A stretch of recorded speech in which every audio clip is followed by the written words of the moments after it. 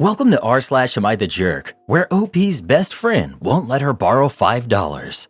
Am I the jerk for being upset because my wealthy best friend wouldn't let me borrow $5?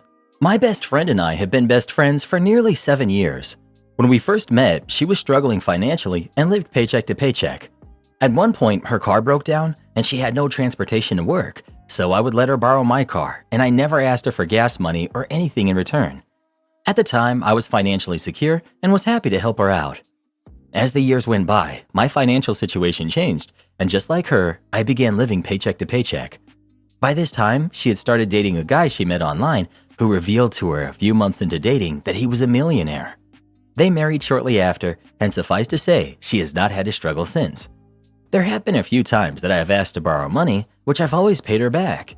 It's usually not much, less than $25 or so each time, and she would always oblige with no problems until recently. The last couple times I asked to borrow money, she said she didn't have it, which I found odd. But then I asked to borrow $5 and she said the same thing, and I thought it was odd that she told me she didn't even have $5 to spare. I know that ever since she got married, her brothers and a couple of other friends have tried taking advantage of her newfound wealth by asking to borrow money and then never paying her back for it, and that has cost her a lot of money. I started to think that maybe I had forgotten to pay her back money I owed her at some point, so I reached out to her to ask if that was the case. When she told me that wasn't the case, as in I had always paid her back, I told her I felt hurt because it felt like if I needed her help with something, I used the example if I ended up in jail, that I couldn't reach out to her for help because she couldn't even let me borrow $5. She said that just like her brothers, I needed to learn how to budget my money better and that she can't be the one to bail everyone out. She said that when she was struggling, she had to work multiple jobs and did what she had to do. I replied and said it wasn't fair for her to lump me in with her brothers as I've never done anything to take advantage of her, and I never would have said something like that to her when I let her borrow my car and any time she would ask me to borrow money when she was struggling. I told her I loved her, but that I was ending the conversation, and she replied that this is why money and friends should never mix. Since then, she's reached out and said, "I didn't deserve that conversation last night. I hope you know that," to which I have not replied to, and I have no plans to. I'm deeply hurt that she feels I was in the wrong, but I just don't think that I was the jerk here. I understand that I'm not entitled to anyone's money, borrowed or not, but when she was in my shoes, I did everything I could to help her out. I could understand if I had asked to borrow a large amount of money, but I literally asked for $5. Not the jerk. I'd leave her be. She's posh now and is not of your world anymore. People need you when they don't have it, but when you don't have it, all of a sudden, you're unreasonable and get questioned. I think it's a rich people thing. They tell you that financial literacy means never lending anyone money, which I don't think is bad advice in general, but applying that to $5 is insane. Studies have shown that even if people obtain wealth through hard work or luck, they become less empathetic. It happens even when people are playing Monopoly. They get meaner and more cutthroat. There was a Berkeley study about it. They showed a pedestrian on a street in the rain. Cheaper cars driving by would slow down to not splash the pedestrian, while the more expensive vehicles would speed up to splash them. And they rigged the Monopoly game in favor of one person. Despite knowing it was rigged, the winner player became more aggressive and cruel as the games went on, pretty much in all the people they used their study on. Money changes you. Not the jerk. It's not like you're asking her for a huge amount of money, and it's not like you didn't pay her back before. And if she's that loaded, this is nothing to her. I would 100% understand her boundary if you would take advantage of her in some way before, but you haven't. I honestly hope I never get rich enough to be this stingy with the people I love. At least if this is truly causing a problem in her relationship, she could tell you why. But I don't see how a millionaire husband would care about $5 or $20. Not the jerk. I think people aren't seeing the issue. Friendships are founded on equality. You supported her when she was down, and you feel that she's not supporting you when you're down, especially when it's a question about small sums. In addition to that, she starts lecturing you for being lazy and stupid. Well, who do you think is the jerk? OP or her friend? Please let us know. Rule number 1 of having lots of money: never let people find out you have lots of money. Am I the jerk for not wanting to visit my wife's grandparents after they gave my brother-in-law a $50,000 truck? My brother-in-law, who's 28, has no job and lives in my in-law's basement. He's obese and survives off of welfare checks from the Canadian government. He's capable of working, but chooses not to. My wife, on the other hand, who's 26, moved out at 18, self-funded a degree, works in a good field, $80K annually, got married, and has never sought a handout from her parents or her grandparents, even though they both have the means. We spent our vacation time the last 2 years visiting her grandparents who live across the country. Recently, her grandparents, who are 85, moved out of their house and into retirement living and no longer had space for both of their vehicles. Her grandpa decided to gift my brother-in-law a truck with a fair value of $50,000. His justification was to help him build confidence and give him something to care for. My wife was given nothing, and they did not do anything to even out the gift. We have a trip planned to visit them in a few months, but I have no interest in going to see them. I'm mad at myself for letting money ruin my perception of them, but I don't appreciate how my wife was treated. I feel that they take her for granted. We always go out of our way to visit them. All of our trips are self-funded. We've never asked anything of them, with lots of her cousins having been bailed out financially. I just have an icky feeling about the whole thing. My wife got upset when I told her I wanted to do something else with our vacation time. She got really upset and it led to an argument. She took the stance we have to enjoy our time with them while we have it. My wife and I are currently saving for our first house, paying off student loans, and saving for our first kid. We still drive my very first car I bought 10 years ago. The situation stings, as we could have used the help, while her brother lives a free ride and gets nothing but help all the time. Am I the jerk for not wanting to see my wife's grandparents because of this? Edit. My wife is extremely upset about her brother being given it as well, but is choosing to keep it to herself. She cried multiple times, and my sentiment of her family not appreciating her or taking her for granted comes from her speaking these feelings. Edit 2. My brother-in-law lives with my wife's parents, not her grandparents. He never sees the grandparents. 3. By not see them, I mean postpone the trip to a later date. We just saw them last week while they were here, and now the trip there is in less than 2 months. My intention is to let the situation cool a bit more for my wife and I. Edit 4. This is the second vehicle that's been given to him. The last one was given to him by his parents. My wife did not get one from her parents. Not the jerk. It's not your business who her grandparents give stuff to. That said, spending your vacation time and money to spend time with people that you resent and have emotionally hurt your wife is something I wouldn't want to do either. Not the jerk. It reads to me like your wife is very upset about the inequality but values her relationship with her grandparents more than her feelings about these gifts and inequities. My BFF had grandparents and parents who treated her brother very much like their golden child. It took her a very long time to come to terms with that. I understand your reluctance to seeing these people, but your wife is right and you should listen to her. They're old, 85, and have already lived far longer than the average lifespan for their generation. Help her where you can to accept that treatment and understand that it is not a reflection on her value. It's genuinely really sweet that you're so frustrated and angry by this on your wife's behalf. But yeah, I'd let it go. You don't know if they have plans to give her something else later on, but even if they don't, tell her that one possibility is that they can clearly see how capable and together she is, and that she doesn't need help from them. Sounds like they would have been better off gifting her brother an intervention of some kind instead of a valuable car. But whatever, grandparent's gonna grandparent. Am I the jerk for setting up a just-in-case fund for my daughter? My daughter has been married to her husband for 3 years, and they recently had their first baby. The entire time they've been married, she's been a housewife, and now she's a stay-at-home mom with no plans to return to work. I think that's fine, and I've been supportive. I also know she and her husband both have sizable life insurance policies, so if anything happens to one of them, they'll be okay. However, she also signed a prenup, which again, I think is smart. But according to my daughter, she'd get a very small settlement. And even with child support, there's a good chance she'd have to return to work. And after being out of the workforce for a bit, who knows if that'll be a challenge. My main worry is my niece fell into this scenario, and even with child support, she struggled. So my husband, her father, and I set up a just-in-case account. If she and her husband divorce, she'll have money to fall back on just in case. If they remain married past the time my husband and I do, it'll just be added to whatever she'll inherit. I didn't intend on telling her about it unless it happened, but my husband pointed out that if she was ever in a situation where she wanted to leave but worried she financially couldn't, it would be good for her to know she has a plan B. So we told her, and she was a little surprised. She said she appreciated it, but felt we were rooting against her.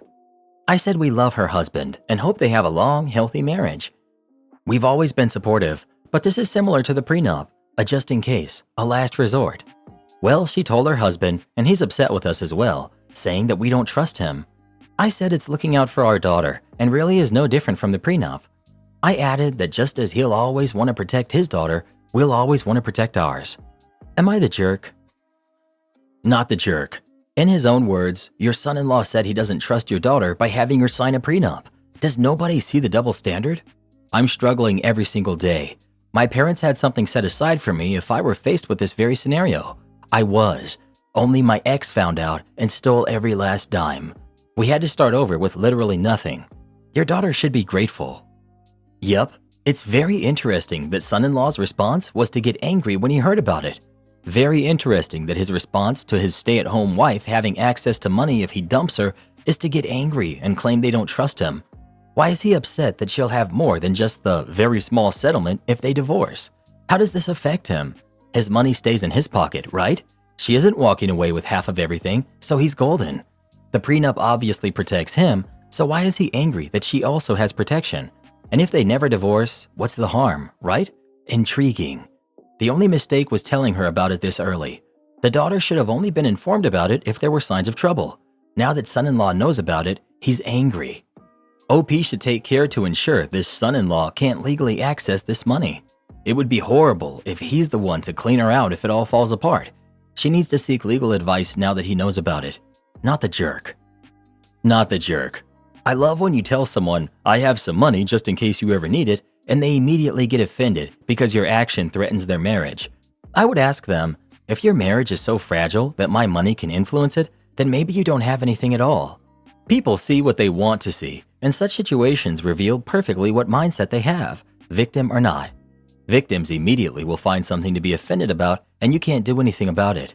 If someone has a good and strong marriage, there's no amount of people telling them that they are not going to last long that would influence them in any way. You're the jerk. I'd be pretty upset too. You're telling your daughter, hey, if you ever want to leave your husband, throw away your marriage and family, go ahead. We've got money set aside for you. The whole point of the prenup is to hopefully prevent her from divorcing him and taking his wealth. 70% of divorces are initiated by women. You're just undoing the insurance he had of keeping a faithful, loving wife. Now, once troubles arise, which they always do at some point, she'll leave him and destroy her family because mommy and daddy have set up a leave your husband and be a single mom instead fund for her. Nothing wrong with helping your kids, but actively encouraging the degradation of family, and you wonder why your son-in-law is upset with you. If I were him, I'd have his family go no contact with you, which includes his wife. He's the head of his household, and you are actively trying to destroy his family. You're the jerk. The way you put it across, you could have said, honey, remember that whatever happens, never hesitate to ask for our help, because you'll always be welcome with us no matter the situation. Tact for these situations should be standard, especially since not only divorce is a potential issue, there could be a passing or any other reason she might need help. But if you specify it's just in case of divorce, it sounds like you're really anticipating her failure. Not the jerk. Good she has options. So many couples stay together because they can't afford a divorce. Her husband is a hypocrite. He has protected money to leave with, and for some reason, upset she also has some. Am I the jerk for telling my husband his fragile masculinity is costing us money? Back in late 2021, my husband Craig, who's 46, and I, female 44, welcomed our fourth baby into the world. As a result, we needed to upgrade one of our cars to something larger. We decided to trade in my super reliable Toyota RAV4 for something bigger since I was the one who drove the kids around the most. I was open and ready to embrace minivan life and was planning to buy something reliable and safe, like a Honda or a Kia. But Craig had his heart set on an SUV. In his mind, minivans were too feminine. So against my better judgment, we ended up purchasing a used 2018 Mercedes GLS 450, mainly due to his insistence. He argued that this car would offer similar space to the Kia and Honda minivans that I wanted, but with added luxury. Since it was priced like a loaded Honda van, we went with it instead. After 2 years, I can safely say we made the wrong choice. While the car does have good passenger space, it doesn't seem to have as much cargo room as the minivans. The reliability has been junk. The car has had 8 recalls during our ownership. Even when not recalled, it spends too much time at the dealership because something always seems to be broken. Some repairs have been covered under warranty, but we've still shelled out over $9,000, maintenance not included. The car hasn't even racked up that many miles. Below are just some of the annoyances. The shifting can be rough. Sometimes I press on the gas and the car barely moves, and when it does, it's jerky. For the past few weeks, the check engine light has been turning on randomly, and numerous electronic issues. Since the car's problems have stepped up in the past few weeks, I'm beyond fed up. I don't feel safe driving it around with my kids, and I've even started having nightmares about it stranding us in the middle of nowhere. Craig always downplays this and claims that it's normal for the car to have some issues. Making things worse somehow, Craig's sedan has started developing issues lately. It's begun to refuse to start some mornings and will sometimes shut itself off when it comes to a stop sign or a red light. On Saturday, I was supposed to drive our eldest to his soccer game and then take my younger kids to the doctor's office. When I turned on the Mercedes, it sounded very rough. The check engine light was on, and the temperature reading was extremely wrong. I don't bother risking it and end up Ubering with the kids. I told Craig about it that night. He listened at first, but when I suggested selling it, he cut me off and said that he wasn't getting a van just because I wanted that. It was so combative and defensive the way he said it, and because I was so tired from the day, I lashed out. We argued, it got heated, and I ended up saying, "Your fragile masculinity is costing our family so much money." In retrospect, maybe my tone was harsh, but he was being needlessly difficult. We haven't really spoken much since then. I'll also be Ubering to work this week since I won't be touching that car. Am I the jerk? And for those wondering, this isn't the first instance of his masculinity being threatened by something minor. He also refuses lip balm and purple dress shirts, among other things. I don't get it. You're the primary user of the proposed car, and he has his own. Even if you give in and call the car womanly, what's his insistence that his wife, presumably a woman, doesn't drive it? If his masculinity is affected by the kind of car he drives, I think it's not the car that's the problem. He sounds desperately insecure. Well, who do you think is the jerk? OP or her husband? Please let us know. Reminds me of one of the scariest drill sergeants we ever had. The guy was huge and mean. You'd think he'd drive a big lifted truck or something like that. But no, one day we actually saw him pulling up in his very, very small Toyota hybrid. I mean, I don't even know how the guy fit in that thing, to be honest. I gave my husband an ultimatum. Quit his job or I'm leaving. Let's preface this by saying that I love him. I don't want to leave him, but I can't keep seeing the man I love do this to himself for a company that doesn't value him. My husband got promoted to sales director last year, and we were very happy about it at first. But then his life, and my own, became horrible. The company is struggling and is dealing with numerous lawsuits from clients. My husband knew nothing of this when he was brought on as director. He works every single day from 8 a.m. and comes home late, even past midnight. Often he works full Saturdays as well. He has lost weight and his hair is already graying. One night he didn't come back home and I panicked. I called his company and they wouldn't tell me where he was. He reached out to me around midday and I learned he had been hospitalized for heart palpitations. Doctors advised him to take more exams because he risks a heart attack. He's just 36, but he looks 10 years older. His company uses him so much. I heard him talking to his bosses on the phone calls and the way these people talk to him. And he's too beaten down to leave. I'm friends with the deputy director. Funny thing, I suspected they were having an affair at first, but she became a great friend for me, and she's actively looking to leave. We tried to drill this into my husband to no avail. I've been polite, I've been rude, now I'm just done. I don't want to watch him do this to himself. I gave him the ultimatum, quit this job or I'm gone. He's worried about the money, but I work and I can be the breadwinner while he recuperates and looks for a new job. He seemingly took me seriously, but for now he has not quit. He has taken sick days, and he has really fallen sick now. I can't take this anymore. I love this man, and I can't keep watching him do this to himself. Update. I thought on it, and I'm convinced that if I leave, he might literally not make it, so I decided to take the situation in my hands. Tonight, his deputy director came over, and we drafted my husband's and her resignations. We decided to not submit them right away, but to use their emails and accounts to find proof of the company's mistreatment. They had him work 16 hours a day and pressured him to the point of giving him heart problems. Now he has taken sick leave and barely gets out of bed. He just sleeps, and I have to check that he's breathing because at this point, I'm scared he might pass in his sleep. The doctor said it's just a fever, but there's also physical and mental exhaustion, and he needs to rest. I wake him up to get him to drink some water or eat something. I have to help him get up and walk to the bathroom. Tonight I made it clear that he's not going back to that job, and he agreed. His deputy director spoke with him too and told him hearsay is that the company is going to collapse and close down by next fall, so they need to get out now. There's not much to add. I spent the evening with her and we wrote the resignations and went through his emails, but we didn't find much. I broke down a bit and cried on her shoulder. I'm so bottled up, I needed to let it out. That's all for now. I wish to thank everyone who gave me advice and compassion for our situation. I will be taking care of my husband. Am I the jerk for telling my sister-in-law her pregnancy announcement was jarring? My husband and I, 28 female and 32 male, have been together and married for 9 years. We've just welcomed our baby last July, the first grandbaby of both families. Everyone was thrilled.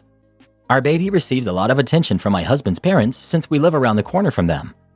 I have a sister-in-law, Cammie, who's 26. She loves kids and has voiced how she would love to have a baby. Cammie and her boyfriend have some issues.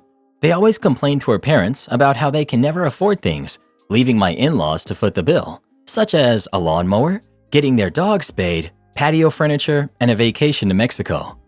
There are a couple people that voiced concern about them starting a family. Her dad, my father-in-law, has been adamant about her boyfriend getting serious about their relationship first, putting a ring on it, before they think about having a kid. Cammie agreed, but stated that it will be a while before they got married as it would be expensive. Her sister, my other sister-in-law, has been hearing up and down about their issues and fights. It seems that every other week they are split up for a day or two before reconnecting.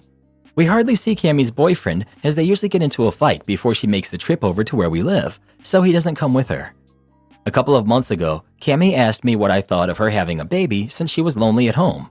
I didn't lie. I said I didn't think it was the best idea since her boyfriend is hardly around, both work-wise and emotionally. Plus, they've only been together for a little over a year. Skip to last week. Cammie comes to visit us with her boyfriend. She gathers us all at the table for a family photo before her boyfriend says, "Say, Cammie's pregnant." As he takes a video, her sister, with a straight face, says, "Is this a joke?"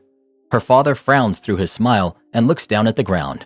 My husband shakes his head and walks away. I put on a huge smile and say, "Oh my gosh, congratulations." We all gather ourselves up to wish her congratulations, but there are clear bad vibes going on. She doesn't notice. Cammie, upon reviewing the video, texted me, very upset that her announcement video was a dud and that her family was not supportive. She was upset, stating, "How could everyone be so excited for me and not for her?" I told her that everyone might not be super excited at first, and that's okay. It's just a bit jarring to hear this news. Cammie name calls me and her family a bunch of jerks who don't respect her decision as a grown woman. Am I the jerk for telling her the pregnancy wasn't exactly wanted by everyone, or does she deserve the flack? Not the jerk. She got pregnant to fix her problems, which, of course, will only add to them. You see it, her father sees it, everyone sees it except for her. She'll never see it. You didn't tell her the pregnancy wasn't wanted by everyone. You told her everyone might not be excited at first, that's all. Not your problem though. Steer clear. Not the jerk. She's in for a rude awakening when her kid gets here. It will be so expensive and her boyfriend won't help. Tell her up front you can't help either. Everyone sucks here. Might be a controversial take, but I'm a big believer in a baby should always be seen as a blessing.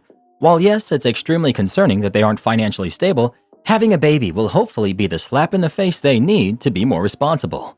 I also think the fact that they've only been together for a short time and seem to have some issues doesn't necessarily mean they won't be good loving parents. Plenty of relationships don't work out, but people can still be good co-parents if they genuinely care about the baby. I think it's completely fair to be Neighbor likes to park in front of my house? Okay then. This happened a few years ago. My neighbor started parking on the street behind my car, like literally inches, for no apparent reason. My neighbor has a driveway, which is empty, and also lived 2 houses down the street. I don't have a driveway, so on-street parking is a must for me. So after a few weeks, I asked if it was necessary to park so close when there was literally no cars on the street for over 1/4 of a mile. He said, "No, but there's no law against it," with a big grin on his face. A few weeks pass by, and my car gets hit because someone thought there was enough room to clear as his truck blocked the view of the car entirely. I see this happen, but unfortunately can't get a model or license plate number. I find my neighbor's email address because I really don't feel like talking to him and asked him again if he could just park further down the road, closer to his house. He replied, "Nope, get over it." Okay, I had lived here for quite a long time and never had any issues with him or any other neighbors, I keep to myself, never make noise, don't have any noisy pets or parties, etc. His truck has his business name on it. I Google it, find out it's his own business. Lots of Yelp reviews, Better Business Bureau rating, etc. All these links point to his website. I go to check his website, it doesn't load up. I head over to Who Is and see that the domain isn't registered. I snag it. Before I think of what to do with it, I Google the owner's name and find out that he's been convicted of a serious crime 28 years ago. I find a handful of links that detail his story. I copy and paste all those links into an email to him, a throwaway account, so he can't just reply to me as I deleted it afterward. Said something like, "Well, if you want to be a jerk for no reason, I just bought your business domain. Here's all the links I plan on posting on it. I don't have to list your business name because all your business listings across the internet have this URL pointing to it. Keep barking like a jerk. Yes, it's legal, but you are willfully doing it just to annoy me. I legally bought your domain and can legally link these articles. Park behind me again and I'll launch it." Within an hour, his truck was moved into his driveway. He asked me for the domain and I told him, "When either you move or I move, I'll hand it over. Until then, it'll remain offline." Have you ever had a neighbor you couldn't stand? If so, what were they doing? Please let us know. "One time, my neighbor forgot to smash that like button. I made them regret it." Am I the jerk for wanting my girlfriend to tell her subscribers about me? So I started dating my girlfriend around a year ago. We're both 23. I just started a job recently, and my girlfriend does YouTube full-time as her job. I won't say too much, but she has around 1.5 million subscribers, and she plays games on her channel. Her income mostly depends on how many views she gets and how many people donate money when she streams. So the other day, she was talking about a creepy guy in her comments begging her on a date, and I jokingly said, "Well, did you tell him that you'll sick your boyfriend on him?" She sort of laughed and said, "No, my YouTube personality always remains single." I had never heard this before, so after asking her about it, I basically learned that her entire following doesn't know she has a boyfriend and she's never even mentioned me. Now, I know this isn't a matter of privacy because she's talked about her friends in detail on her channel before. Honestly, I'm a little offended. I didn't know she was doing this and thought that her subscribers were at least aware of me. We got into an argument about it, and while I know she makes her money from this, I feel like she hid from me that her internet personality is always single. Am I the jerk for wanting her to tell her subscribers? Edit. So we had a discussion about it. I told her it bothered me that she hadn't told me about this earlier, and she admitted she had kept it hush for a while because it was a straining thing in her last relationship too. I apologized and told her I didn't want her income ruined, which she accepted and said she'd be more open about her YouTube channel with me. I get her in real life, so that's all that matters to me. Well, who do you agree with? OP or his girlfriend? Please let us know. I dare you to try to keep me a secret, Mr. Reddit. Our love is so pure. Tricked insurance company into paying like they're supposed to. The insurance company that my employer uses has a monthly auto-deducted payment that comes from my credit card. I've paid faithfully for 4 years. A few months ago, the company went to run my payment, which declined because my credit card had expired. I had the new credit card, but the payment was attempted before I got around to changing it over. Rather than contacting me to let me know that a payment was missed and attempt to get an alternate payment, the insurance company just terminated my coverage and denied all new claims to the account, including my well visits, etc. As soon as I realized what was going on, I called the company customer service number from my card to give them my new card number and reinstate my insurance. After 30 minutes of giving my information again, explaining and re-explaining, and finally just asking for a supervisor because the CSR was reading random selections out of a book or something and wasn't anywhere close to my issue, I discovered it wasn't even the right department. Got transferred to the correct department where the woman rudely told me that, due to my incompetence, they terminated my coverage and would not be reinstating it. So I asked when I would be able to re-enroll and was informed that I would not be able to re-enroll until my company entered open enrollment, sometime unknown between January and March. I decided to let it go and just wait until then, until I had a necessary medical issue come up where I absolutely needed it. I called again and asked when open enrollment would be. They didn't know, but she mentioned, unless you have a major life change exemption, such as a death, a marriage, or divorce, or loss of previous insurance coverage. Me, excuse me, ma'am, sorry to interrupt, but I'd like to report a loss of previous insurance coverage. Not only was my insurance coverage started again, but was backdated to an effective date of when I started 4 years ago. Guess they'll be paying my bills again then. Edit for clarity. Wow, this blew up quickly. Inbox overload, so trying to answer some common things here rather than reply to everyone individually. A. I do receive notices from my insurance company by mail, email regularly. I check both daily and keep a well-organized inbox. I did not receive a notice that my plan was being canceled. Maybe they were supposed to, but they didn't. My notice came when I got a statement following a bill and it was marked as declined due to termination of coverage. B. Yes, it is a credit/debit deduction. Yes, it's perfectly legal and I've been doing it for 4 years. No, not every company has to do a tax-sheltered payroll deduction for every aspect of the insurance company's plan. I would be happy to provide a photo of their sign-up page that tells you outright how it's to be paid. C. This insurance company can use a code from the previous coverage or employer's certification. Since it was the same company that terminated my coverage and they already had me active in their system for other plans, I didn't have to send anything in and she was able to copy it all over, put a code in, and reinstate the policy. Am I the jerk for telling my husband that defending another woman against me is disrespectful? Obligatory, this happened last month, but I'm still pretty irritated about it. Not sure if that's the best word for what I actually feel, but oh well. Betrayed, I guess. So, I got into some pretty childish social media drama last month. It was nothing that I personally started. I had commented on a friend's post who had just had a breakup and was just offering support. Well, some woman that I don't know and have never heard of messaged me in response to my comment saying, "Don't give out relationship advice when your own relationship is trash," or something to that effect. Like I said, I had no idea who this woman was. So all I responded with was, "Who are you and what are you even talking about? My relationship is great and I wasn't forcing advice onto anyone." She never responded. So I showed my husband the message and he immediately gets weird. Apparently, he knows this woman from years ago and she is a really nice person, so someone must have hacked her account because she would never be mean or rude.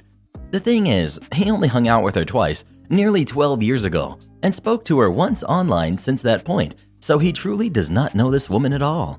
So I simply asked him why he was trying to defend a woman who had reached out to me being nasty, instead of defending and taking my back. His response was, "I just don't think that it's her. I really don't." He then messaged her himself and asked her if it was her, and she said, "You know me just about well enough to know that I wouldn't say that. My son was using my phone. It was probably him." Her son is 9. I creeped, so I called BS. Anyways, he continued defending her, so I told him that it was extremely disrespectful to me that he is defending this woman and turning his back on me when I had done no wrong. He says I'm the jerk for not dropping it and that she said it wasn't her, so it wasn't. He also said, "Just because I married you doesn't mean that I can't defend another woman. I don't always have to agree with you," which was not the point I was trying to get at, obviously. Am I the jerk? To include, it reeks of affair, I know. But the woman lives 6 states over, so that's impossible. Update. His work tablet just pinged and her chat had just popped up. Apparently, she saw this post. He has responded to her and they are still talking. I will update with the conversation in a second. So far, he has my back. Well, who do you agree with? OP or her husband? Please let us know. We're gonna need some popcorn, Reddit boy. This is getting juicy. Return your daughter's Christmas present and give me the money, because we're family. Hey Reddit, prepare to lose some brain cells. It was about 3 years ago. My partner and I wanted to get our daughter a really nice gift for Christmas, so we saved up to get her a DS Lite and a couple games. I was on the phone with my sister a little after New Year's. Sister, "Hey, can you lend me some money? I don't have any food and I don't get paid for a whole week." Me, "I can probably lend you a tenner. Just pay me back when you get paid." Sister, "Oh, okay. Any chance you could do a bit more? I literally have nothing." Me, "That's all I can give you, sis. Sorry." At that moment, my daughter asked me to help her with something on her DS and if we could go to the shop to spend her Christmas money, £15.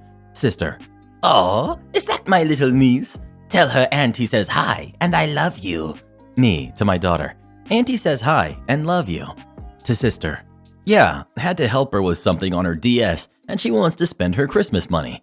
Sister, "Oh, so you do have more than a tenner. You can send me more." Me, What? It's not my money, it's my daughter's, so no. Come on, I know my little niece would like to help her auntie. Me, I said no. Well, you can always get a refund for the DS and give me the money. It's not really an essential thing anyway. You know those moments in movies where they pull the phone from their ear and just stare at it? I had that moment. Me, why the heck would I do that? Because you're my big sister and it's your responsibility as family. Me, so I should get the money back that partner and I saved for daughter's Christmas present and give it to you? I don't think so. But you have to. No, I don't. Yes, you do. You need to give me money for food. No, I really don't. I offered to lend you a tenner and you had the cheek to tell me you should get my daughter's money? Seriously? You are so ungrateful. Sister. Oh my God, whatever. I'll just starve. Cuts off the call. Sir, I'm not your employee. You can't fire me. The cast goes like this. We've got me, we've got my friend, we've got mother, we've got kid, and the manager. This anecdote arose a year ago. I was leaving high school with my friend, and it occurred to us to go to a shopping center that was about 15 minutes from school. When my friend and I arrived, we saw a new sports store. We went to see the football helmets. We both play football because I wanted to improve my equipment to a more recent one. I stayed in the store while my friend told me, I'm going to find something to eat. If you don't go soon, there won't be anything left for you. So I tried to hurry by choosing one of the models, but then a mother with their son approached me, asking me questions about which model is better. I was already in a hurry to go eat with my friend, but this woman brings her son closer to me. He asks if I can help him try on some things. I don't know why, but I agreed. This boy was very thin and pale, so I asked him, Me, what position do you play? Kid, I don't know yet. It's my first time playing football. Me, oh, I understand. By your physique, I suppose they will make you a cornerback or receiver. Let me show you some things that will serve you. Kid, are you a cornerback? Me, no, I'm a linebacker, but I have played in most positions. I finish showing them some accessories and then go back to their mother. She gives me everything back and says, Thank you very much. Can you take it to the cashier and charge it to this card? Me, I'm sorry, lady, but I don't work here. Of course, you helped us in everything. Me, it was simple kindness, lady.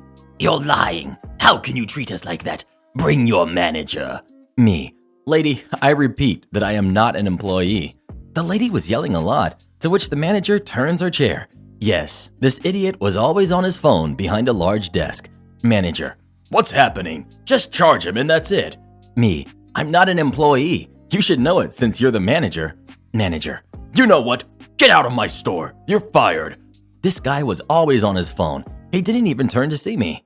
Me, I'm not going to go. I haven't done anything. Security, get this guy out of here. A security employee approaches me and tries to push me. I was bigger than him, so I dodged him, making him slip. This guy gets angry and calls the mall supervisor. This guy arrives and asks what's happening when the mother intervenes. This kid is a liar. They fired him and he got very aggressive. The supervisor looks at me, says that my uniform is from school, not from the store. Everyone is silent, and the guy asks to see the security cameras since he doubts that I've done something wrong. When they see the video, they realize that I had entered the store first, and then I helped the kid. In the end, it shows how the manager does not even turn to see me and that the security guard tried to push me without reason. The manager kept apologizing to me, repeating that he had a 50% discount on my purchase. The lady was very sorry for yelling at me, and the security guard was fired. He had already had some incidents of unnecessary violence recorded. But the worst part was that I didn't get a single piece of KFC chicken that my friend bought. Speaking of KFC, what's your favorite place to get fried chicken from? Please let us know. Please don't make me choose just one. Fried chicken, yes. Am I the jerk for keeping my ex-husband's last name after I was asked to change it? I've been married once before. My ex and I were a couple for 9 years and married for 7 of them. We have 3 kids together, ages 11, 8, and 6. I kept my husband's last name after we divorced. We're still friends, and it was too much of a hassle to revert to my maiden name since I had already graduated college and started my career with my married name. I also like having the same surname as my kids. My ex has never cared before, nor does my current boyfriend. However, my ex recently became engaged to his new girlfriend, together less than a year. I've met her only a handful of times, but she seemed nice enough, and my kids haven't voiced any issues with her, which to me is the most important thing. So I was shocked when out of the blue, she contacted me a few days after they announced the engagement and asked that I revert back to my maiden name. I literally laughed out loud when I read her text. I didn't think she was serious at first, but she was. Her reasoning is that since my ex will have a new wife, it would be wrong for me to keep his name. I essentially told her, no way, although a bit more tactful. My ex then called me and asked that I at least consider it since it's something his fiance really cares about and that it's not, technically, my name anyways. I let him know I wasn't going to go through the headache of changing it again, but if they were so concerned about names, he should take her surname. My ex said I was being petty and asked me to just please think about it. I would have been happy to end it there, but I got another message from his fiance, which was basically a thinly veiled legal threat about suing me to change my name. I didn't bother to respond to her message. You can't make someone change their name, and I'm not concerned about some frivolous lawsuit at all. But I did screenshot what she said and sent it to my ex, telling him his fiance needs to back the heck off, which he hasn't responded to. My boyfriend also thinks the whole situation is stupid and thinks I should just tell them both to buzz off next time they say something. I don't know if I'm being the jerk though. I get it's not my original name, but it's my professional one, plus my kid's last name as well. I don't know. This whole thing has been so ridiculous. Well, who do you agree with? OP or her ex's fiance? Please let us know. Speaking of last names, just what the heck is my last name anyway? I hate standardized tests. There's a teacher in the high school I attend, Mrs. B, who taught English 9. For so long, my mother was in her class. I've only heard good things about her, and none of them are unfounded. She's done a lot for the community. She loves working with students, she teaches with a passion, and she hates traditional tests. She's always been against the idea, but that never stopped the state from making a system that forces the teacher to teach a bullet list of items, and the students get tested on what they should know by the end of the year. In English's case, with an essay or one topic scored on citation, accuracy, and grammar. Fast forward to 2 years ago, when the state realized the tests didn't help scores any. Big shock, and said our local counties will try to replace the system with something new, which mine did. With a system that forces everyone to write an essay on one of 3 topics that gets scored for citation, accuracy, and grammar. Mrs. B rolled her eyes explaining this to my fellow students. When we voiced our concerns, Mrs. B made it clear that she didn't like it either and ended her rant with, "I'll figure something out." The first day of the couple of weeks we get to write the essay, she, as required by the rules, had to read us the directions and prompt. She went through everything like she was supposed to, but then she went back and called to attention one part of it, a sentence reading, "Once you open the Google Doc, the teacher cannot help you at all." She made very clear that we couldn't come to her for anything after we opened the doc. Then, after doing so, she walks to the front of the classroom and states, "So, if you don't open the doc and use the prompt I already showed you to write an essay on paper, I can and will help you with any questions you have." 5 silent seconds pass before she looks to the class and says with a smile, "I hate standardized tests." I didn't know this at the time, but she was only one of a group of teachers across the county who formulated, coordinated, and executed the exact same plan.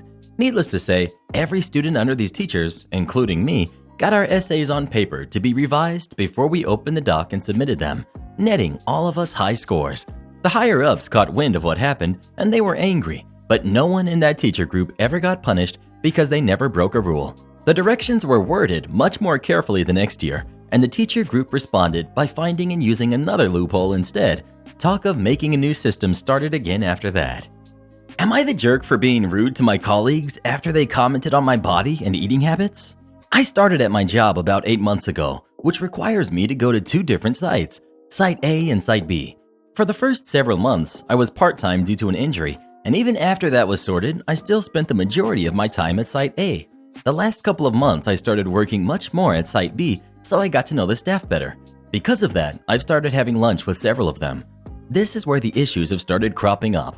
For some reason, they can't stop commenting on how I look or what I eat. For context, I'm a recreational bodybuilder, so I eat and look a bit differently than most other people. I've had several people look at me with clear disgust in their face and say, "Do you always eat so healthy?" when I pull out my lunch. Should be noted, I never comment on their food, unless it's to say it looks nice. Several also call my food dog food and say that it's gross. Another time, a colleague mentioned starting to go to the gym, and I offered to train with him, when another interjected that he would go to the gym if he wanted to be on some sort of vain and narcissistic trip. This is between the classical bits of making fun of how wide my shoulders are and accusing me of juicing, in a very herder meathead kind of way. It eventually became too much when we were having lunch 2 weeks ago. I pulled out some chicken and a bit of fruit, which again prompted the "do you always eat so healthy?" remark. This then morphed into talking about how one girl vastly prefers chubby guys and thinks that my forearms are gross due to my visible veins, which then caused another girl to say that she likes guys with a bit of muscle, but that's too much. So I snapped and said, "You say that like I actually give a hoot if you find me attractive or not. Oh, sorry, could you lay out exactly what you find attractive in men so I can rearrange my entire life in the hope that you will find me attractive?" Since then, whenever I get a stupid comment, I say the same thing back reversed. They ask if I always eat healthy. I ask if they always eat unhealthy junk food. If they make fun of my wide shoulders, I reply, "Well, not everyone wants to look like an unbaked loaf of bread." This has caused some to go to their boss, accusing me of being rude, mean, and a bully, while others are not hugely bothered and understand where I'm coming from. I've got to sit down with their boss next week, but wanted to know what Reddit thinks. Am I the jerk? Well, who do you agree with? OP or his colleagues? Please let us know. Speaking of the gym, you should really start working out, Reddit boy. You're starting to look a little pudgy. The Awful Librarian. As always, all the names in this story are fake. For a while when I was a kid, and eventually a teenager, I lived in a small town near nothing. The heart and soul of this town was the local library run by an amazing lady named Hannah. Hannah understood the town was rural and poor and did everything in her power to cater to the town residents. There was no after-school program for the elementary school, so Hannah opened the doors of the library, even though the building was incredibly small. The nearest movie theater was miles on miles away. This took place when Netflix was only a DVD service and expensive for this town. So Hannah made sure the library had a huge selection of VHS and DVDs. Hannah would listen when us avid readers wanted to read a particular book and buy it. If the book was part of a series, she bought the whole series. Hannah also started a summer program that would have rivaled the free summer programs of any large town, and so many more things. Unfortunately, Hannah's mom got sick and had to move back home halfway across the country, and the library board hired a woman named Ruth Derrier. The board believed because Mrs. Derrier was from a town or two away, she would be a good fit for our community. Mrs. Derrier was not good for the library, in fact. Mrs. Derrier decided to purge all of the books and items from the library she deemed impure, such as The Lord of the Rings, the whole manga section, non-religious self-help books, and the majority of the media collection. Mrs. Derrier also reinstated library fines up to and including the fines that should have been collected years prior but Hannah had never cared about. Mrs. Derrier also demanded everyone under the age of 18 call her Mrs. Derrier, not Ruth, because respect. Though these were only a few things Mrs. Derrier did. To say the library fell apart quickly after Mrs. Derrier took charge would be a massive understatement. I loved the library and felt personally attacked, so I started a campaign to save the library. I begged, pleaded, and complained to my mother until she cracked and joined the library board and even eventually became the library board president. Mom was able to put a stop to Mrs. Derrier's purging. I learned how to operate the library's very poor website to make interlibrary loans and taught other people so we could read whole series and so on. Mrs. Derrier knew what I was doing and hated me for it, but I continued on. The only thing that Mrs. Derrier could hold over me by the end was that I was under 18 and my mom had taught me respect, so I referred to her as Mrs. Derrier. However, on my 18th birthday, a Saturday, I woke up early, got dressed, grabbed the books I needed to return, and walked happily to the library. I waited in line as Mrs. Derrier lost it on a few elementary school kids for returning books late and revoked a little old lady's right to use the library computers because she asked too many questions. When it was finally my turn at the counter, I said loudly and clearly, "Good morning, Ruth." All the color drained from Ruth's face, and then it got extraordinarily red, so before she lost it on me, the next words out of my mouth were, "It's my 18th birthday today." As news and stories do in small towns, what I had done got around quickly. It soon became a habit of everyone turning 18 to traipse into the library at some point that day and say hello to Ruth. The tradition carried on even after I moved away till Ruth quit several years later for reasons I do not know. I'm so sorry this got so long. I hope all of you are having a lovely day or night. Entitled Dad tries to bully me at the comic shop. Allow me to set the scene. This all happened when I was 17, when I was working at a comics and collectibles store in my small town. We were a very tight-knit store family, and about 80% of the customers we would see in a day were our regular customers. On the day in question, my coworker, we'll get to him later, was taking his well-deserved lunch in the back room, away from the main store. Although I was pretty new at the time, I was fine handling the store by myself for an hour or so, and it was a slow day, a few weeks after Christmas. Enter the Entitled Dad, with his unfortunate 5 to 6-year-old son in tow. Entitled Dad is extremely well-dressed, visibly wealthy, and barely even glances at me as he walks up to the register. I don't recognize him, which means he's not a regular. As he comes in, he's holding the box for a mid-range Transformers Some Assembly Required figurine. The box is open at one end, and the frames that hold the punch-out pieces are sticking out of the top, along with some of the plastic packaging and directions. I can hear loose pieces rattling around inside. He unceremoniously drops the box on the counter. "We need to exchange this for another one." Now, if you know anything about small businesses, especially ones that sell collectibles, you'll know that return/exchange policies are pretty non-existent. We just don't have the profit cushion to make up for it. However, my boss is a softie, and for regulars, or in cases of broken merchandise, he sometimes makes an exception. Tentatively, I tell Entitled Dad that we don't usually do returns or exchanges, but I ask if there was a problem with the toy, and I ask if he has his receipt. Entitled Dad is already on the verge of snapping. "My son and I couldn't put it together. Listen to me, I'm not asking you for a refund. We're just going to exchange it for another one. All the pieces are there. I shouldn't have to keep every receipt. I bought it here. You clearly sell these toys." And he immediately hauls his poor kid over to the shelves where we display our Transformers. Now, I don't believe for a second that all of the pieces are in that box, especially since it looks like they stuffed it all back in without trying to even make it fit. I'm a non-confrontational type of person, and my anxiety was already bad enough at this point, so I realize I am not equipped to handle this Entitled Dad. So I go get my coworker, who we'll call D. D is the kind of person that you picture when you think of "don't mess with me" energy. He used to be a tattoo artist. He's covered in ink and piercings, always wears band tees, has a dark beard, tall and fit, etc. He carries a stainless steel cane for some leg issues, but in his hands, that cane looks like a weapon. However, he's always extremely kind and professional up until the exact second that you upset him. Even I'm a little afraid of D, to be honest. I peek into the back room, already feeling terrible for interrupting D's lunch, and tell him I need his help with a customer who's demanding to return a toy. He heads back out into the main store area with me, and I see his expression go sour the moment he spots the busted open box sitting on our counter. D turns to Entitled Dad and asks, "So, you're wanting to return this toy, is that right?" Entitled Dad absolutely flips his crap. "No, I am exchanging it for another toy, because I bought it here and my son can't put his Christmas present together." He rounds on me. "What did you tell him? I told you it was an exchange." D cuts him off, steadily approaching rage mode. "Sir, I cannot put this back on the shelf. It's open, the box is bent, and we don't sell used merchandise. We don't offer returns or exchanges. It said so on your receipt when you bought it." Entitled Dad is shouting even louder now. "This is ridiculous. I bought it here. Just put it back in the box then. All the pieces are there. If I can't even figure it out, it's probably defective." D is not having it. "You expect me to accept this on your word that all the pieces are there? Then sell it to another customer with half the pieces broken out already?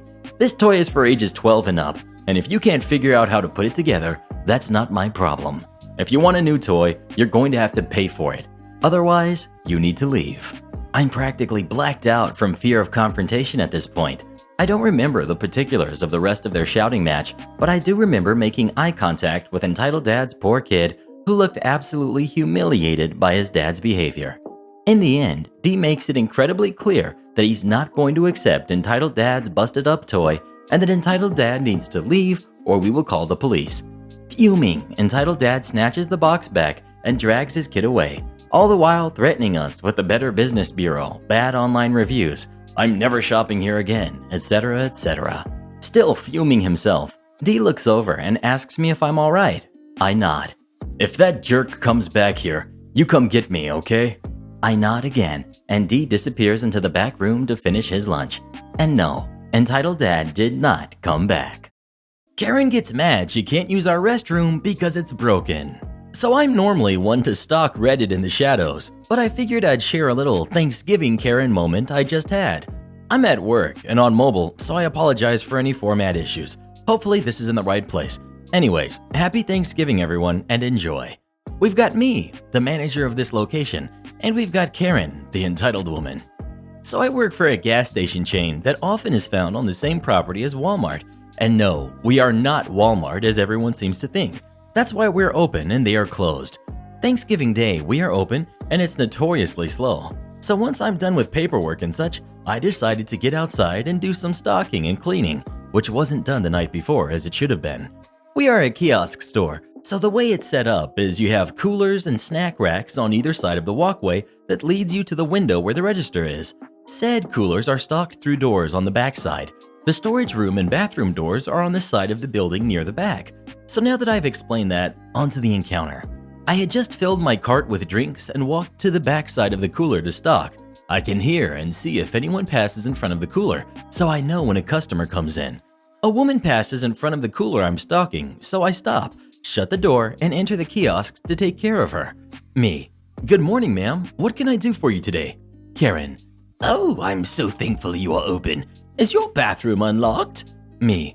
Yes, ma'am. We only close on Christmas, and I apologize for the inconvenience, but our bathroom is out of order and locked. Karen gets suddenly flustered and loud. Well, why? Can't you fix it? Me. Trying to hide the sigh I want to let out because I already know how this is going to go. No, ma'am. We are not able to fix it and are currently waiting on them to send a plumber out. The toilet is completely clogged and will not flush, and we believe we had a busted pipe somewhere. She cuts me off. Well, that doesn't make any sense. You're just too lazy to fix it. I need to use your restroom, so open it for me. At this point, her face and ears are getting red, and I'm just standing there with an annoyed look behind my mask as she yells at me. I take a deep breath and remind myself I have to be professional because I'm the manager. Me. No, ma'am, I cannot let you use my bathroom. I'm sorry, it's out of order. It will not flush, and we believe we have a busted line or a severe clog. Karen. I gotta go. I have to go now. Nowhere else is open. You have to let me use it now. She is full on screaming at me at this point. I kept hoping someone else would walk up, forcing her to give up and leave, but no such luck. Me. Ma'am, again, I'm sorry for your inconvenience, but the bathroom is out of order. At this point, I'm over it, and my frustration is starting to show. Karen. You can't talk to me that way. I'm a paying customer. Unlock your bathroom now and get the manager on the phone because they need to know about their rude, lazy employee who won't let me use the bathroom. Me. For starters, I am the manager. And no, the bathroom is out of order. And ma'am, you haven't purchased anything, so you're not a paying customer. If you'd like to purchase something, I can help you with that. Otherwise, I'm going to have to ask you to leave. I have plenty of work to keep myself busy on this slow day, and I'd like to get back to it. Never saw this woman in my life. She is definitely not a regular. She calms down suddenly and gets a smirk on her face. Fine, I'll just call corporate's number and tell them how horrible you treated me. I smirk back at her, pointing as I speak. Me. If that's what you'd like to do, ma'am, then I can provide you with that number. But I will let you know that everything we do here is recorded with audio. Showing her the microphone and cameras. Give me just a moment and I'll write down that number for you. Karen looks around and then gets flustered yet again, flailing her arms about. No, you've done enough already. You've ruined my Thanksgiving. Hope you're happy. She then storms off, gets in her car, and squeals tires out of the parking lot. And that was the end of that. People are so frustrating sometimes, but just gotta keep moving forward. Thank you for letting me share my lovely Thanksgiving Karen encounter. This job seems to attract those types of people, so I might just start sharing those stories more here. I hope everyone had an awesome and safe Thanksgiving this year, and for those who don't celebrate it, I hope you had an awesome day as well. Well, what would you have done in this situation? Would you have unlocked the bathroom and let Karen use it or not? Please let us know. I would have just gone right then and there. When a Karen's gotta go, a Karen's gotta go. Entitled woman gets kicked out of the doctor's office. I work at a podiatrist's office as an x-ray tech. Most of our patients are elderly and are near and dear to my heart. The kind of people who are like second grandparents to you, whose feet you happen to be very acquainted with. Then there's patients like this woman. We'll call her Lynn. Lynn is that kind of woman that will be sickly sweet to your face and then complain about you to your superiors. We would dread looking at the schedule to see her name on the daily patient appointment list. Some of my coworkers have flat out refused to take her back to a patient room and get her vital signs, prep her room, etc. Everyone at my office has a story about what she's done to them. It's practically a rite of passage. At this point, she had been coming to our office for about 3 years. In my own personal experience with her, she acted kind to my face, but slightly entitled. She complained about something I did to my doctor, and to be honest, it was so mundane, neither I nor the doctor she complained to, who owns our practice, took it seriously. The doctor even flat out said, "Oh, Lynn complained about you, Delta, but she complains about everyone." When she didn't get the proper reaction she expected from the doctor, again, doctor thought it was mundane and said she would speak to me about this problem. She then tried to call a day or so later and speak to our office manager. My coworker picked up the phone and spoke to her. Lynn had complained to the doctor who owned the practice, so she couldn't exactly take it to anyone higher up in our office food chain. She had the nerve to say, "I don't want to get anyone in trouble, but I think it needs to be addressed.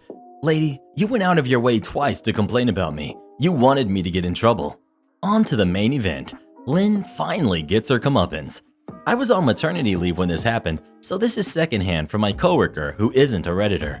Lynn came into the office in apparently a very foul mood, more so than usual anyway.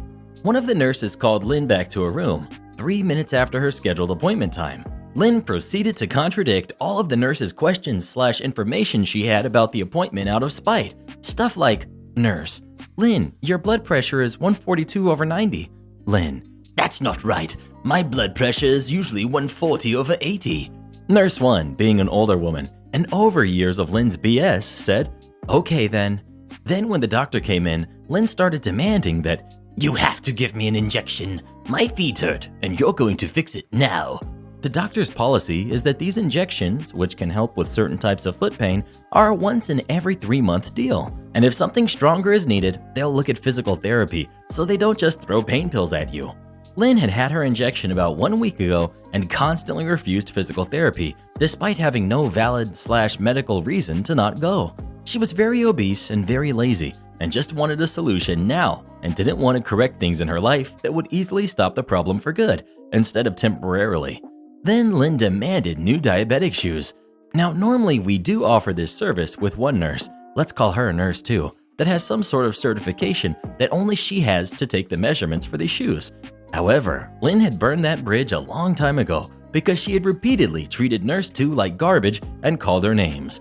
Nurse 2 had long ago refused to measure her ever again. The doctor, knowing this, told Lynn that she would send orders for new diabetic shoes to another company we worked with in the area that does this sort of thing. But Lynn didn't want shoes from them. She wanted them from us. The doctor, not wanting to throw Nurse 2 under the bus, simply told her we weren't offering diabetic shoes at this time from our office. Lynn kept getting angrier, but had no choice but to accept defeat that she wasn't getting what she wanted, schedule her next appointment, and pay her copay. She went to our receptionist window and concluded her business and headed out into the parking lot. She had paid with a credit card, and our receptionist asked her if she wanted her receipt, to which she replied, "No, why would I want that?" She then proceeds to stomp on out to her car. 3 minutes later, she calls our receptionist from the parking lot. Lynn, angry, "You need to print me off a receipt for our transaction today. Why wasn't I given one?" Receptionist, "Ma'am, I offered it to you before you left. I can send it to you in the mail, or you can pick it up from our office at your convenience." "You did not offer me my receipt. I'm in the parking lot. You need to bring it out to me now." Receptionist, "Ma'am, you can come back inside and get it, or I can send it out to you in the mail. I can't leave my desk, as I'm the only reception in the office today." "You have to bring it out to me now. My legs hurt and I can't walk in there." This was crap. She literally just walked out of the building just fine and had no leg injuries. At this point, Lynn just starts yelling about how she doesn't deserve to be treated like this, and how someone needs to bring her the receipt now, yada yada yada. It's so loud that Nurse 2 can hear Lynn yelling on the phone from several feet away. Nurse 2 asks if it's Lynn on the phone, and the receptionist confirms it is. Nurse 2 asks for the phone and says she'll handle this. Nurse 2. Hello, this is Nurse 2. How can I help you? Lynn yelling. You need to bring me my receipt now. My legs hurt and you need to bring it now. I should have been offered it in the first place when I checked out. This is ridiculous. You're all incompetent. Bring it to me now. Nurse 2. Ma'am, your legs seem to be working just fine when you walked out of the office. Now you can either come in and get your paper yourself or we can mail it to you. Lynn starts yelling incoherently, repeatedly calling Nurse 2 names, etc. Nurse 2.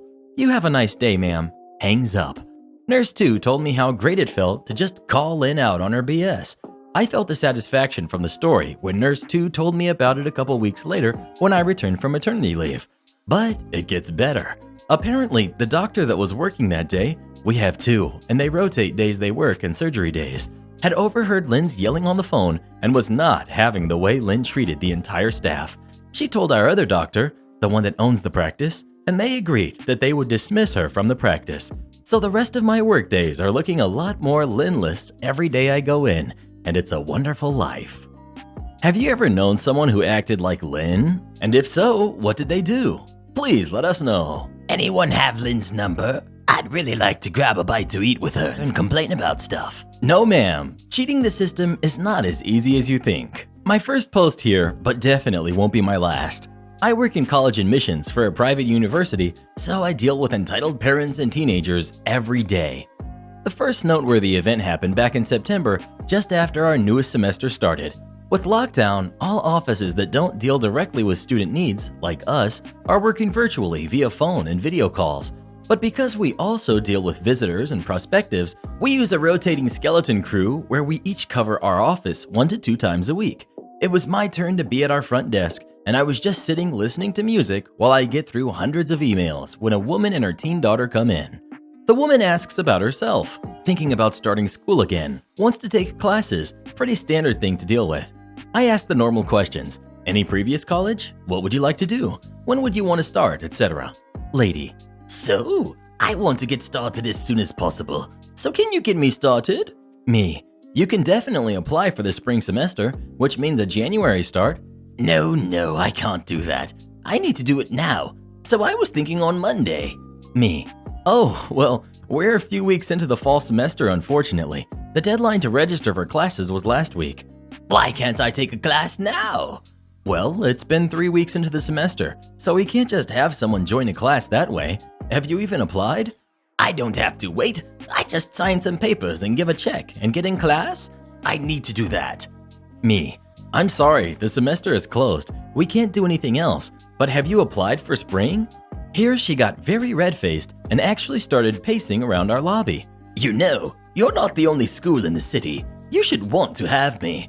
Me. We would gladly take you in January, but our policy states that no one can enter after the registration deadline. Who else can I talk to? Because you are no help. Her daughter, by the way, is just sitting in a chair looking very embarrassed. Me. Okay, well, we have our student support dean upstairs who I think can help us with this situation. With that, she grabbed her daughter and headed out of the office and up the stairs. She didn't even wait to hear exactly where to go. Turns out the dean and everyone in the office was gone, so I heard the next morning that the woman actually wandered the halls for a few hours before being met by campus police and asked to leave since it became after hours. We haven't heard about her since. I've speculated that she is in a job or a program that gives benefits to anyone who is enrolled in college, and they came asking her for proof. It's pretty common. The catch is, these employers don't ask for proof until after they know all school schedules have closed their registration just for people like this woman. She can go to any school she wants, but won't be given anything. Never bully your insurance company, or you lose your franchise. This story comes from a friend of mine, Sarah, and has been building for almost 5 years until it all came crashing down over the last week. A few things to note before I get into it. Sarah works at an insurance company, dealing with a massive nationwide delivery company. Her company insures all the delivery trucks. Over the years, Sarah has seen her fair share of anger from callers, mostly justified, or people letting off steam at an anonymous voice on the other end of the phone. She's learned not to take it personal. She absolutely despises the owner of one particular franchise depot, Jerk. Onto the story. We start in 2016. Jerk is the franchisee of a vehicle depot for a delivery company. meaning he's sort of an owner, but the company's CEO could take away his ownership if they feel like it. I'm not sure exactly how this works, but as far as I understand, it's a fairly standard franchise contract, so anyone who knows about these things should have a rough idea of what Jerk has to do. Jerk calls in for the first time to talk to Sarah about a claim one of his drivers is making. Something simple, reversed into a wall, minimal damage, but claiming to get the vehicle repaired. Jerk starts ranting and screaming about how dare he/his driver be expected to pay an excess standard. Sarah has dealt with people like this all her career, so she just deals with it as she always does. And so it continues for 2 years, with Jerk bullying any call handler when he calls about a claim. It's annoying, and plenty of people have been brought to tears by it, but they can't stop serving him because he is responsible for dealing with his franchise's claims. It's now 2018, and Jerk decides to get himself arrested. To give you an idea of how stupid this man was, one of his drivers had been in a really bad accident. Nobody was seriously hurt, but the van was badly damaged. So while it was being repaired, Sarah organized for a hire van. Jerk goes to the hire company to collect the van, and he's asked to make a £1 payment by debit or credit card to secure the vehicle. I'm pretty sure it's so the hire company can just charge it for any damage caused while on hire and is an industry standard in my country. Jerk doesn't like this. He argues with the hire company. He threatens to dump the hire vehicle once he's finished with it. Finally, he punches the poor bloke working front desk. As previously stated, Jerk gets arrested. Fast forward to a few months ago. Everyone is working from home. Yay, lockdown. And most people understand this. Everyone except Jerk. He must be having a particularly bad day because his tantrum about how useless Sarah and her company is descends into personal insults. Sarah, having an equally bad day, decides that now is the moment she will get revenge on this guy for everything he has put every claim handler through. So she requests a copy of the recording of the calls, all calls recorded for safety, complaints, and calling people out on their BS. She then sends this recording to 3 people. 1. Her manager, saying she refuses to speak to Jerk because of his behavior. The rest of the team agree, and suddenly there is not a single claims handler willing to speak to this man. Manager says he will sort something out. 2. Jerk's boss, simply stating that this behavior is unacceptable, and the next time he tries to speak to someone at insurance company that way, they will end the call. 3. Every listed CEO or board member of Jerk's company. She wanted all of them to know just how vile this man was. Then today, she gets the call she's been waiting for. A representative of delivery company has called, wanting to apologize for everything Jerk put her and her team through. He also gives the best news. Jerk has been downgraded from a franchise owner to a delivery driver. His lovely pay package, benefits, annual bonus, and company-funded car, a brand new Mercedes for anyone interested, have all been taken away. He now earns a little over minimum wage, 60-hour weeks to pay his bills, with his reputation in tatters. If he doesn't meet the standard for delivery drivers within the next 3 months, he'll be fired. Sarah also learned from someone she knows in the company that his wife is divorcing him because he told her she needs to get a job or they'll lose the house thanks to his sudden drop in income. Sarah hasn't yet met the new franchisee, but if I know her, she'll make it clear that she's the one who ruined Jerk's life and she isn't afraid to do it again if the new guy doesn't treat her and her colleagues with respect. Lesson: don't be a jerk to call center employees. Edit. I want to emphasize for those who have commented on the franchise part of things, I have a very limited knowledge of how this works.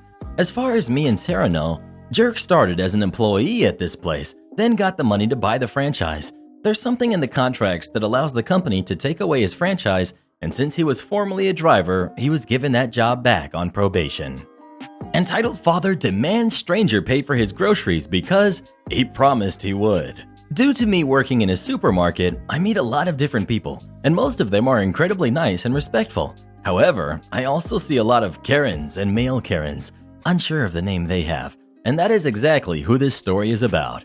It was midweek and I was working the tills when a man, entitled Dad, and his son approached and began loading on their shopping, and they had a lot of shopping.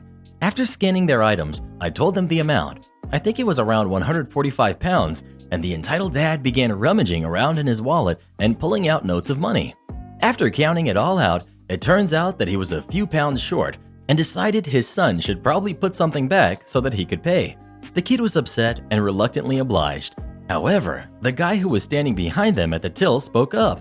"I can get that for you," he said, obviously talking to the kid and not the dad. The kid smiled, and before he could say anything, the entitled dad went, "Thank you so much. It comes to this amount." And he threw his son's items on the trolley and moved away to let the man come forwards.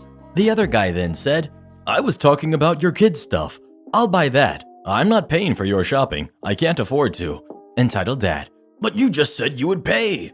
Man, "Yeah, but I meant for your kid's stuff, not yours." Entitled dad, "Well, you can't just make empty promises. You have to pay for it now." He then looked at me. "That's how it works, right? He has to pay because he promised he would." Me, "He doesn't have to pay for anything that you buy, unfortunately."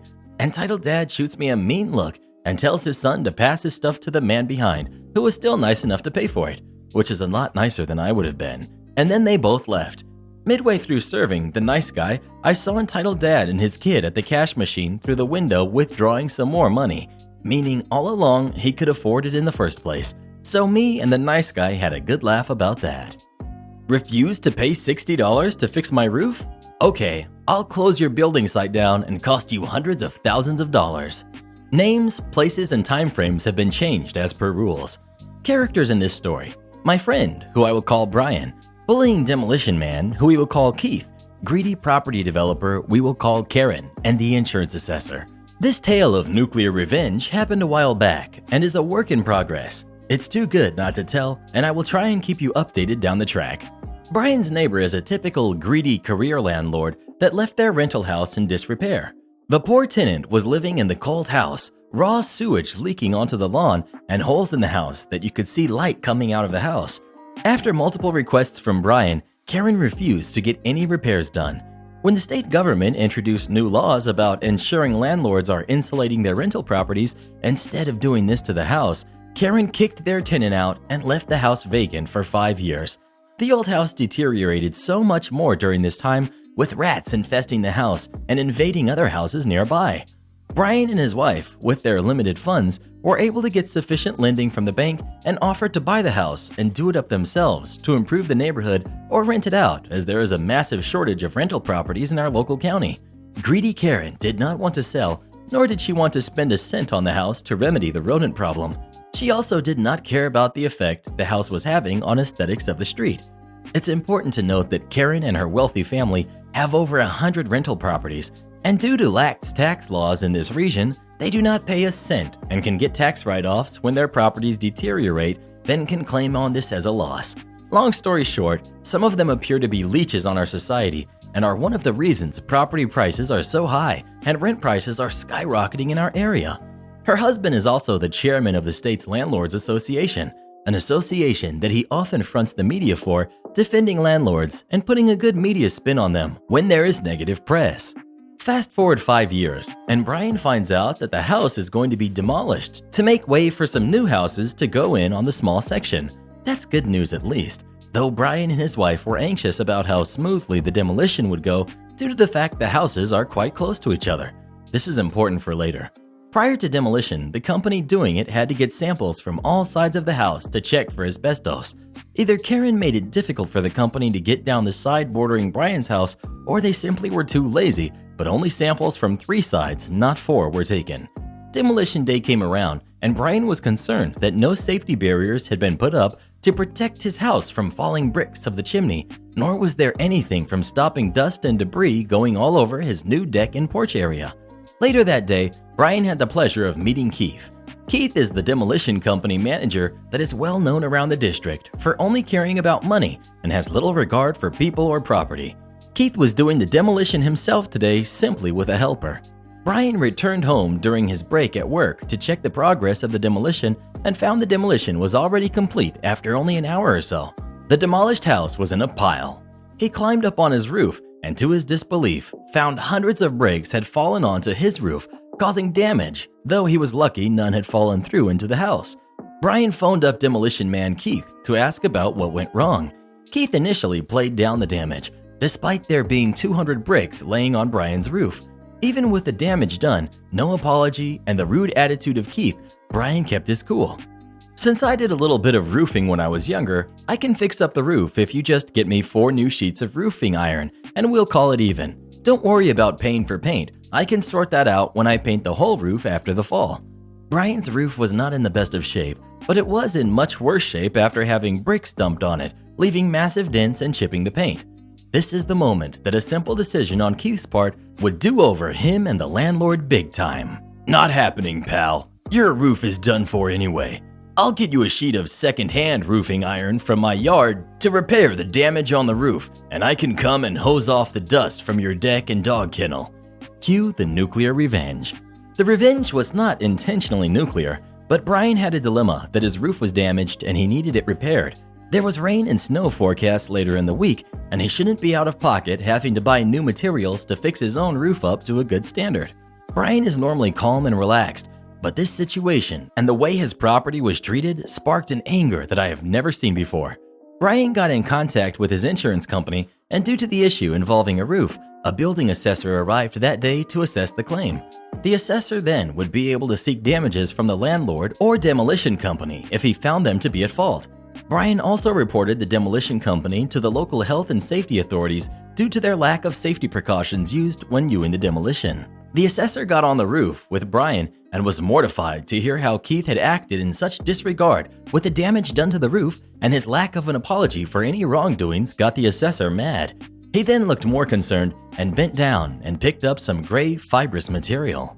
Luckily, thanks to lockdown, we already have masks on, Brian. This here looks like it is asbestos. I don't know how they got this sign off to get this house knocked down in this manner.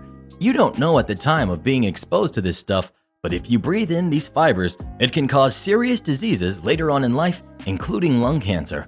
I'll get this sent off to the lab for testing and we'll be in touch. Fast forward another day, and Brian was contacted by his insurance company. It turns out the side of the house that wasn't tested was clad in asbestos. Not just any bad asbestos, the worst possible type you can get.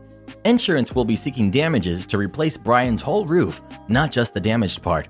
The cost of replacement is likely to be around $20,000. This is the cheap part. The demolition site has been shut down by local authorities, and there needs to be a massive decontamination of the area. This involves having to remove at least half a meter of topsoil on surrounding properties, test the soil, and remove more if there is asbestos still found. Areas with decks need to potentially have these removed so soil can be evacuated out underneath. The cost for this cleanup will likely be in the hundreds of thousands of dollars, but who will pay for this is unknown at this stage. Whether it's Keith or Karen's insurance or them personally, time will tell. In regards to Brian, his family and their dog potentially being exposed to the asbestos, that is another battle for them to fight, and I will keep you updated. Brief update 1. I have just been on the phone with Brian for half an hour. His workplace was very sympathetic and paid for him to have 2 days off trying to sort things out. This is in complete contrast to Karen and Keith, who are yet to apologize and have made life difficult for Brian and his family. Due to the neighboring property being closed off for entry due to the health and safety investigation going on, it means Brian cannot even get scaffolding on his roof yet to fix the roof. Brian is worried now that the landlord is going to try to make his life heck. She's also a lawyer, apparently. Karen was the person that offered the old roofing iron, apparently, not Keith. She spoke to her husband, who said that because the bricks dented the roof, it means it must have been rusty and old, so doesn't need new iron put on. Keith did, however, go nuts at Brian for getting insurance involved, and also the health and safety investigation unit, who are currently doing the investigation. In regards to Brian and family still living in the house, according to the investigator, the risk is negligible and the problems will arrive when the debris are removed from the sections. This will require a large tent, etc. However, the wind has been strong the last few days, and I feel risk is still high living next door to uncovered broken asbestos cladding that is not being kept damp. Brian asked the investigation office person by phone about what to do about his dog and if they needed vet checkups, etc. They were 1 meter away from the fence, which is about a foot from the asbestos when it was broken up. They responded saying, "Do you think your dog will live more than 20 years? If not, I probably wouldn't worry." Brian is also thinking the landlord is probably scheming revenge of her own. Brian paid for a new fence himself a few years back to border Karen's rental, as when he moved in, the old fence was half falling down. She refused to pay half despite this being law. He reckons because the fence is approximately 10 centimeters too high, she will ask him to cut the height down at his own cost so it is in perfect position for her new houses that are to be built. Brian's plan is that he will pull the nice expensive fence down entirely and put 600mm high chicken wire mesh up, as this is all that is required by law and there's nothing she can do about it legally, as he paid for and built the fence. I will continue to keep you all updated. Also, I know that the local newspaper editor has offered to go with Brian to discuss this story with them once the investigation is completed if Karen tries to make life difficult and also expose Keith for his dirty practices. Keith's company has just been awarded a multi-million-dollar contract for demolition of an old car factory, and this would raise some eyebrows. Am I the jerk for telling my roommate that her weak arm strength is not an excuse to leave dishes soaking for multiple days? I, 36, female, inherited a 3-bedroom house when I was in my early 20s. In the beginning, I mostly just rented out to friends and coworkers and have always charged well below the general going rate for apartments in my area. I charge enough to cover fees, upkeep, etc. In exchange, I have some odd rules that are in the rental agreement. Also, because I live in the house too, any pets have to get along with my cat. Never been an issue. Friends can come over, but overnight guests have to be approved, and that just means let me know how long they're staying ahead of time. And the big ones, the kitchen needs to be kept clean. Dishes don't sit out overnight. You clean your mess that day, barring emergencies or something. Basically, I never want to walk into my kitchen in the morning to make my coffee and find a mess. Jenny has been living here 6 months. She's the sister of one of my former tenants, but about 2 months ago, Jenny started getting into cooking more than she normally would. She started leaving dishes overnight to soak and would wake up early in the morning and give me a sheepish smile and say, "Oh, I just don't have the arm strength to clean these right after. They have to soak." I let her know once or twice was fine, but please don't make a habit out of it. Fast forward to about a week ago, she made a roast chicken and sides, left the dirty dishes all over the kitchen. She went to work the next morning, leaving everything to soak. Meanwhile, I had no space to make my breakfast and there was an overall unpleasant odor. When she got back, she went to her room to wash up and she was about to leave again for something, and I asked her when she was going to clean the kitchen. She just stood there awkwardly and said, well, I have plans, so I was going to do it tomorrow. They have to soak. It's too hard." She gave me an exaggerated pout. I told her that they had already soaked and she needed to clean them. She started to clean them, but made a pitiful bunch of "oof" and noises as she heaved the dishes around and grunted really extravagantly, trying to get across that it was just so hard and everything was too heavy and stuck to the pan. I got tired of the theatrics and told her that her weak upper body strength isn't an excuse to be a slob, and that she either commits to cleaning her dishes the night she dirties them, as agreed, or she can move out and go slob up someone else's house. She started crying and stormed off, leaving all the dishes. She sent me a text saying that she's afraid of me now and that she doesn't feel safe living there because my absolutely crazy rules. She started calling people on her social media about it and telling people that I'm a mean old jerk and that it's absolutely insane she's expected to clean her dishes that night and how I mocked her weakness. I've never had an issue like this before with a roommate/tenant, but it's honestly making me think it'll be my last one. Am I the jerk? Well, what do you think? Is OP the jerk or not? Please let us know. Maybe OP just needs to let it soak for a while. If you don't like the way I teach, why don't you complain to someone about it? So today at work, we were talking about my rather bad handwriting, and it reminded me that perhaps the proudest moment of my life could be considered malicious compliance. If it is not, I apologize. But the reason I'm posting this is because I did what I did with the intention to get my teacher in trouble, which worked in the long term, but I did not expect the events to follow my compliance to occur. This story is also quite long, which I apologize for as well. This took place roughly 19 years ago when I was in middle school. I had, and still have, a disability that prevents me from writing legibly. However, my parents quickly learned I had an insane typing speed. As a result, my ADHD psychologist and parents got me an AlphaSmart word processor for my 5th grade Christmas present. It would be an understatement to say this was a life changer. My assignments became so much easier. I knew this stuff, but couldn't write it down. My attitude about school changed, and I became the hip, popular kid at school for having this fancy new piece of cutting-edge technology. None of my teachers between the 5th and 7th grade had an issue with this and were quite impressed by the technology. Mind you, word processors weren't exactly new, but seeing them in schools were unheard of at this point as they were quite expensive. This changed in the 8th grade with Mrs. Grump. Mrs. Grump was your traditional old woman who looked like my great-great-grandmother. Gray hair, wrinkles upon wrinkles, a long bead necklace, flower print outfits, and clip-on earrings. Seriously, she was one bobbed hairdo away from being Karen's grandmother. First day I took my word processor out, she was on my back. Anytime she saw me with it, she would threaten to take it from me and reduce my marks for the class. I recall myself standing up for myself for the first time, but I was never one to argue with my teachers. I never needed to because my teachers up until then were completely understanding. When she said no, I backed off. At that point, school became miserable for me. When I typed up my assignments, Mrs. Grump lowered my marks for not being handwritten. Anytime I asked her if I could stay after class to finish my assignments or finish writing down my notes, she would lower my marks on the next assignment for wasting her time. Anytime I asked a friend for help while in class, you guessed it, she would lower my marks. Luckily, as most of my fellow students understood my problems, a group of them approached me and offered to help me. They started offering me their notes each evening so I could bring them home and photocopy so I could keep up with everything. We also hung out in the library at lunches, and they actually helped me with my handwriting so it could be at the very least legible, allowing me to write out my homework, despite it taking super long.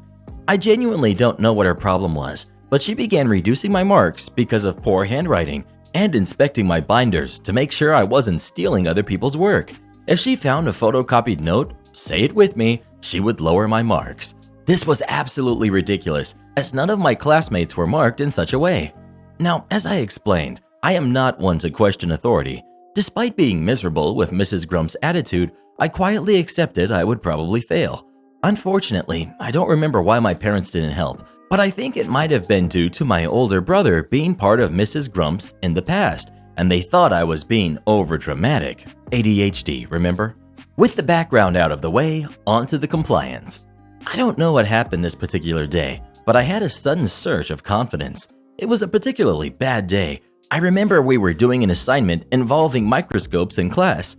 We needed to describe what we saw, and instinctively, I brought out my word processor.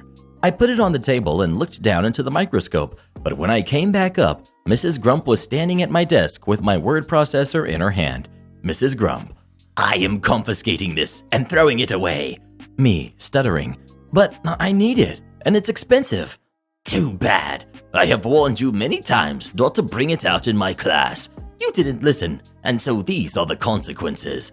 At this point, she put it in her cabinet unit and shut the door. Everyone in the class was silent, and Mrs. Grump sat back down. Some of my classmates tried to calm me down. I was crying, and Mrs. Grump didn't care. In particular, I recall, of all people, one of the students who usually bullied me tried to cheer me up. We'll call him Jim from now on, as Jim now works as a coach at a gym now. I didn't work on the assignment, and when Mrs. Grump came to take my blank sheet, she scoffed. "If you don't like the way I teach, why don't you complain to someone about it?" I left the classroom, defeated, but to my surprise, during lunch, Jim came up to me with my word processor in hand.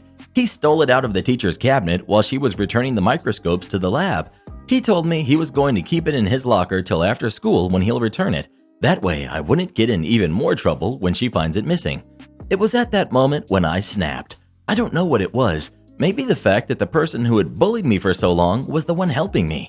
But I wanted Mrs. Grump gone. But what was I going to do? Well, complain to someone, of course. She is the teacher, and it's not like me to disobey the teacher. Now, in any other situation, I honestly don't think this would have worked, but I got extremely lucky in regards to the events that followed this decision. So myself and Jim went to the school's principal during lunch. Me and the principal, up until this point, had never officially met, as she had just started at the school this year after the previous principal retired. We're going to call the principal Mrs. Awesome. Mrs. Awesome was eating at her desk and was surprised to be interrupted, though she did sigh when she saw Jim. I know for a fact those two were well acquainted. I think she thought the two of us had got in a fight, so she asked me to sit down and for Jim to wait outside. I started explaining to her what happened in class, and after she realized Jim wasn't to blame, she called him back in to support my story. When I mentioned the word processor, however, her eyes lit up. Despite never formally talking before, it was clear she knew who I was. The discussion shifted to the word processor itself, and she asked me to go over its functions and everything.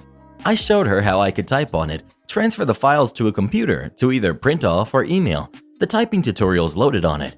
I explained why I needed it, showing her my handwriting and how I had relied on it since the 5th grade. She and Jim seemed quite interested in it, taking notes and everything. At the end of the impromptu tutorial that lasted, Mrs. Awesome thanked me and had us step out for a moment. After she brought me back in, she explained to me that there was nothing she could do at this point in time. She gave me an out-of-school suspension for a week, but explained I was not in trouble at all and it wasn't being marked against me. The explanation I believe she gave was for stealing out of the teacher's cabinet, though I wasn't required to return the word processor. This also got Jim out of trouble as well, which he was thankful for. Mrs. Awesome said that everything will be taken care of next week when I return, and she'll contact my parents explaining the situation. The week I was off, Jim was coming by and dropping off his homework so I could photocopy it and not fall behind. Quite frankly, at first I thought he just wanted me to do his work for him, as it was a complete 180 on how he used to treat me, but we became good friends after this happened. Even asking him today, Jim doesn't recall why he started treating me better after Mrs. Grump took my word processor. During those days, my parents were on the phone constantly. I wasn't aware what was going on, but they bought me a new game, bought takeout a lot. Genuinely, I felt pampered. My parents came in with me when I returned, but rather than to the classroom, I was brought to the school's boardroom instead, where a bunch of people in suits were. My family doctor and ADHD psychologist was also in attendance, which honestly shocked me. Mrs. Awesome explained to me that these were representatives from the school board and that they were extremely interested in my word processor. In hindsight, it was a bit of a jerk move for no one to inform me that I was being brought in front of the school board to present my word processor, but I began explaining it like I did to Mrs. Awesome, showing the different functions and such. After I finished, my family doctor and psychologist gave a better explanation than what I gave as to why I needed it and how it helped, and it ended with my parents explaining how it has changed my education and how I enjoyed school. Honestly, I don't recall the immediate response, but a day later, Mrs. Awesome did explain everything to me. Apparently, she was actually a sitting member of the school board who had been standing in as principal that year until they found a replacement. When I showed her the word processor, she saw the potential they had to help students such as her own daughter who had similar circumstances as me. She contacted the school board about potentially investing in some word processors for each school in the district for the next year, but they wanted to see it first. Again, this was a rather new concept, all things considered. That's why she needed me that day, and why she allowed me to stay home for the week, as there was no rule in place to protect the word processor from being confiscated and possibly destroyed. I still question why I was never informed until the actual meeting, but whatever. Anyways, due to the presentation, I was given permission to continue working on my word processor, much to Mrs. Grump's dismay. She was also required to adjust all my previous marks to remove her deductions. Meanwhile, the school board decided to order 5 to 8 word processors for each school in the district for the next year, this school getting 8 as it was a larger school. Students in what was called resource class, basically a class for students who needed extra attention, had the option to sign out the word processors for a day to help work on their in-school assignments. There was an altogether increase of the resources students' marks as a result of this change, I've been told, and the school board began looking into other ways to help students. But what about Mrs. Grump? Other than having to readjust my marks and allowing me to use my word processor, she got off scot-free. It's great and all that I made a huge difference in my school district, but how did Mrs. Grump get her just desserts for making 8th grade a living heck for me? Well, I don't know if this was mere coincidence, outside interference, or a parting gift from Mrs. Awesome after she returned to her position in the school board, but all resource students coming into 8th grade had been assigned to Mrs. Grump's class the next year, and as a result, they were signing out the word processors constantly in her class. I learned this because my 9th grade class was right across the hall from her classroom, and windows in the classrooms allowed me to look across into her class to see 4 to 6 students typing up a storm on their word processors. This came to a head, however, when Mrs. Grump took one of the word processors and threw it out the window. After that, Mrs. Grump was asked to retire halfway through the school year and replaced with the sweetest teacher that held ice cream parties for the students that completed all of their homework assignments each month. And that, everyone, is probably the proudest moment in my life. Not only did my actions result in students with disabilities getting more resources to help them, but I also watched the worst teacher I ever had the pleasure of meeting get escorted out of the building by security. Brief update. I really didn't expect this to blow up like this, so I thought I would elaborate on a few things. specifically regarding why I didn't get my parents involved. Asked my mother this, and she recounted this story. I was actually quite embarrassed by my parents at the time due to something that happened in the 7th grade. We went to an overnight camp as a class trip, and my parents were supervisors. My father accidentally set fire to my tent, so I was forced to sleep in their tent instead. Rumors started going around the school, specifically from Jim, I believe, that, while quickly quashed, left a rather sour impression. Needless to say, I tried my best not to get them involved, such as not showing them my assignments and stuff. They were incredibly disappointed when they learned the truth, but were equally proud I stood up for myself. Also, this took place in Canada, Nova Scotia. I genuinely don't believe I was the one who started the wide use of Alpha Smart 3000s being used across the world in schools, but I do like to think I was the one who started it in the Atlantic provinces. Have you ever had a teacher like Mrs. Grump? If so, what did she do? Please let us know. Hey, can you fix my daughter's laptop for me? Multiple times? A bit of backstory / personal beliefs. I'm willing to help my friends, but we all know someone who has or have themselves a friend who is the group Mooch. The kind of person who knows you're getting together and just shows up, nothing in hand, and expects to be given free food the entire time. Yet sadly, you put up with them till it gets to the breaking point. This story is about said friend whom I finally got to the breaking point with. My Moocher friend isn't tech savvy, like at all. He has zero respect for tech and constantly uses me as his go-to man when stuff goes sideways, almost always his doing. This is from the olden days of Windows 8 being a fresh hot mess and was the next big thing everyone hated because it took the standard Windows interface, tossed it into a wood chipper, then proceeded to light the remaining slurry on fire. I hate Windows 8 in case you didn't pick up on that. He had recently bought a laptop for his daughter since she was starting to need it for school, and he wanted a mobile PC to use when he felt like it. Pretty sure he just wanted it for himself, but needed to convince the wife to okay the expense. Instead of asking me for input, he decided he was just going to go to the big blue multi-story and buy the cheapest laptop model. It took less than a day of him fighting with it to call me and ask if I'd put Windows 7 on it because he hated Windows 8. I asked why not return it and get a Windows 7 model, to which he responded, "Big Blue doesn't have any Windows 7, and my daughter really needs this computer." Sure she does. I agree, and he drops it off within an hour. I should note that this happened first after Windows 8 had dropped and there was no classic shell programs out that simply said, "Buzz off, new design, we're using the old one everyone knows and can use." So my options were limited. Did an initial look at what I was getting myself into, and lucky me, they had only put out drivers for Windows 8 for this model. Yay! I'd do about 6 hours worth of hunting, downloading, and tweaking drivers, and praying to the tech gods as I installed Windows 7. I had to cherry pick working drivers for most of the hardware. The rest I got to work through sheer trial and error. I made a restore disk, backed up and labeled every driver for this system in individually numbered folders in case I needed to redo anything on this computer. My friend is notorious for messing up his computer's operating systems. I gave him a ring and let him know it's good to go, and he picks it up the next day. Less than 2 weeks later, he texts saying there's something wrong with it. It won't do blah blah blah, or I can't get it to do what I want. Shocking, I know. I just restore from the disk I made and give it back the same day. Let's see how long this lasts. Almost a week later, same thing. Again, a quick restore and I give it back. This time, it took almost a whole 3 weeks till I got a text. Now I'm upset, but what the heck is he doing to this thing to mess up the operating system? I finally took the time to look at the system and see what the heck was going on. He had a bunch of cracked games downloaded and was trying to run those, had a bunch of viruses on it, and a bunch of shady sites in his browser history.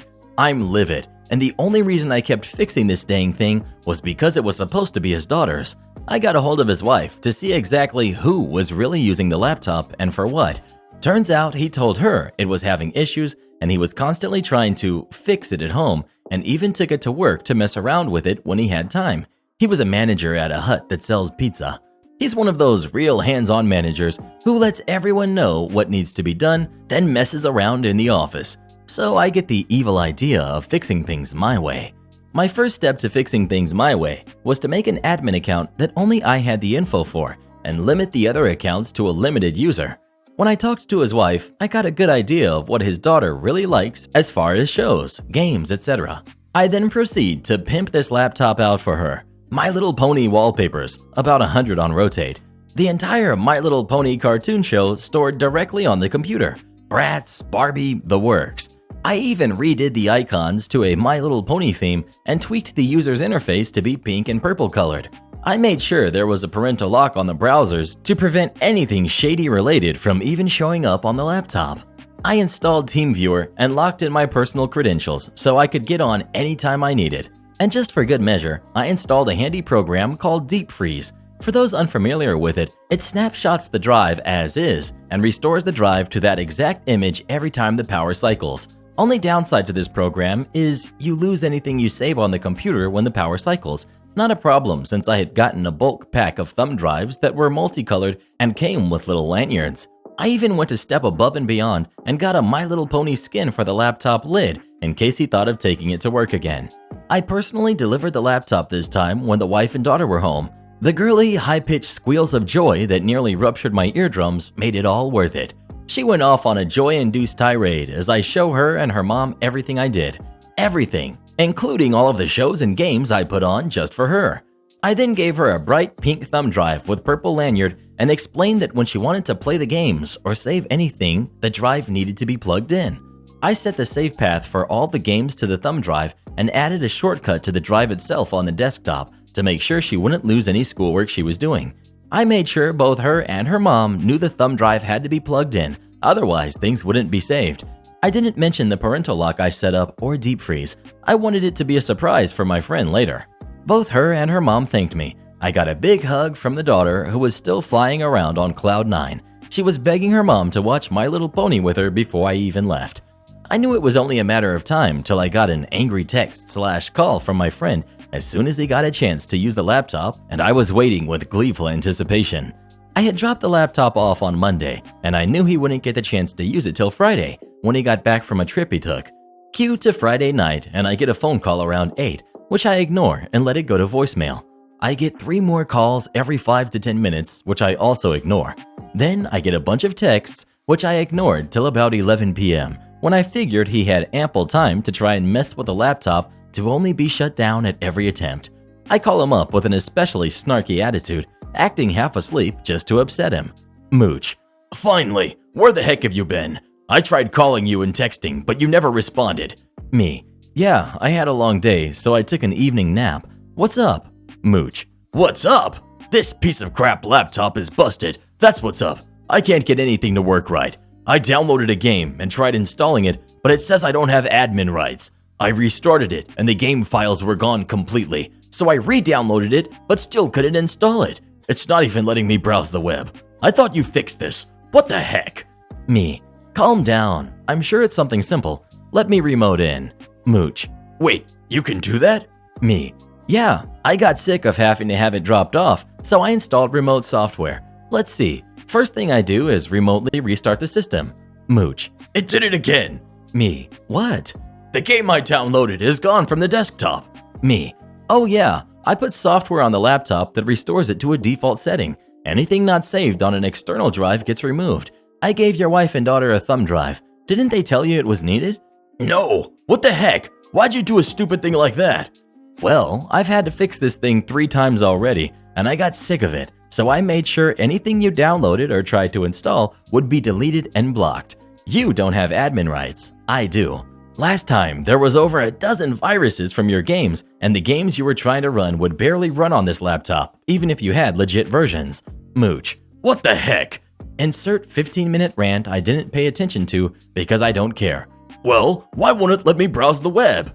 Me: "Are you sure? Let's see." I bring up Google and start browsing standard sites. Hit a few cartoon sites I favorited for his daughter. Everything looks fine to me. Could you be referring to those shady sites that were in the browser history on your daughter's laptop? Mooch: Me: "Yeah, I thought so. See, me being the upstanding guy I am, I turned on parental controls to keep web browsing safe for your kid. What the heck is wrong with you?"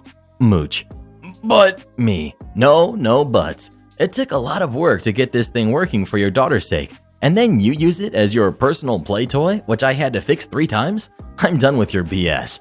I made it so your daughter can use her laptop when and how she needs. If you want to get your own laptop and mess it up beyond repair, that's fine by me. No more freebies if you mess something up being an idiot. If you think this is unfair, I'd be more than happy to let your wife know exactly what the issue with the laptop was including screenshots of your browsing history. I don't mind helping, but you go above and beyond being a mooch a lot of times. Anything else you need help with? Mooch. No. Me. Have a great weekend. Click. Having spent over 18 years in customer service/tech support, so I went a bit nuclear on him, but I had enough of his crap. Reminded me all too many times the problem isn't the hardware/software, it's the meat puppets smashing their face against the keyboard and wondering why stuff doesn't work. So I simply removed that part of the equation. Amazingly enough, he didn't have any more issues with that laptop. Wonder why? Only time I was gotten a hold of was by his wife, asking me to update some things and install some software the daughter needed for school, which I was more than happy to do.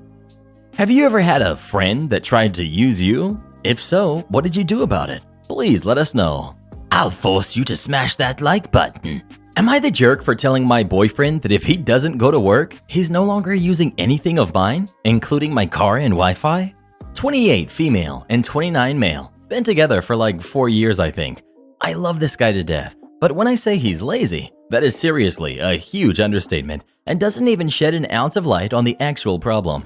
He's also a gaming junkie, like the worst of their kind.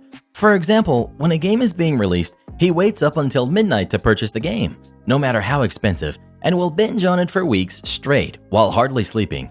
During this time, you'll be lucky to get as much as a hello out of him without him getting upset for you disrupting him, but still expects people to literally cater to his every need so that he doesn't have to get up to do anything.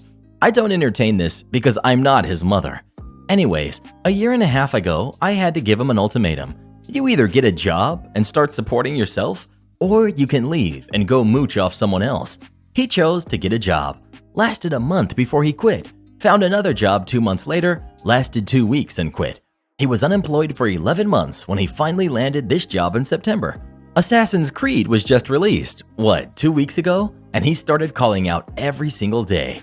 Started staying up until 4 a.m. playing this game, would sleep until 8 to 10 a.m. and then be right back at it while asking me to cook and cater to him. Yesterday, I unplugged and hid his Xbox. I knew he was going to call out and jump on his game. As I suspected, that's exactly what he tried doing. He picked a fight with me, said he hated working, and I was forcing him to waste away his life. Claimed he was depressed, though that's the worst I've heard of it. He then tells me to get off my lazy butt and do something for once. I told him to leave. He takes my car because his is on its last leg. His words. He's not in work clothes, so I know he wasn't going to work.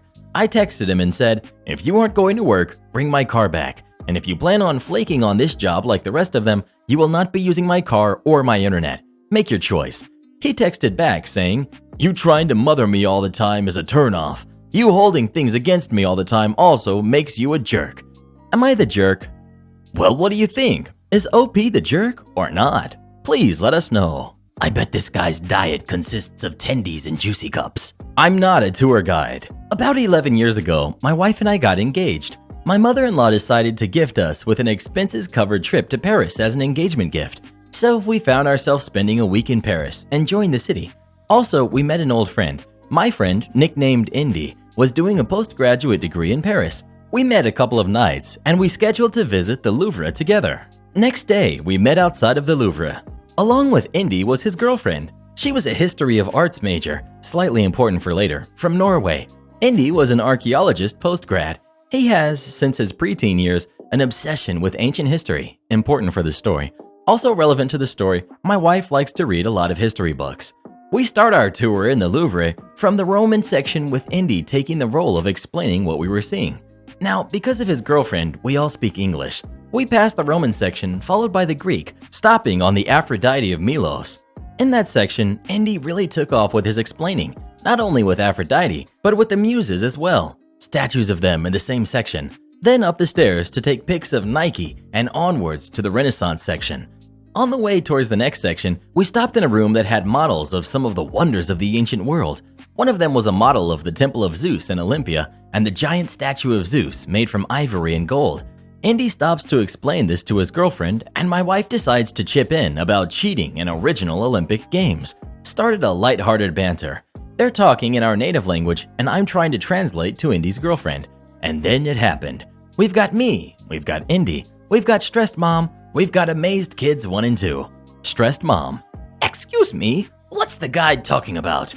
I turn around and see a woman in her 30s and 2 boys. The older is around 8 to 9 and the younger around 5 to 7. Everything on her screams tourist. She wears a sundress, has a small backpack with supplies for the kids, we found out later, a guide to the Louvre book, and a look of stress on her face. My wife and I have that look occasionally now. It's common on parents. Me. They're talking about cheating on the ancient Olympics. Amazed Kid 1. Wow, they used to cheat back then? The younger one is glued to the model. Kid 2. Who's that? He asked, pointing at the statue. That caught Indy's attention. Indy. That's Zeus, the leader of the Greek gods. Kid 2. Wow. Kid 1. Where is Mona Lisa? Indy. Down the corridor. You can't miss it. Kid 1. Cool. Can you tell us the story for that? An awkward pause from everyone. Stressed mom, a bit embarrassed. You're not a tour guide, are you? Indy. No, madam, I'm not. A sigh came out of stressed mom. She grabbed her book tighter. Stressed mom. I'm sorry. You were speaking with such authority and the book is so unhelpful. We kind of thought, you know. Indy. It's all right. I hope I helped. In fact, we were going to visit the next section. If you want to follow, but I won't do the talking. Hannah, his girlfriend, is more apt in this period than I am. Hannah waved, smiling. Kid 1. Can we go with them, Mom? Please? She looked to each of us, trying to decide. If it's not too much trouble. No trouble at all, both Indy and Hannah replied. Kids 1 and 2. Yeah! Stressed mom. But you have to be quiet and listen to the nice people. Kids 1 and 2. Yes, Mom. They followed us the rest of the day, with either Indy or Hannah answering the kids' questions. It was lovely to see the look of amazement on their faces as we walked through the museum. The mother told us her husband was invited in a week-long convention in Paris for his company and brought them along for vacation. She insisted to buy us lunch, which we politely declined. We settled for coffee in one of the small cafes outside of Louvre. Her husband joined us later on. The kids asked a million questions about the exhibits during our coffee, but their true delight was when they discovered Hannah was from a country that had Vikings.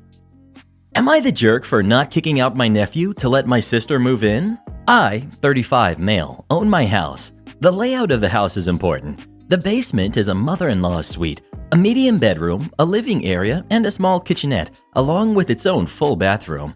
It has its own entrance. The first floor is the kitchen, dining room, and a great room, powder room, and a mud room connecting to the garage. The upstairs is the master bedroom with a master bath and massive walk-in closet. There are 2 more bedrooms along with a bathroom and a laundry area. One of the bedrooms upstairs I have turned into my office. I'm currently working from home full-time. In April, my nephew Alec, male 20, came home from college because of current events. Alec is the oldest of 6 kids, and my sister, female 37, has a bad habit of making him take care of all of his younger siblings. He reached out to me and I let him move into the mother-in-law suite. He's been living with me since then and we have had no issues. He does not pay rent, nor do I want him to. A couple of weeks ago, my youngest sister, 29 female, came over. She and her husband are having financial problems since her husband lost his job. She has 2 kids, one who's 6 and one who's 4. She asked if they could move in with me for a while. I told her that I didn't think it would work because I only have 1 empty bedroom and I don't think that 4 people would fit very well. She said that she figured she and her family would move into the mother-in-law suite in the basement. I told her no, that was my nephew's area. Well, she started throwing a fit about that, about how she needed room and he didn't. I didn't budge. I knew what was coming next, so I spoke with Alec, telling him what his aunt was asking and telling him it was his decision whether or not to give up his space. Sure enough, she went to talk to him and he told her he didn't want to move upstairs. She started ranting about what an entitled jerk he was and more. I should say that my youngest sister, let's call her Anne, has always been jealous of Alec.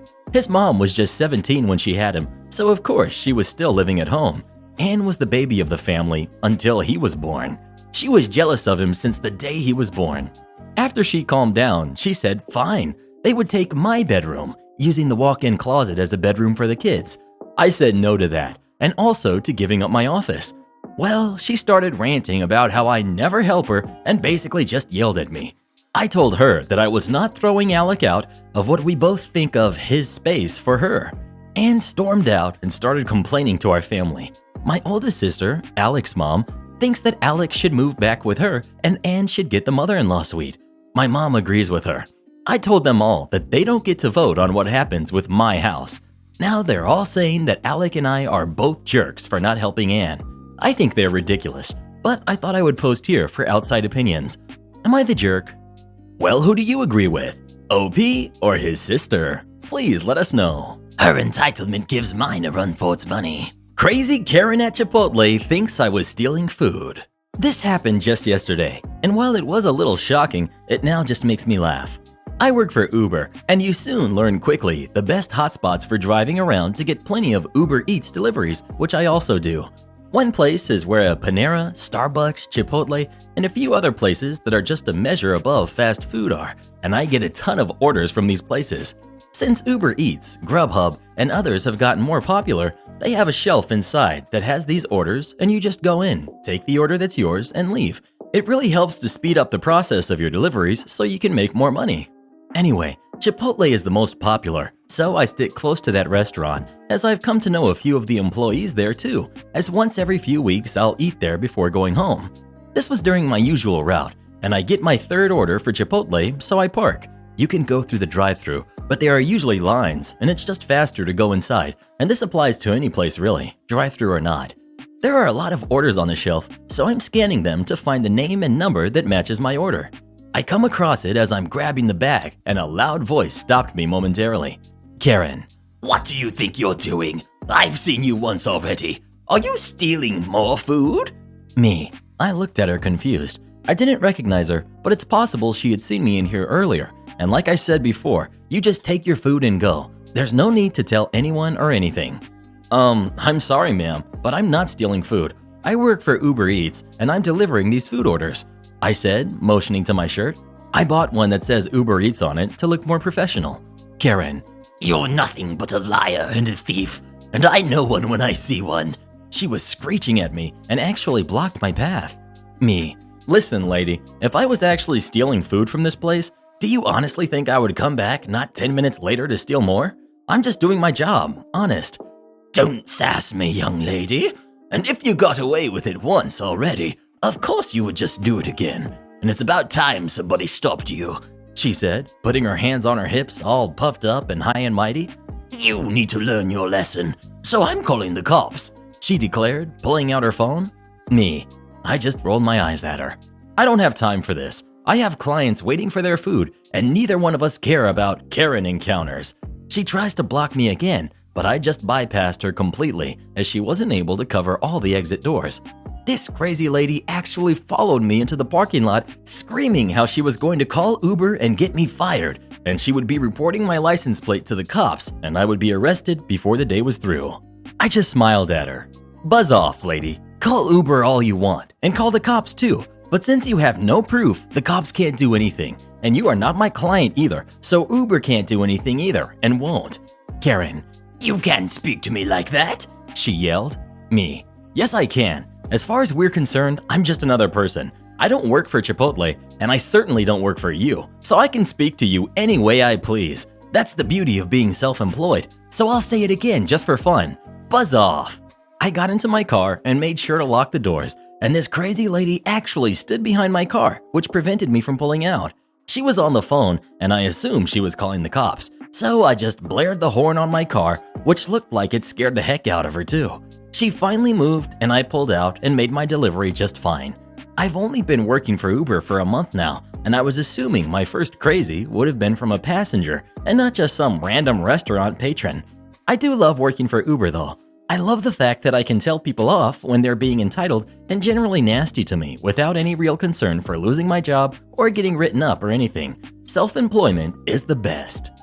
Speaking of Uber Eats, have you ever tried Uber Eats or Grubhub? And if so, how did it go? Please let us know. On the daily, bruh, they changed my life. Assaulted even though I don't work there. This happened a little earlier today, and I'm still fuming over it. Yes, I did press charges. Earlier today, I decided to go shopping, even though some members of my household are higher risk for everything going on. But we still needed food and a few things for a special diet one of them had to eat. Into the store once I got there, grabbed a cart and began to shop. I had been shopping for about 20 minutes when I heard someone snapping their fingers.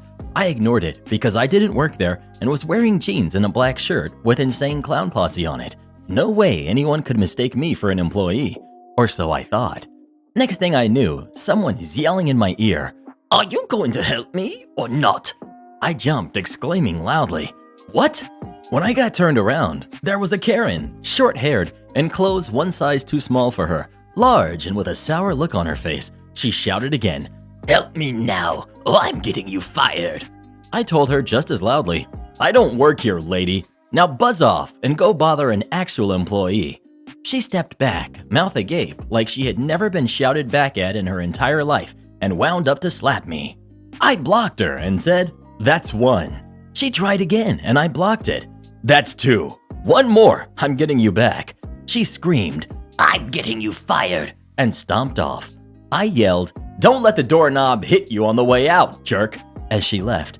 I saw her shoulders jerk as if she had gotten hit in the back and kept going. I continued with my shopping, albeit angrily. I was done with people at that moment and wanted to finish and get back home. An employee approached me and asked what all the yelling was about, so I told her everything. I could tell she was smirking when I told her what I said as the crazy lady stomped off. So we chatted as I shopped, and the employee's words were helping considerably to calm me down when we heard that nasty voice again. "That's him, the one who wouldn't help me and threatened me when I asked for his help. I want him fired right now." The manager looked confused. "Ma'am, he doesn't work here. I cannot fire customers." "Yes, he does," she yelled at him. "Fire him right now, or I'm filing a complaint with corporate." "You're certainly welcome to do that, ma'am, but he does not work here."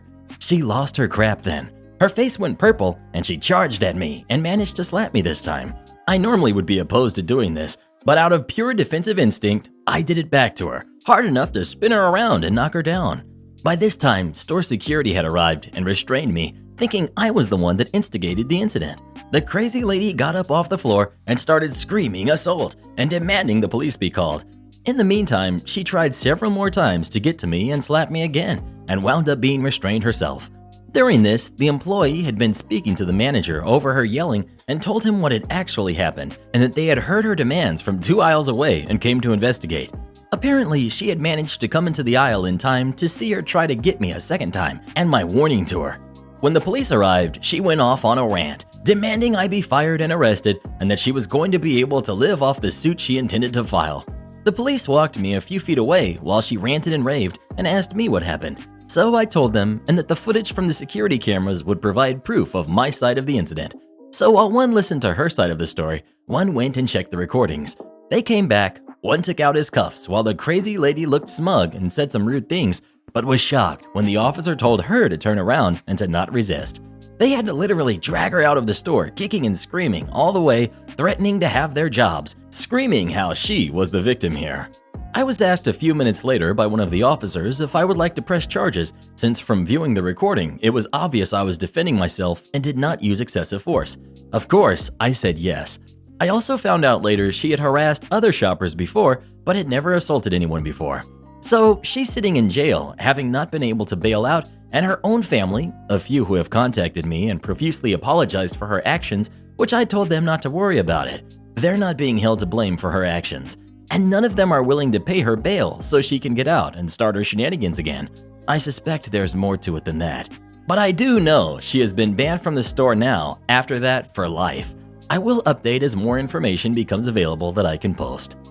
Am I the jerk for telling my sister to reimburse me for 1/2 the cost of my wedding from 10 years ago? My younger sister got engaged a couple months before lockdown. Neither of us are close with our parents, and we are the only siblings. I'm 7 years older and more established in my career. My sister and her fiance struggle financially, which is to be expected as they're just starting out. I'm not rich by any means, but have always done my best to help them when I can. Groceries, rent, etc., because I know that they would never get any help from our parents.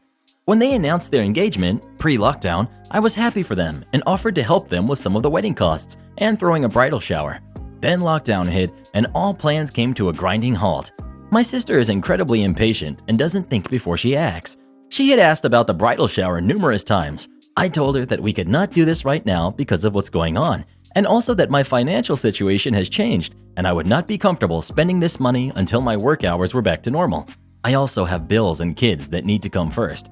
She got angry that I was unsupportive just like our parents, which upsets me immensely as I've done a lot for her, and decided to elope at City Hall a couple weeks ago. They didn't bother to tell anyone, and just made a rude and dramatic post about it on Facebook. Not that anyone cares, but we got married today, blah blah blah, and then went to berate individual family members in the comments. No surprise that she ruffled quite a few feathers with this crap. She is not the first family member to elope, so the eloping wasn't the issue. I got a message from her earlier asking me about when we were having the bridal shower. I told her that we weren't, and that bridal showers are for before weddings. No one would go now anyways. She got upset again and made a comment about how she had not received any wedding gifts yet either. I told her that she likely won't be getting anything, as not only is it not customary to send gifts after someone elopes, but she's acting like an entitled jerk. She panicked. I guess she had been banking on these gifts, and then suggested that since I received over $6,000 worth of gifts 10 years ago, I should have to give her one half, and also still give her the money I was going to for the wedding, and that she had quit her job after the wedding because she thought she was getting this money. Here's where I might be the jerk. I lost my temper with her entitled crap. I refused to give her any more money. In my opinion, she should not have quit her job. I also told her that I'd write her a check for one half the gifts as soon as she paid one half the cost of my $40,000 wedding. Now she's whining on Facebook about how I'm petty and now she can't afford her rent. Edit for clarity. My bridal shower was 10 years ago, not my wedding. Entitled mom thinks she has to be invited to everything. Gets husband to scream at us. Sandy is my uncle's girlfriend. No one in our family but my uncle likes Sandy. Why? Well, for starters, she's still married and living with her husband and daughter. Secondly, she's a huge narcissist and throws a tantrum every time she doesn't get her way. About a month into my uncle and her dating, we were going to take family pictures, and she's there with her daughter. We asked her for a few pics with just my grandma and her kids and grandkids, but that didn't go well at all. Sandy starts screaming that she's dating my uncle, so that means she and her daughter are family too, and deserve to be in the picture just as much as anyone else. Sandy has even stalked my grandma, who was only 4'9" and in her late 70s. Back in March, when lockdown was starting, my grandma was still living alone, so she had to do her own errands. My grandma went to Costco one day, and there Sandy was casually running into my grandma. Sandy was thinking about getting a Costco membership, but she doesn't like the Costco that's 30 minutes closer to her. Then a few weeks later, she shows up at the same pharmacy that my grandma goes to because Sandy's pharmacy didn't have the medicine she needed, so they sent her to the one that was 35 minutes away from her. Sandy also showed up at my grandma's bank on the exact day that my grandma decided to open a savings account for her grandkids. Sandy asked my grandma what she was doing, and when my grandma told her, Sandy launched into a fit because, "What about my daughter? She's technically your grandkid too." My uncle and her had only been dating for about 3 to 4 months at that point. Just as my grandma was about to say something, the bank security came over and asked if my grandma was okay. They knew her from decades of her banking there, as well as all of her kids and grandkids. So when my grandma said no, they immediately escorted Sandy out. Shortly after that, my grandma moved states to live with my aunt, and that so far has been the last stalking incident. On Thanksgiving, we all did a Zoom dinner instead of having a big gathering. About a half hour into the meal, my uncle's phone starts going crazy. It's Sandy. She starts demanding to know why she wasn't invited and goes into full tantrum mode. So my uncle caves and sends her the link. As soon as she gets on, Sandy starts screaming, and her daughter, Amy, who's 12, is running around in the background, screaming and crying that it's not fair. Sandy starts calling us all selfish jerks, and then her husband starts yelling at us that we can't do that to his wife. My grandma had had enough of Sandy and scoffed at her. "See, this is why nobody here likes you. This is why we do everything without you. This is why I'm so glad that you and that rabid kid of yours aren't invited to my granddaughter's wedding." No big dramatic ending. We just ended the call because everyone was super angry. We decided to do another one without my uncle this time, and that was fine. Entitled father finds out I have a car and drive. Well, this takes place when I was 19, 10 years ago. I'm 29 now. I was living in downtown Toronto in a condo. I had moved out of the house and was attending university. It was nothing special, just your run-of-the-mill 700 square foot apartment in a high-rise building. So here's the thing. My father was and still is a controlling, manipulative little man-child who thinks he's better than all of the common people of the world. At the time, he still had way too much influence over my life. He even tried to prevent me from attending university, but that's another story. So yeah, onto the story. I had been living on my own, and again, I know I'm very privileged. I had a trust fund, so the condo was owned by me in my name, and I had just gotten my full driver's license. My mom made me get the license when I turned 16, but to this day, I don't know how she managed to keep it a secret from my father. But yeah, I had just gotten my full driver's license and got my first car, a small white Toyota Yaris. Well, unfortunately, my father found out, not only that I had a driver's license, but my own car, and in the worst way possible. I had been shopping at the Eaton Center downtown Toronto, and well, my father happened to be pulling into the underground parking as I was getting back into my car. Well, he saw me and he blew up. He slammed on the brakes of his car and got out and just started screaming and screaming at me, to the point where he got so upset, he grabbed my car keys and wouldn't give them back. Also, the thing you need to know about me is, I'm super small, around 142 centimeters and 80 pounds. I do have a lot of fight in me, but I know as much as anyone, my fight is like a tiny kitten pawing at your legs.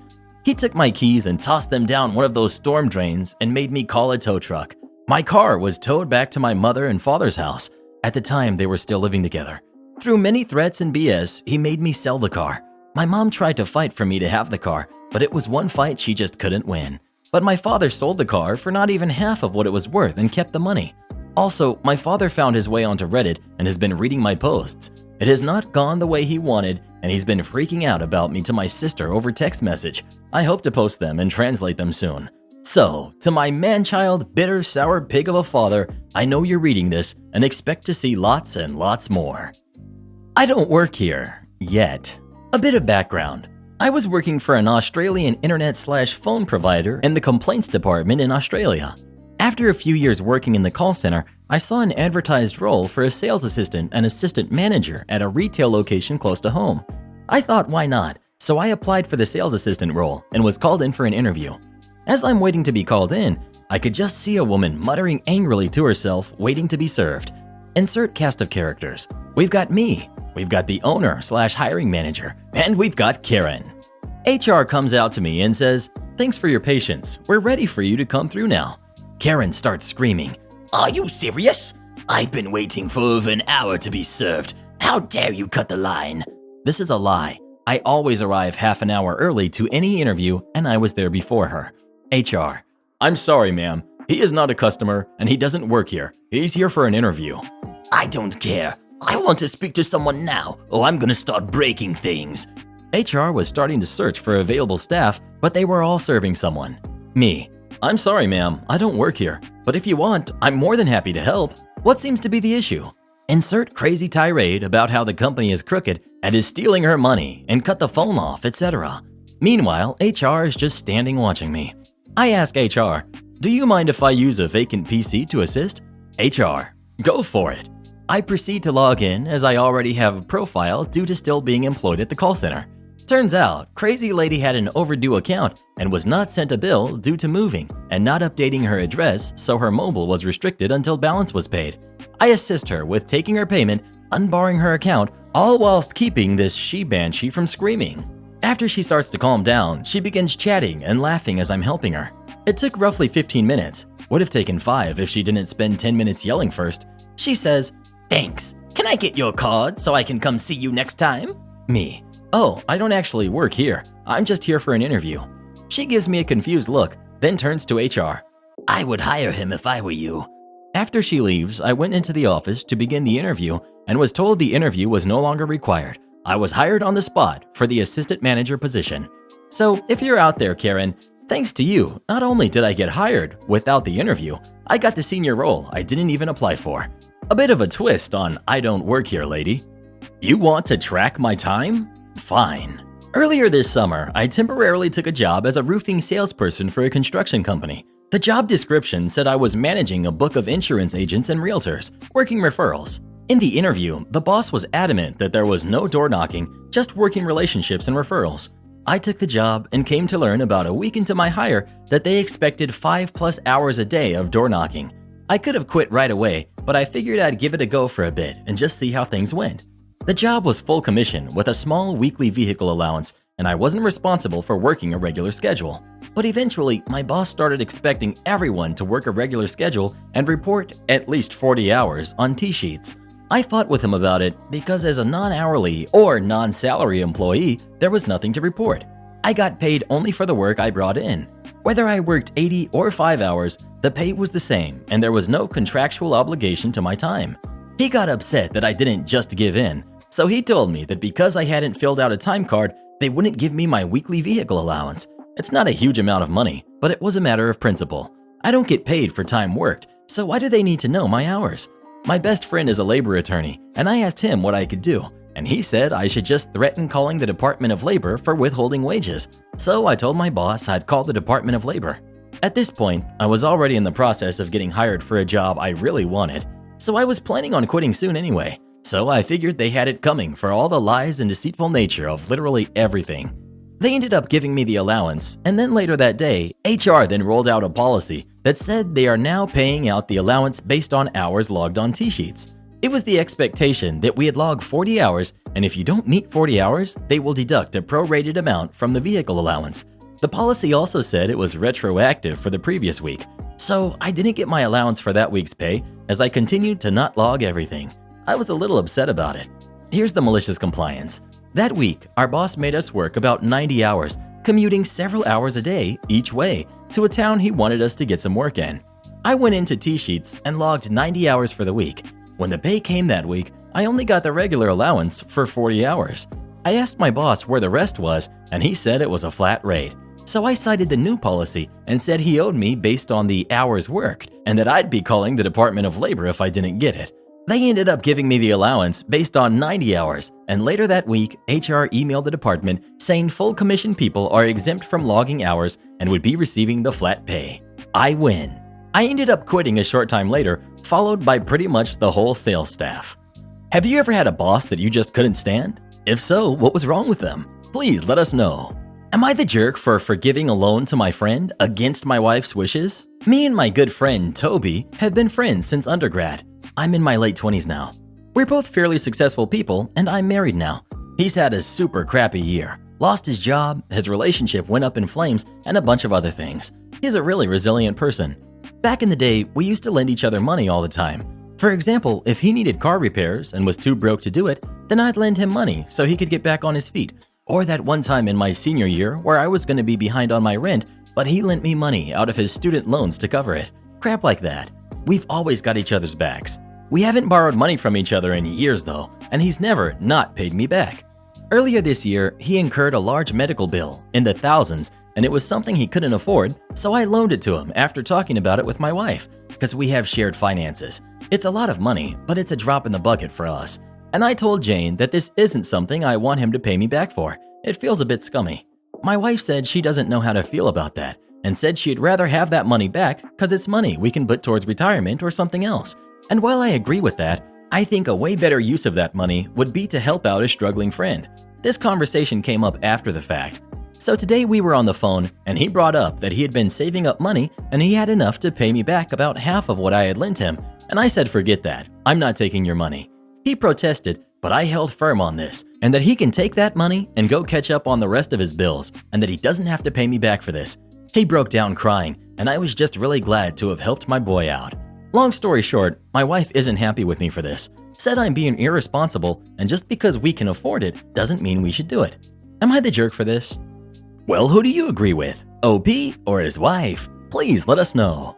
I think these two might need separate bank accounts. Half-sister claimed she had no other dress to wear but her own wedding dress. The cast. We've got John, my brother, Jane, my sister-in-law, Susan, my half-sister, and me, Talgabel. Back in 2016, my brother announced that he and his girlfriend of many years were engaged and were planning on having a wedding the following year.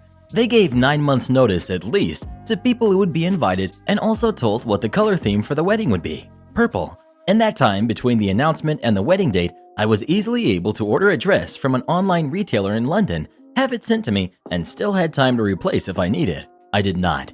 2017 comes and the wedding weekend has arrived. I live in a different state to my brother as my mom and I moved from our hometown back in 2013. So we both had to travel across the ocean back to the mainland to attend the wedding. The wedding was absolutely gorgeous. Sunny day on the beach. I couldn't help but cry because my work of a brother was actually marrying the mother of his kids and the love of his life. He had never seemed happier. John and Jane had 3 kids together already, and the older 2 were flower girls, which was sweet.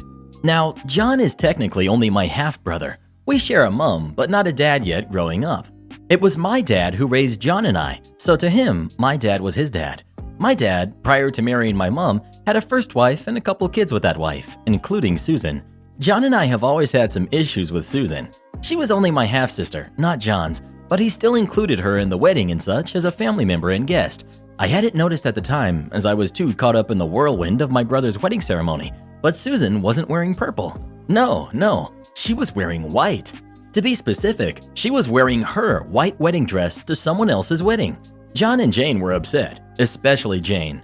Cue reception. Some people have changed clothes. It was my first ever wedding, so I didn't think that far ahead and still wore my soft lilac dress without a problem while everyone ate and shared some drinks, interacted with the bride and groom, what I assumed to be normal wedding things. But Susan, oh Susan. She was feeling extremely sad and lonely because no one was paying attention to her. The 30-plus-year-old woman who wore her wedding dress to someone else's wedding. I wonder why no one wanted to interact with her. Susan began crying maybe halfway through reception, openly, loudly, and in a way that clearly begged for someone to come notice her. I'm a nice person, so I tried to be the good half-sister I should be and bit the bullet to go sit with her for a while. Ask her what's wrong. Susan, no one is paying attention to me. Me, while staring at her confused a little. What do you mean? Susan, everyone is talking with John and Jane, but no one is talking to me. And when I try to speak with John and Jane, they don't talk to me. I sighed internally and couldn't help but wonder how she didn't connect the dots. Me, Susan, it's their wedding. Of course everyone is going to be talking to them and they're going to be busy. Susan, I don't care. I'm John's sister, so he should talk with me more. Actually, lady, you're not his sister. I am. But okay, whatever. I was able to slip away and spent time with some other family who weren't acting as if this day was all about them. After the ceremony, Jane admitted to me that she was livid about how Susan wore the wedding dress. She had plenty of time to plan for the wedding and get appropriate attire, but when finally confronted, Susan said she had no other dress that she could wear. This is perhaps a boring tale to most, but even nearly 4 years later, I'm still upset with my half-sister for doing that. My mom, John, and Jane are also upset about it still. I've since cut contact with Susan. Her and I never had a good bond anyway, and as far as I could see it, we just shared a dad, but I almost never had to deal with my dad's previous family. As far as I know, John and Jane have limited contact with her, but that can't be helped as they live in the same city as her now, while I happily live in a place where an ocean is between me and her. Am I the jerk for deciding I won't give any Christmas gifts this year after my mom canceled a transaction on my card? I'm still angry over this, and I may not write very well. And also, I probably don't judge the situation very well being this angry, so I come to you. I'm a student. I have a student bank account where my college gives me money for transport when we had physical classes or scholarship. These kinds of bank accounts have no fees but are age restricted. Can't have one if you're over 25 and need an overseer. When I asked the bank about it, they told me it's just a security thing, so I chose my mom because she's more tech savvy than my dad. Well, through some incredible luck, I managed to get only top grades last year, so I was awarded a study scholarship. Great! I've been saving it up, looking forward to worldwide Black Friday, eyeing an amazing drawing tablet. I do digital art on very old intros. The tablet I was eyeing is as big as my monitor. It's a display one and all around amazing. Black Friday rolls in and Amazon in Germany, closest to me, has it in stock at an amazing price, a price I could afford. I was so happy I ordered it. Then I got a notice that the bank refused the card. I emailed Amazon, their customer service is so fast, and we went over the card details and such, making sure it was all right. It was, and they advised me to call my bank. It was odd. I had bought things online in the past with this card and it went through. I had enough money for it, even extra, so I thought maybe they had technical difficulties. But it was too late in the day to call and they don't work weekends, so I left an email. Only to find out today that for big transactions, they ask for agreement from the overseer and that mine canceled the transfer. I was like, what the heck? And confronted mom about it, who throughout the weekend acted oblivious, and she told me that of course she couldn't let me throw money on something I don't need, and that I wouldn't have money for Christmas presents if I bought that. Then she had the audacity to ask me what I was planning to get my family this year. I told her that they won't get anything more than a bread shadow from me, and I went to my room and cried on the carpet. I missed out on the offer. I can't afford the tablet anymore, and it's all because mom wanted Christmas gifts. And no, I won't get her anything. Last year, she got me a blouse too small for me that she later took for herself. She can gift herself this year too. A bread shadow is an expression for nothing in my language. Edit. Thank you so much for people offering me money in comments and DMs, but I can't accept that. I'm really grateful for you trying to help me, but I really can't take that. I'm really thankful for the offers and advice. So many people offered me advice, money, their tablets, or other means of helping, and I'm really thankful to you all. Also, lots of you told me to check the sale that's going on right now, but the tablet I ordered wasn't on sale. Yet, Epic Hamster found it. Same specs, different seller. For sale at an even better price than the Black Friday sale. I ordered it, it went through this time, and I'm so happy and excited. Thank you from all of my heart to everyone. I'm still going to reply to all of you, even if it's going to take me all night. Happy holidays to all of you. Frequently asked questions. This account I have to have because of my uni, but I'm going to make Dad the overseer and also open an account at another bank, a normal one, and transfer the money in small amounts to that one so I don't bother Dad with it. I'm an adult in my country. I'm 20, going to be 21 in April. The law asks my parents to support me until I finish my studies, or at least until I'm 26, but I plan on moving out sooner. I will gift my sister and dad. They have nothing to do with the incident, and I love them lots. I love Mom too, but can't put up with her attitude any longer. Regarding what I'll give her, not sure yet, but there are some amazing ideas in the comments. She didn't react like that because she got me the tablet already. It's not her character to get me something she can't use. Regarding the gift Dad's planning on, and which she'll claim is from both of them, Dad is going to build a bigger enclosure for my lizard. I may wrap my lizard's old branches nice and gift them to Mom, as per Christmas traditions regarding naughty kids. And she doesn't like my scaly boy at all, so double points I guess.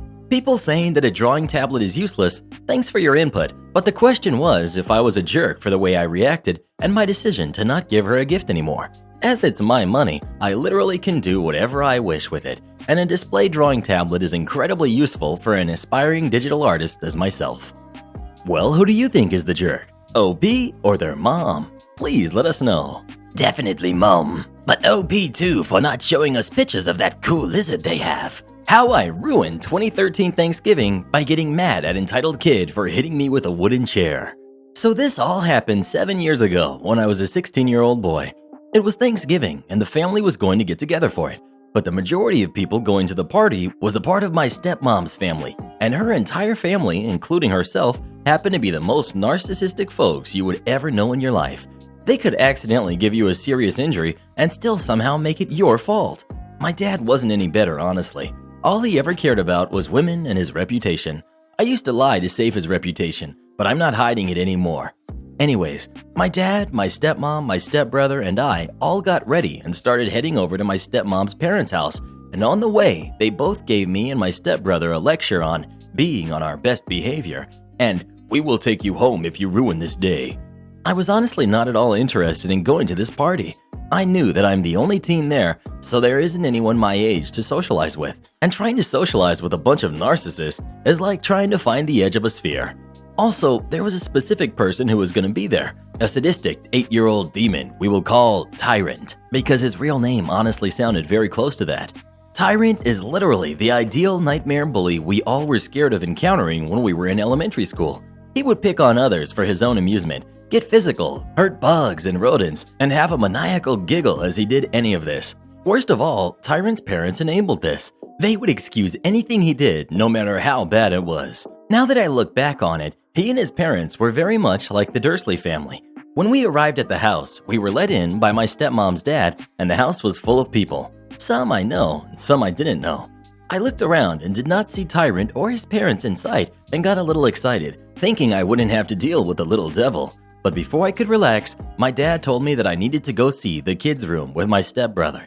I paused for a moment and then asked him why I can't stay out in the living room, and he said, "The owner's rule is kids go to the kids' room. Now go in there." I tried to rebel, telling him that at 16 I shouldn't be forced into a room full of kids way younger than me. But he got mad and threatened to take me home with no food. I honestly don't know why I didn't take that instead of staying, because it would have been a lot better than what is to come, but I was hungry and chose to stay. So I went to the kids' room.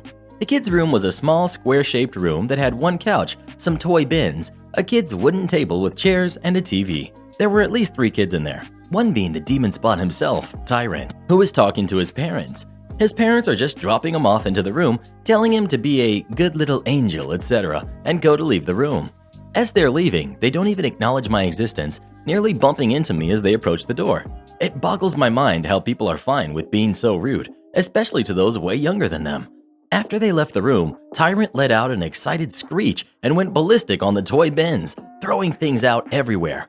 I just sat there on the couch, trying to cancel out the inhumane noises made by this kid, when I remembered that there is a TV in this room. I thought that maybe if I turned on some cartoons, that I would be able to calm him down, so I looked for the remote. I search around the room, and there is no remote to be found. After looking for it, I decided to leave the room to go ask my stepmom's parents if they knew where it was. When I got to them, I was greeted with a, "What are you doing out here?" and asked them if they knew where the remote was. My stepmom's dad then told me that he took them away before we all got there so he can make the kids play together and not stare at a screen like zombies. They then told me to go back to the room, and my stepmom's mom followed me back. When I got back to the room, it was a mess. Tyrant managed to trash the entire room the one single minute I was gone. My stepmom's mom told me, "Since you are the oldest in here, I expect you to clean up after the kids. Thanks." But before I could even protest that, she shut the door. I groaned in disappointment and went to go clean up the toys scattered all over. After cleaning it all up, I sat on the couch and closed my eyes, letting out a sigh in boredom. Then suddenly, I hear a loud bang. I look and see Tyrant throwing toys like an NFL quarterback. Some of the kids, including my stepbrother, move out of the way to dodge some of the flying action figures and blocks. I went out of the room and tried to get the attention of Tyrant's parents. When I got up to them, I tried to tell them what was happening, but they interrupted me, saying, "No, you aren't allowed out here. Go back to the kids' room." Of course, me being the typical forcefully obedient teen, I turn around and go back to the room, which again was a mess. Yet another round of cleaning up after another person's kid. Hooray! Honestly, I can't believe back then why I never questioned why this 8-year-old was behaving like a 4-year-old. But I guess I already had the answer when I met his parents back then for the first time. Anyways, after cleaning up yet another mess, I tried to lay down on the couch. I thought that maybe if I got a little nap in, I'd be able to make this night go by faster. Tyrant started to calm down, so it was a perfect time. I started to doze off when I heard the sound of kids arguing. I sit back up and see Tyrant pulling toys away from my stepbrother while saying, "It's mine." I intervened and told them to stop fighting. I pulled out some building blocks that I originally put away and suggested they play with these together, and they actually agreed, thank God. An uneventful hour passes, and I'm starting to wonder when the food will be done. I stand up to go ask the adults, but then I remembered that they don't like me out there, so I peeked out the door. The adults were all at the table talking about various stuff and laughing over terrible jokes. I saw that no food was out on the table, so I assumed that it wasn't done cooking yet. Then I hear a loud smack sound. I turn around and see one of the kids crying, holding their cheek, while Tyrant giggles in the corner. I asked him what happened, and he told me that Tyrant had hit him.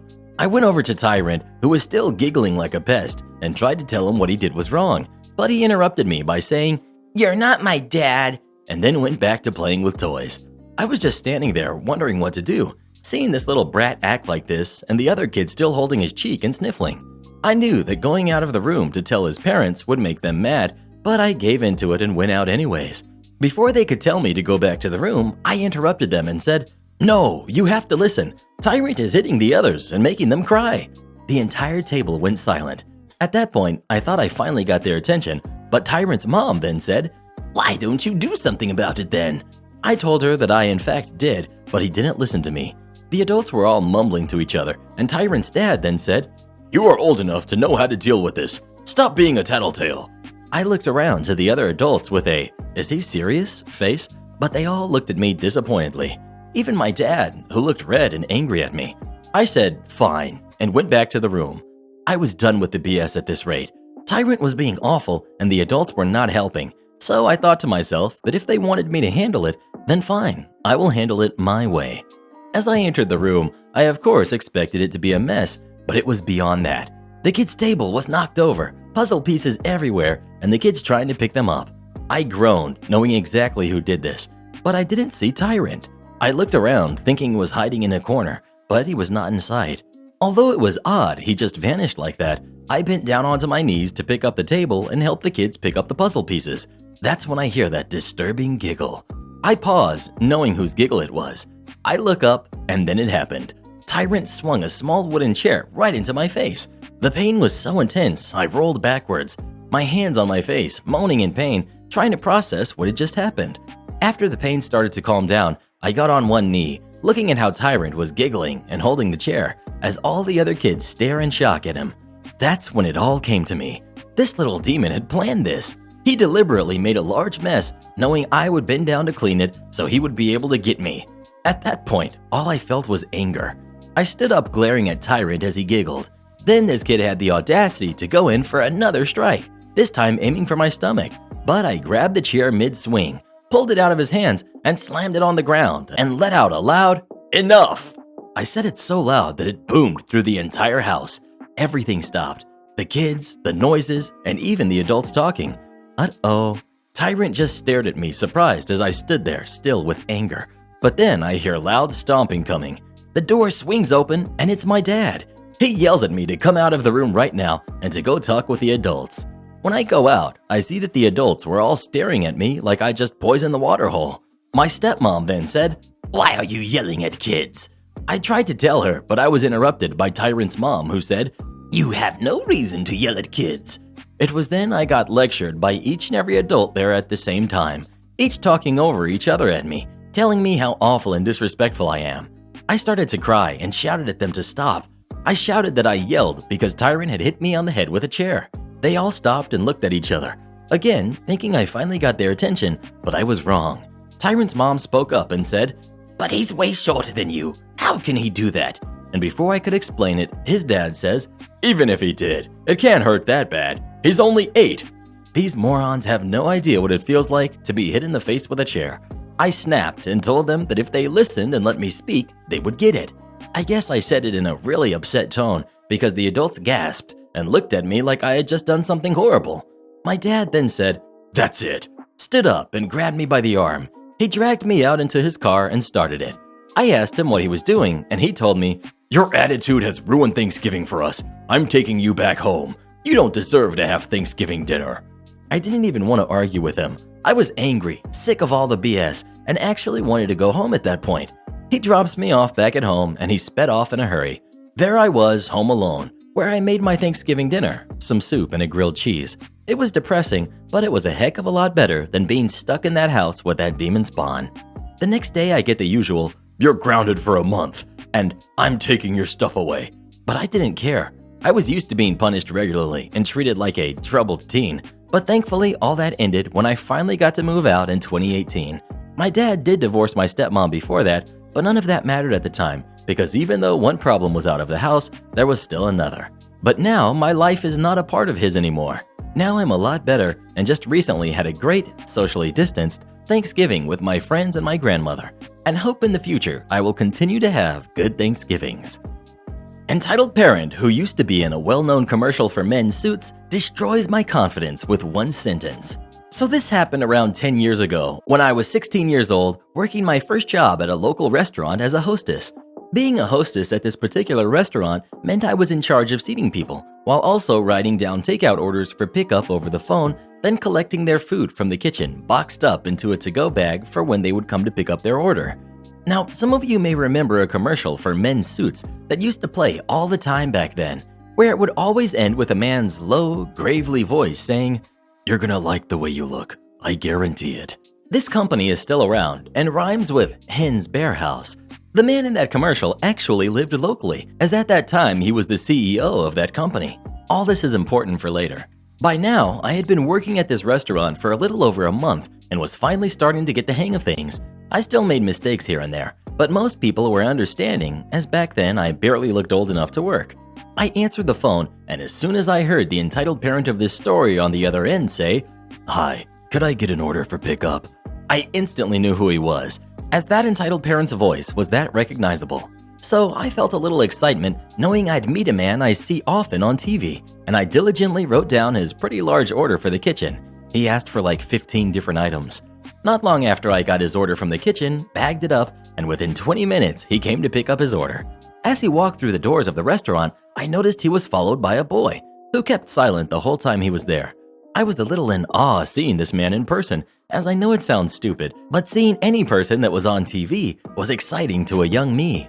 Though I kept my composure and handed him his 2 stuffed bags of food, as he proceeded to thank me and hand me a crisp $10 bill. I was over the moon, as no one ever tips the girl who hands you your pickup order. I thanked him profusely as he left. No less than 5 minutes later, after he had driven away, a cook comes running to me while carrying a small box and says, "We forgot the fries with one of his burger orders." I was annoyed, but told him I'd keep it at my podium in case he comes back for it. But it was just a side of fries and a 15-item order, so I assumed he would be annoyed when he saw it, but he wouldn't take the time to actually drive all the way back to the restaurant once he got home and noticed it. Wrong. 10 minutes later, I see him come barging through the door without the kid he had before. I smile sweetly and say, "Oh, I'm so sorry, sir. It seems the kitchen forgot your fries."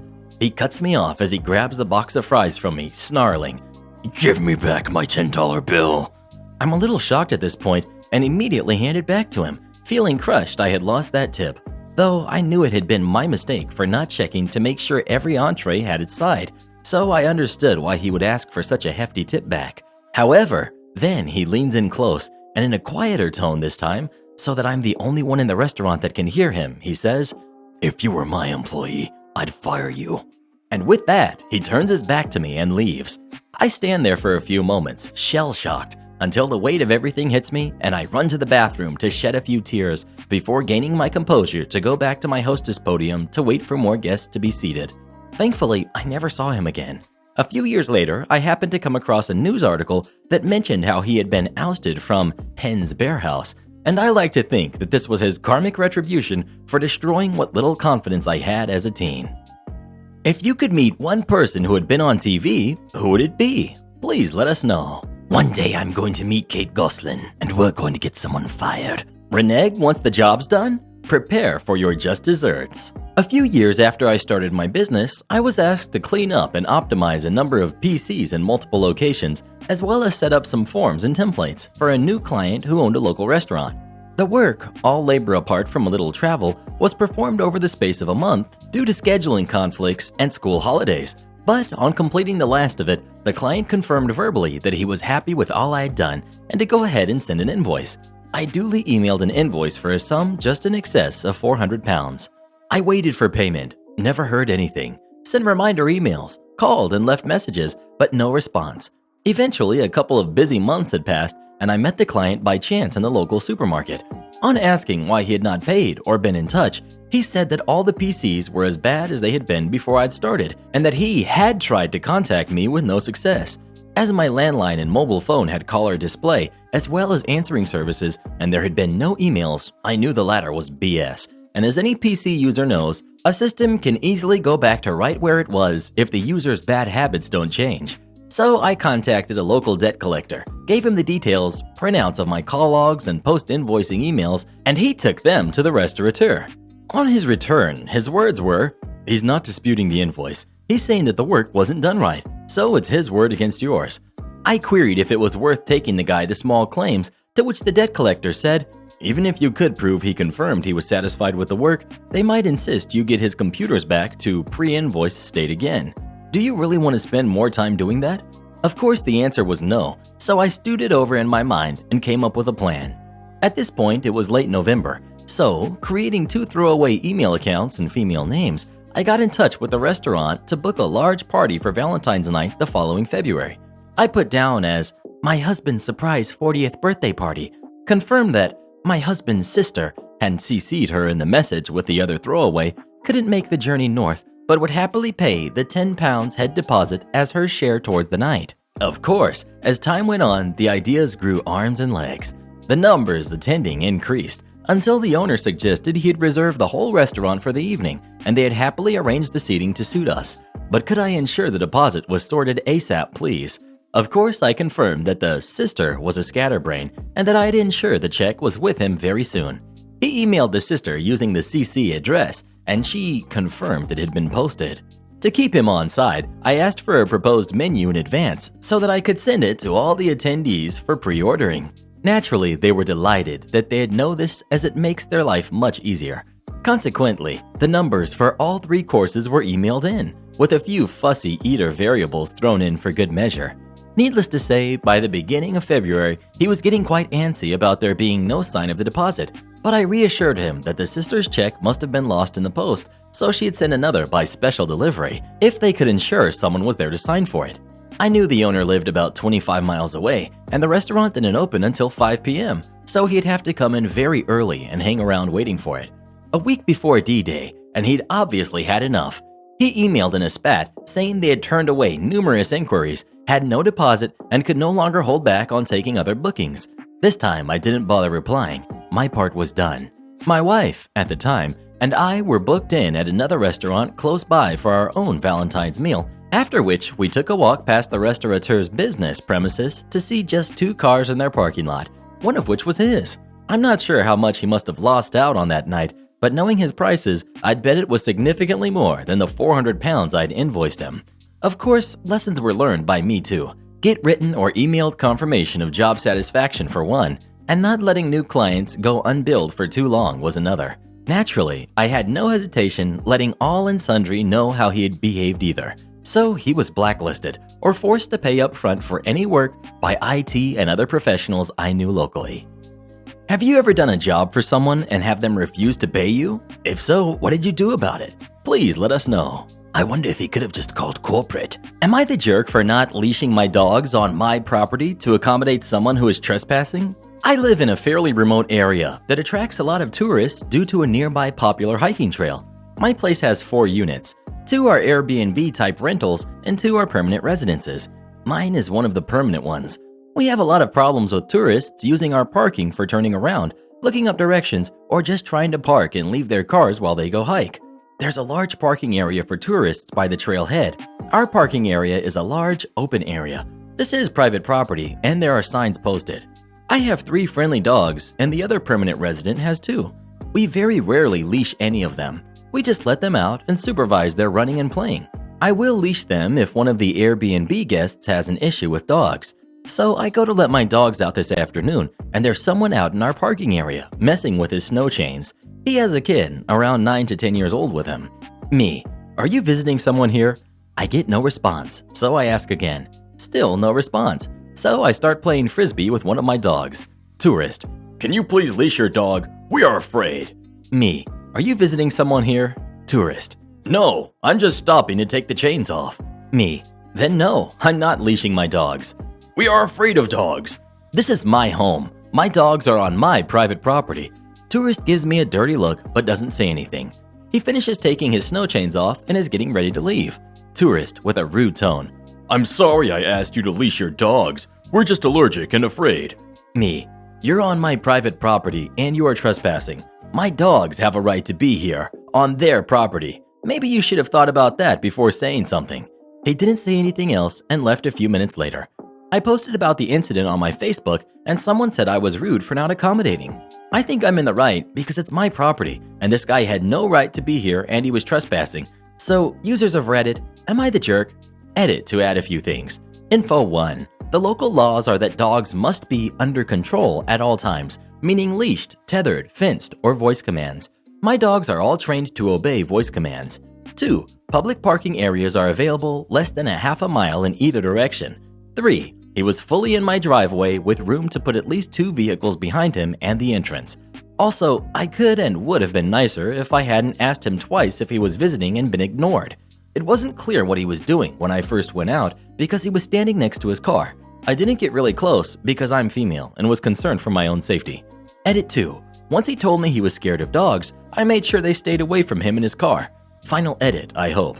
I got home from work and there was a note on my door. It basically said he would have been much more comfortable if I had leashed my dogs, but thanked me for, at least, being nice enough to keep the dogs away. So, for all the people who said I'm the jerk, at least know I wasn't a total jerk. Well, who do you agree with? OP or the tourist? Please let us know. I would have sicked my doggos on him and probably gotten in a lot of trouble. $7 for a sandwich? I want to see a manager. It finally happened. I witnessed my first Karen. Boyfriend and I went to the local mini market to get some pizza dough. Thankfully, there's not much of a line, so we get on and wait our turn. Suddenly, we see/hear this lady, henceforth known as Karen. Unfortunately, she doesn't have the haircut. Go off on this poor cashier girl complaining about the sandwich from the deli. I'm guessing she didn't know the price until it was rung up, because suddenly we hear, $7? Are you kidding? My boyfriend and I look at each other like, oh God. Karen, I want to see a manager. This is ridiculous. The cashier goes and comes back with a manager within 2 seconds. It's a small store. I gotta give credit. This guy doesn't back down. Karen is complaining about the price of the sandwich, and manager is explaining that the weight of the meat in the sandwich equals the price. She is not having it.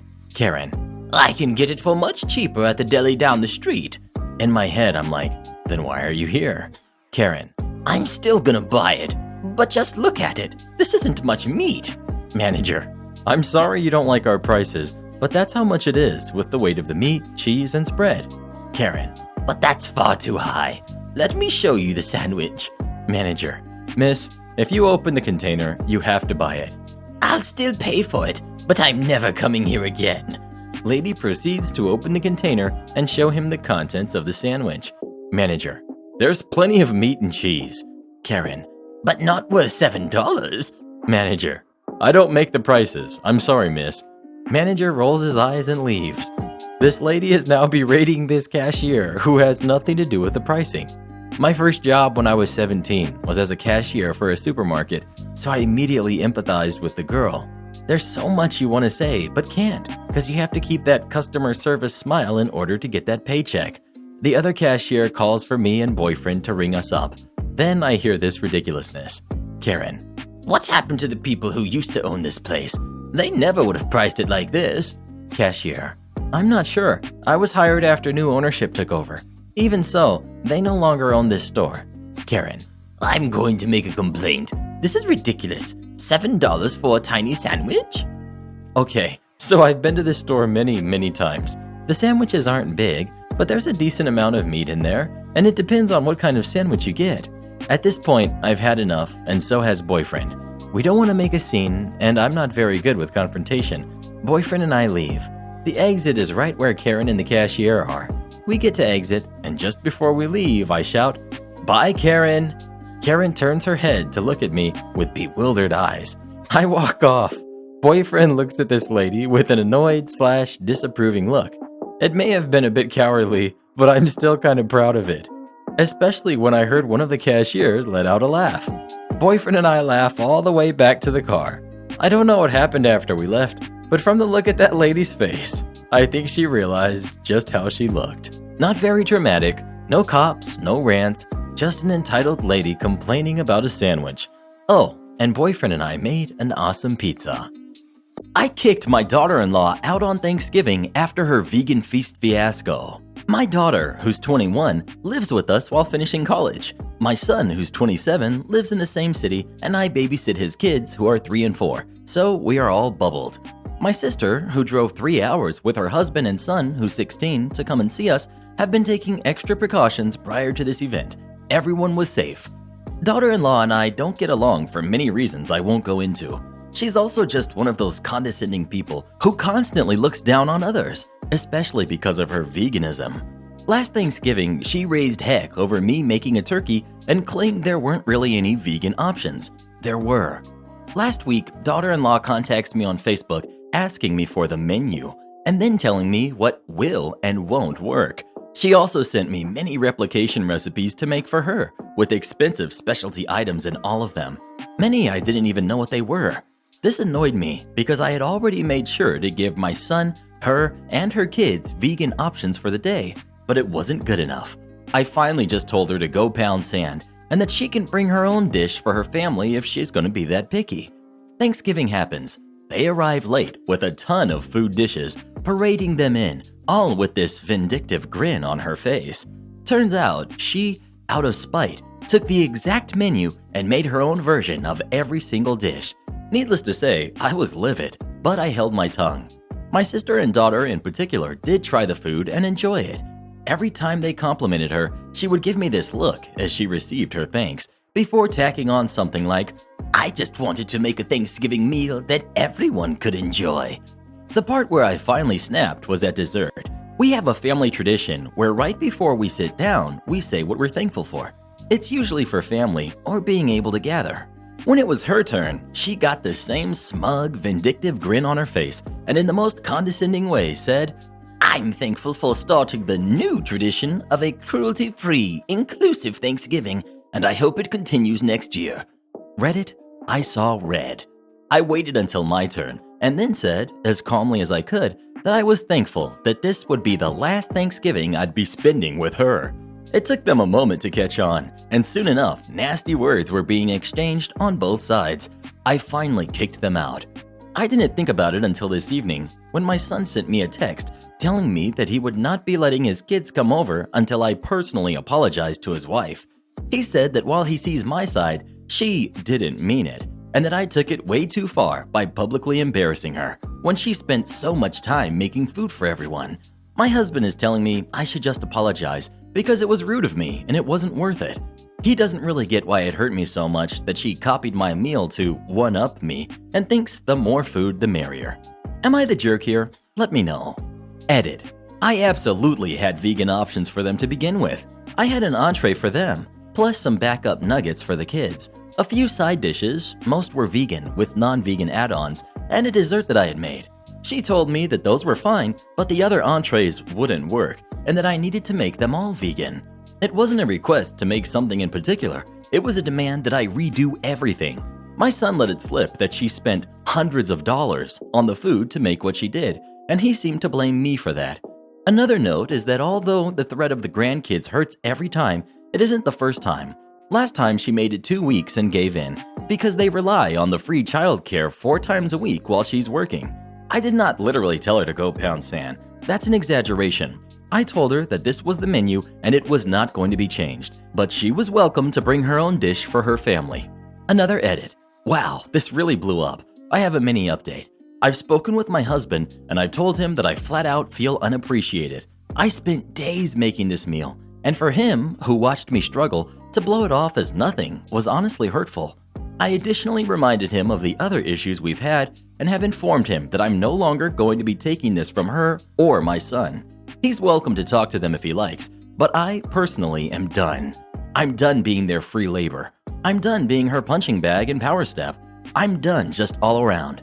We talked about it a bit more, and he respects my choice and has apologized for his part in this. Next, I told my son that if he wants to continue to try and manipulate me with his kids, then I think it's best we cut contact for a while, because I'm beyond hurt. I've explained my side to him in tears, and it was met with an, "I know, but..." I just told him to stop. He gets free childcare. It's manipulative. He claims he isn't a part of it, and it's just his wife, and I know how she is. But I'm realizing that he's actually a huge part of it for enabling. I've told him that I'm always there for his kids, but that for now, I'd rather not have contact with them unless there's a dire emergency with no other options, or they both apologize, and that includes the consistent free labor.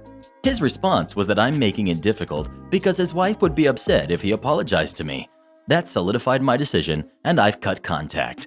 My daughter is aware of what's happening, and she's taken my side on this.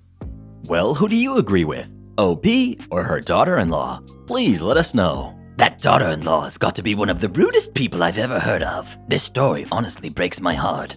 Am I the jerk for not liking to play video games with my girlfriend? I, 24, male, don't really think I'm in the wrong here, but my girlfriend, 23, female, isn't speaking to me currently, and my buddy says I'm being a big jerk baby, so I thought I'd put this out there. I'm a gamer. I enjoy playing several different games, and my girlfriend plays a few games too. I've never played with her, but my buddy said he and his girlfriend were going to play the Friday the 13th game and asked if I and my girlfriend want to play. I said I would, and my girlfriend said she would too. I really didn't want her to because I wasn't sure how good she actually was, and I didn't want her slowing us down, but I didn't say anything. So if you've never played it before, the game generates which one of you is Jason and the rest of you are counselors trying to get away. If you get picked off, you might respawn as another character, Tommy if someone calls him. You can try and escape if you gather the items you need or call the police.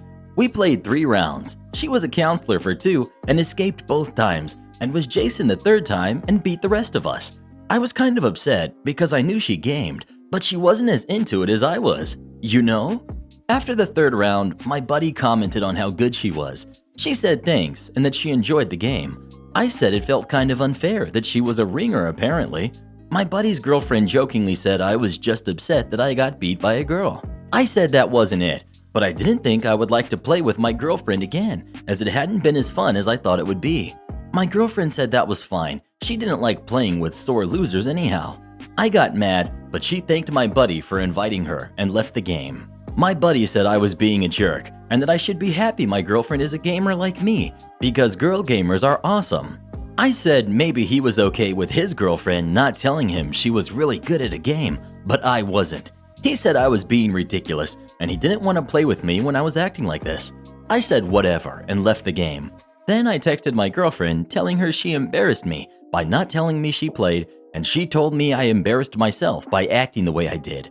I really don't think I'm wrong for being upset that I feel like my girlfriend intentionally misled me with how good she was, but she and my buddy don't see it that way at all. Am I overreacting and being the jerk here? Well, what do you think? Is OP the jerk or not? Please let us know. Bruh, I officially don't want to live on this planet anymore. My sister calls me rude and disrespectful for sleeping. Hey, Mr. Reddit. I know you probably don't check this one as often, but I do hope you find this post and show it to YouTube someday. This is my first ever encounter with an entitled person that's been worth posting. A little bit of backstory. I joined the military back in 2014. Since then, it has been very difficult for me to go home. Up until this past Thanksgiving, I hadn't been home since 2016. Now to the story. The cast. We've got me. We've got mom, dad, entitled sister, and the nice kids. I had gotten home from a 10-hour flight. For reasons I will not go into, I had not slept for 2 days prior, and I had let my family know this before I even landed. They were all understanding. Great, I thought.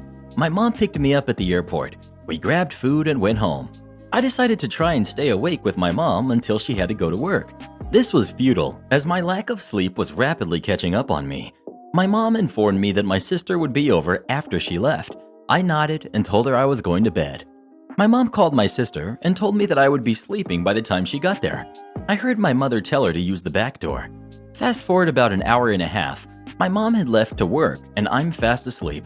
I was starting to feel feverish because of how little sleep I had, and it was hard to fall asleep. I was awoken suddenly by loud banging at the door. I assumed this was my sister. I remembered what my mom had said and tried to go back to sleep. She walks to the bedroom window and begins to bang on this as well. Very annoyed, I get up and unlock the front door and open it. I then immediately go back to bed without saying anything because I literally can barely see straight, let alone stand.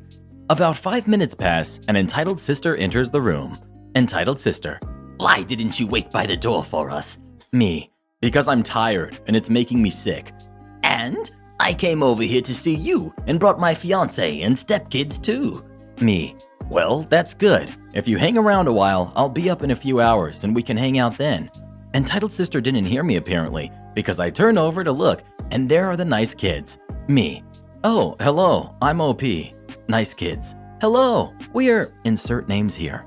I managed to smile at them while entitled sister huffed angrily and walked out of the bedroom with the kids. I assumed she got the picture, so I rolled over and fell asleep immediately.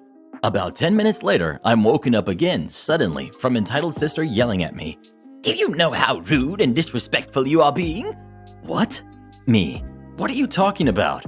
I brought everyone over to meet you, and you think it's more important to sleep? Me: I told you, I haven't slept. I don't care. You're being a child about it. Me: okay, entitled sister. I stopped listening to her as she continued her rant. Eventually, she stormed out of the house, slamming the door behind her. Of course, since she had no keys, she couldn't lock the doors to the house, so I had to. My mom returned home from work late that night. When she got home, this conversation ensued. Mom: what happened with your sister today? I explained to her exactly what happened, sparing no details. She sighed. Mom: I think you should apologize to her. You're kidding right now. For sleeping? Mom: she came out here to see you. Me: and she knew I hadn't slept in 2 days. She didn't know. Me: I told her before I got here. You told her earlier before you left to work. What do you mean she didn't know? Silence. Mom: well, she's your sister, and you should still apologize. Okay, Mom.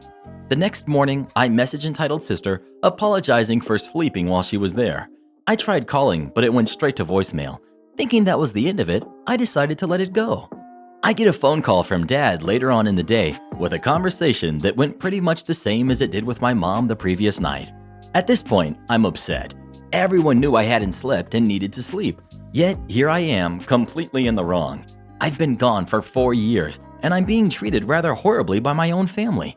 I later find out that entitled sister will not come to Thanksgiving unless I apologize for being a rude jerk. That pushed me over the edge, and I decide that if she wants to act like a spoiled brat like she always had, then she can. I wasn't going to apologize again for sleeping. True to her word, entitled sister did not show up for Thanksgiving. The entire week, both of my parents urged me to apologize to her and be the bigger person. I told them I had already apologized and refused to do so again. I returned home this past Sunday without seeing my sister or dad. My dad lived over an hour away from my mom's house and due to unfortunate circumstances was unable to make it for Thanksgiving. I wish this had a happy ending, but it never does with my sister. Should I have handled it differently? Well, who do you agree with? OP or their family? Please let us know. I'm really sorry this happened to you, OP. They really sound like a bunch of jerks. Except for her kids. They seemed alright. Chick-fil-A versus Target. So I have 2 stories. Right after I got hired at Chick-fil-A, I worked a few shifts, and my mom and I went to Target. Being in my red polo and dress pants with a name tag that says Chick-fil-A, I thought I wouldn't be mistaken for an employee who would be in a t-shirt and jeans. But of course, I went in and it happened. One important detail, I'm half Hispanic, but having been born in America and having been homeschooled, I only speak Spanish to tell people that I don't know Spanish. Well, this lady walked up to me and she just started talking. She was, however, behind me, so I assumed she was speaking to someone else until I felt a tap on my shoulder. She just started pointing at his shirt and looking really confused, and in English, I said, I don't speak Spanish. So in very broken English, she asked me how much the shirt was and asked about sizes, and I responded, oh, I don't work here either. And she rolled her eyes and muttered as she walked off to find an actual employee.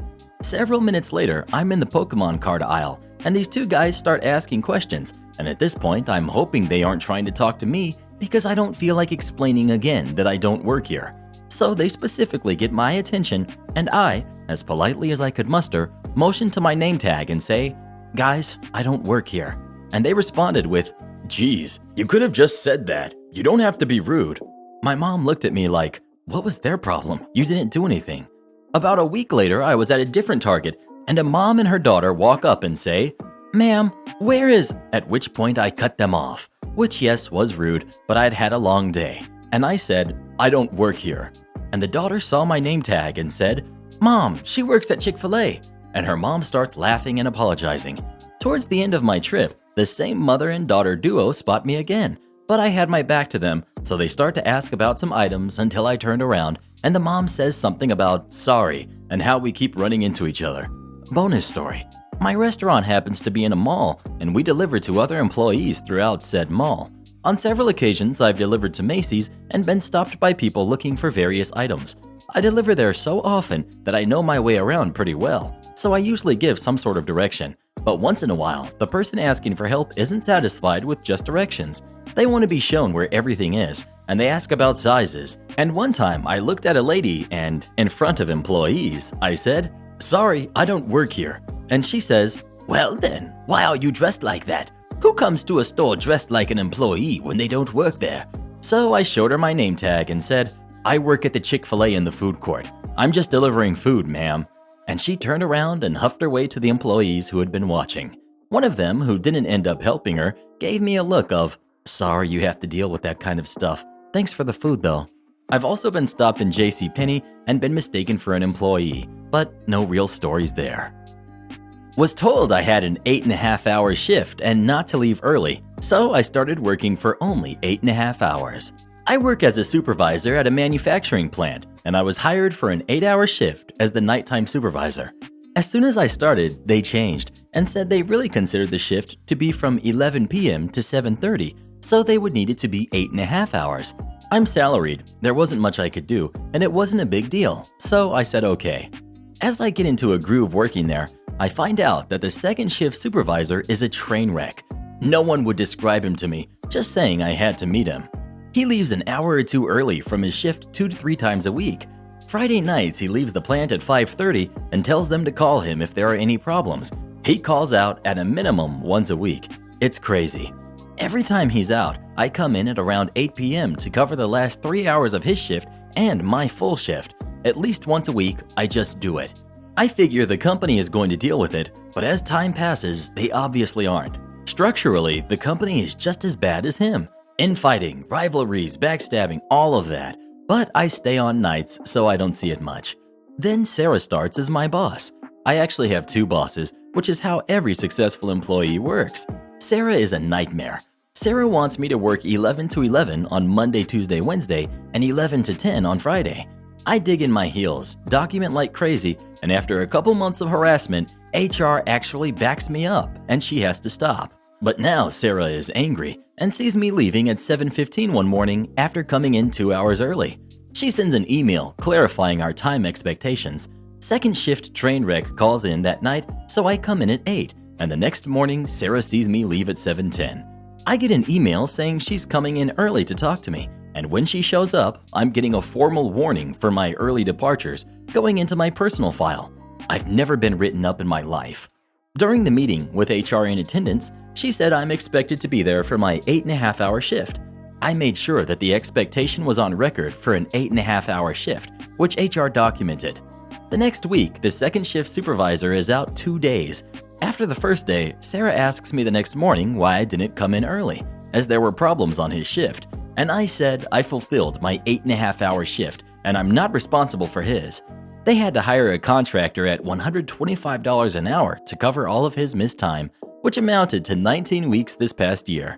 Eventually, they hired a 4th supervisor at $85K per year to cover his gaps. Sarah got demoted, and I only ever work 8.5 hours. Don't get angry with my kid when he does what you challenged him to do. Many years ago, my oldest kid was in junior high. He took a computer class his first year in junior high. His teacher was interesting. On parent-teacher night, she announced to all the students and parents that if a kid in her class could hack the school's filters, Net Nanny, they would get an automatic A for the entire year in the class. She even had this printed up on handouts she gave us parents. My oldest kid can be a challenge. I never wanted to be one of his school teachers. He just thinks of the most random things to do and then does them without thinking of consequences. Thankfully, he's mostly grown out of this. I could tell that my son was going to take her up on this offer/challenge. He was good enough with computers that I was pretty sure he could do it. So I warned her that the school district did not want students hacking the Net Nanny, especially not my son. Who knows what he would find that I didn't want to know about. Less than 2 weeks later, I'm called up to the school on very little notice. My son was going to be expelled. That was all the info I had before I got to the school. I had a feeling it was about the computer class, so I brought in the handout the teacher gave out on parent-teacher night. I was right. He hacked the Net Nanny successfully, and because of this, the school was going to expel him permanently. I had quite the chat with the principal.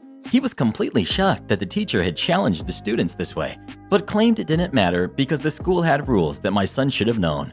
He was flabbergasted when I called the superintendent of schools for our city. He was more shocked when I chatted with him on a first-name basis. It might have been a Karen thing to do, but messing with my kids brings out my mama bear. Son did not get expelled. He didn't get punished in any way, mostly because the teacher was an absolute idiot. I later learned that this was not the first time she issued this challenge or the first time a student was able to do it. She had been warned not to do it ever again, and she ignored that. They had a new teacher in under a week. Because you are just not smart enough to teach school if you openly challenge kids to hack the school's filters. Speaking of computer class, what was your favorite class you ever took in school? Please let us know. I always liked those electives where we just watched movies every day. Don't go in the house with your muddy shoes? Okay. I've been sitting on this story for a long time and I'd like to share it with you. Even if this seems like a minor incident, it satisfied my years-long appetite for revenge. I can't list all of the things she said to me and my family, but take my word for it. This story comes from a few years back, before my grandmother was bedridden because of severe Alzheimer's. You see, after my grandfather died in the early 80s, my grandmother and her youngest sister moved in together. The youngest sister was, and is, an unpleasant woman in my humble opinion. I doubt she is well loved among the family either. My dad thinks her behavior to my grandma somewhat sped up the process of her Alzheimer's. I'm fuzzy on the details of when this took place, But my dad decided, as a family, we should take my grandma on a holiday on the Greek islands to give her some breathing room from her sister's shenanigans. We spent about a week there and went back to my grandmother's summer house. There was an infrastructural work of some kind just outside the garden gates, which meant there was a big trench with the dirt shoveled on either end. Since my dad had back problems, I had to carry a significant chunk of the suitcases. So I picked up 2 big suitcases in my backpack and walked up to the garden gates where my grandmother's sister greeted us. The first thing she told me, not even a proper greeting, and I quote as well as I can, "Don't walk into the house with your muddy shoes. I just swept up." We packed up and drove all day. I was exhausted and angsty, and this gave me a chance to have my small but fair revenge, so I complied. I walked up to the trench, took off my shoes and threw them over the trench in front of her and hopped over the trench, in my socks covered in mud, with 2 heavy suitcases in my hands and a bag on my back, and went inside the house. I put the luggage inside and went for a second run, all the while she watched with her mouth agape in shock. My dad questioned me before bedtime, and I told him I did what I was told. I didn't go in with my muddy shoes, just muddy socks. He agreed, but told me not to do it again. I wasn't grounded. I could tell from his voice my dad was as amused as me. Not to mention, my mother was standing beside my dad and giggling during the conversation. As for my grandmother's sister, she didn't talk to me for weeks, which I thoroughly enjoyed. Edit. Some of you guys concluded on me being a jerk on this particular occasion, and I have to agree. I'm normally a soft-spoken and respectful guy. I was raised that way. I guess I just sort of snapped after years of bottling my anger off. I can't say I'm proud of this, but I don't regret it either. I'm just proud of how I handled my blowing up moment. I blew up without even raising my voice. The event that forced my manager to respect me and stop treating me as dirt. A couple of years ago, I had a part-time job with almost full-time hours in a local restaurant who had a sister restaurant in the city, about 20 minutes drive from where our restaurant was located. Normally, you were hired for only one restaurant, but if the sister property was low on staff or needed help, then we would work in the opposite restaurant. They were run by 2 different family members, and both of whom had slightly different ways of doing things. One Friday evening, I come in for my 4 to close shift, normally around 11, but can differ depending on how busy or quiet we were, and was put on the cash desk. I had been working there for about 1.5 years at this stage, and I was pretty good at keeping the float. Certain amount of money always left in the till, at the correct amount or maybe 1 to 2 euros off, which was normal and expected. Side note, I was not allowed to count the cash/visas, etc. to check this float though. That was a manager/supervisor's job and was done when we come in the morning around 6 p.m. and at close. One of the managers took an instant disliking to me due to my, at the time, bubbly, happy-go-lucky attitude and tried to make things difficult for me. Let's call her Mary. Before 6 that day, Kay, a manager from the sister restaurant, was filling in for a supervisor and counted the cash float, which was correct. Once Mary came in, Kay hopped straight on the bus and headed home. Later that evening, once we were closed and all of our cleaning jobs were done, I was sitting down with the owner having a cup of tea while Mary was counting the float. Out of nowhere, Mary calls me over and starts berating and screaming at me that I lost 100 euros as her float was down by that much. I asked had she checked all the visa receipts, vouchers, human error can lead to miscounting, the cash in the safe, and underneath the coin holder in the till, as Kay tends to put money under there instead of the safe. Got yelled at even more by Mary because I know nothing and can't even manage to do one simple thing right, and got told by the owner to just head on home. No harm done, as these things happen, and to tell my coworker to double check the float in the morning as I was opening Saturday morning. Turned to Saturday morning, and once we had all our morning jobs done prior to opening, I asked my coworker was the float correct. She said she saw that Mary was down last night, but that she was correct this morning. She goes on to say that as Kay was there yesterday, she checked underneath the coins in the till, and lo and behold, there were 2 50-euro notes sitting pretty. I explained the full story to a coworker and got her to ring the owner and tell him that it was correct, and we waited until Mary came back in at 6 that evening. I made a passing remark to her once she started working along the lines of, "Oh, Mary, by the way, coworker found that 100 euro that you couldn't find last night. It was underneath the coin holder in the till as Kay was here yesterday, just so you know where to look if she's done the float before you in the future."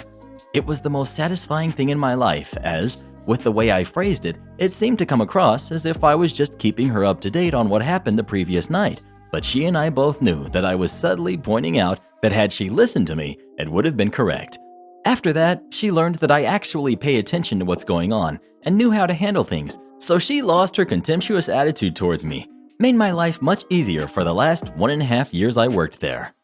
Woman lies about being with a convention to try to get a room. Doesn't expect convention chairman to be standing right there. I worked at a hotel that had a lot of conventions. One weekend, we were at capacity with no rooms to spare for one big company. Cue the entitled jerk who didn't have a reservation. I'll call her Karen. Karen asks to check in and gives me her name. I look her up, find nothing. She claims she has a reservation, but can't give me a confirmation number or any other information about it. I tell her it ain't happening. No reservation, no room. She demands the manager, where I happily smile and reply, "That's me." She scuffles off, angry. An hour or so later, my manager shows up and asks about the woman. Karen had gone to the hotel restaurant and demanded my manager to complain about me. Turns out she's with the convention. She never told me that, and there is some kind of misunderstanding with her reservation. As we're looking at the computer, Karen comes back up, smug to see my manager standing over me. She asks if we found her reservation. We say no, we're trying to locate a room for her. She starts to give us crap, saying we're unprofessional and she'd be recommending another hotel to her company for the future. Then she goes off to find the bathroom. While she's gone, another woman comes to the front desk. She's the chairman, I can't recall her official title, of the convention group. She wanted to go over the list of people checking in that day and the rooms they are assigned. Me. Perfect timing. We have one person with your group that doesn't have a reservation. Her name is Karen. Chairman. Karen? She flips through the paperwork. I don't have anyone named Karen listed, and I know pretty much everyone. I see Karen come out of the bathroom. I wave her over, and she looks happy, like she's gotten her way. She approaches the desk. My manager. Karen, I assume you know Chairman. She's not finding your name on the list for rooms. Chairman. I'm sorry, we've never met. You're with the company? Karen's eyes got all wide. She says, "Oh, no, not that company. The other convention this weekend." Me. We only have one convention here this weekend, Karen. Knowing she's caught, Karen goes ballistic. She demands, "Are you calling me a liar?" Yeah, but we all just stand there and look at her. My manager. Karen, I'm sorry, but if you aren't with the convention, we can't offer you a room this evening. We are booked solid. Karen turns around and walks away. Doesn't say another word. I guess when you're caught lying, there really isn't much more to say.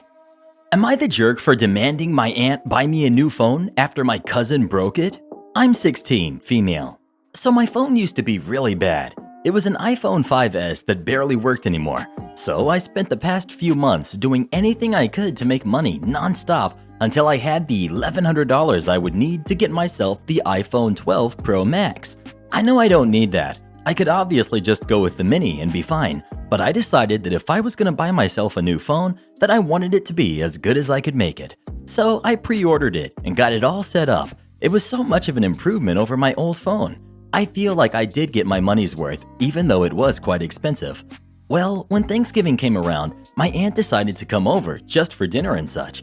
She brought my little cousin, who is 4 years old. Well, when we all sat down for dinner, guess who began begging for my phone? He saw that it was something new and wanted it. I obviously was against this idea because it was brand new and it's a 4-year-old, but she assured me it would be fine as she does this all the time. So I reluctantly handed it over and we ate our dinner. After the hour and a half it took us, this kid was nowhere to be seen. Well, after dinner I go look for him and I find him in a guest bedroom smashing my phone on the corner of a nightstand. I took it from him and lo and behold, the thing is destroyed. Not just the screen is cracked, but it's bent and won't turn on. Obviously, I told her that she was going to buy me a replacement or get that one fixed, and she refused. And she did that for the next 24 hours before caving and doing it. Then she told Facebook, and a few of my family are telling me I should have just accepted it and had my parents pay.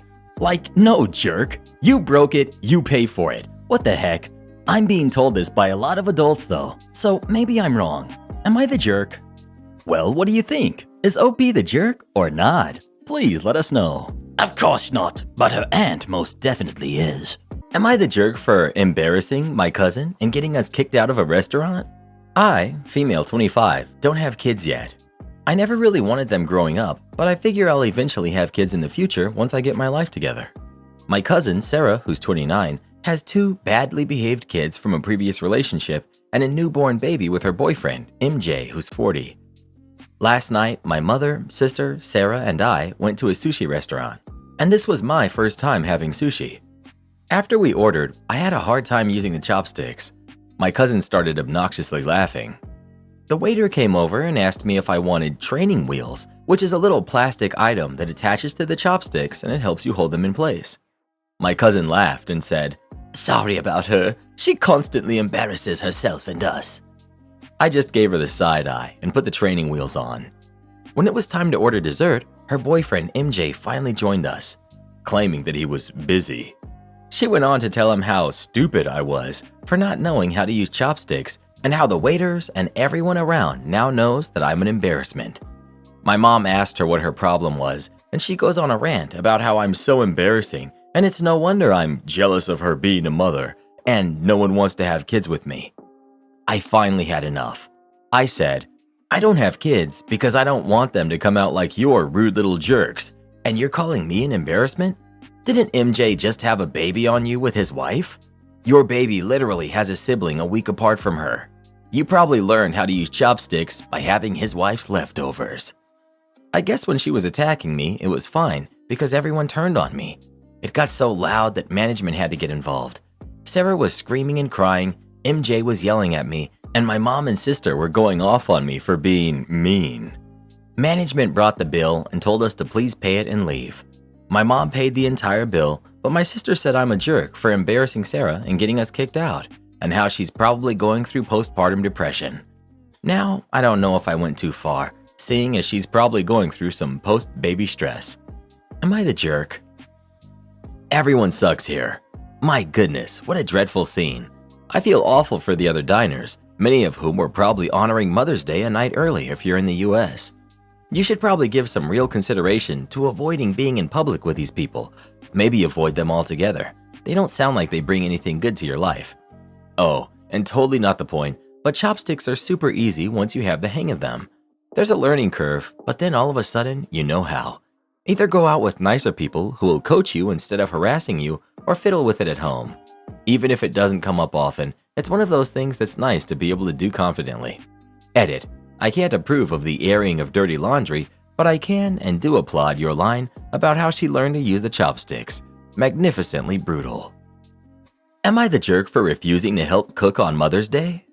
On Thursday, my dad, 42 male, took me, 18 male, to help pick out a frame for my mom's Mother's Day gift, which was a frame that said, "Mom, you are the piece that holds us together," with puzzle pieces beneath it with our names on it.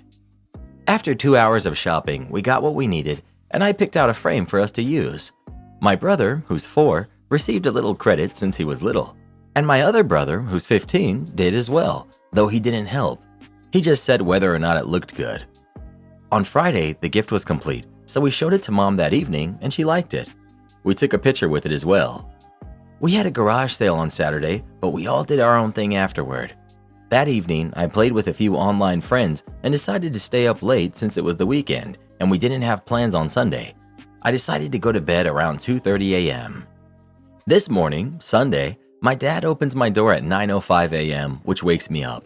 He asks me to help cook the eggs for Mother's Day. I explained to him that I was trying to sleep because I stayed up late and didn't know we planned to make breakfast beforehand so that I wouldn't stay up late. Dad insists that I help with the eggs or the waffles, but I reiterated that I'm still trying to sleep because I stayed up late. He said I would help with the eggs and said a pan was out and that I had 6 minutes and started closing the door. I quickly tried to say that I had already told him. At around 9:45 a.m., he came in again while I was in bed asleep. The opening of the door woke me up and he said, "How do you think that'll make her feel, hearing that you refused to help make her breakfast?" I replied that I had already helped with her Mother's Day gift, and he said something along the lines that he was the one who had the idea and actually built it, and that helping with breakfast is something I can have more control over. I replied, "Got it. I wasn't part of her gift." After some back and forth, he closed the door a little. It wasn't fully closed, and left to go continue cooking.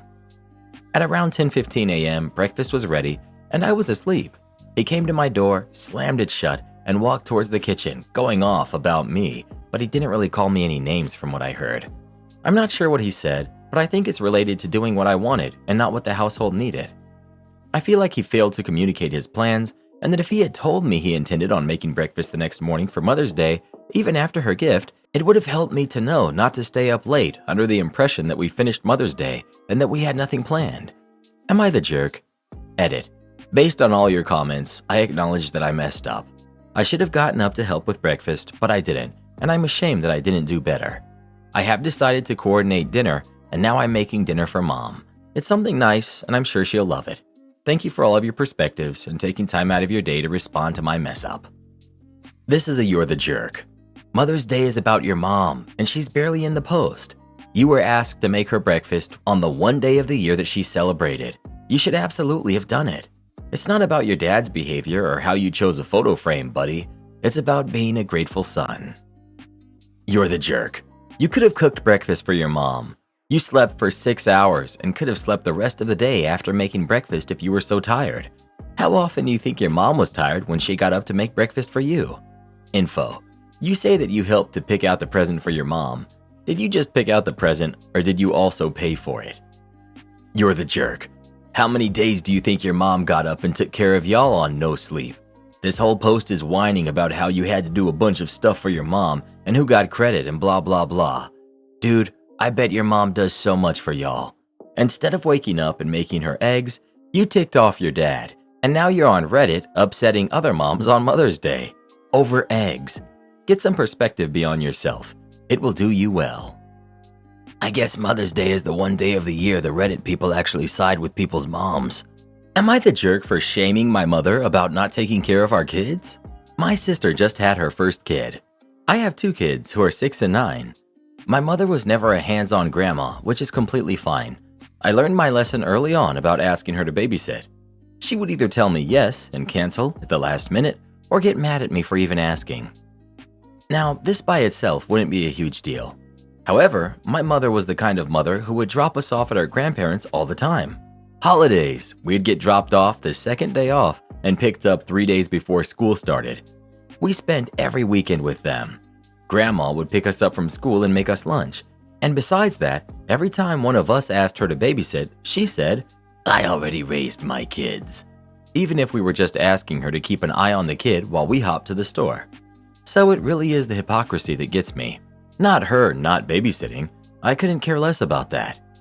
So my sister had her first kid about 4 months ago. We had a family dinner on Friday where everyone got to meet the baby. So we were all mingling, and my sister asked Mom at one point if she could watch the baby on Friday for 1 hour so she could pick up her mother-in-law from the airport. My mom started to say her usual sentence, and my brothers and I jumped in and finished the sentence with her and laughed.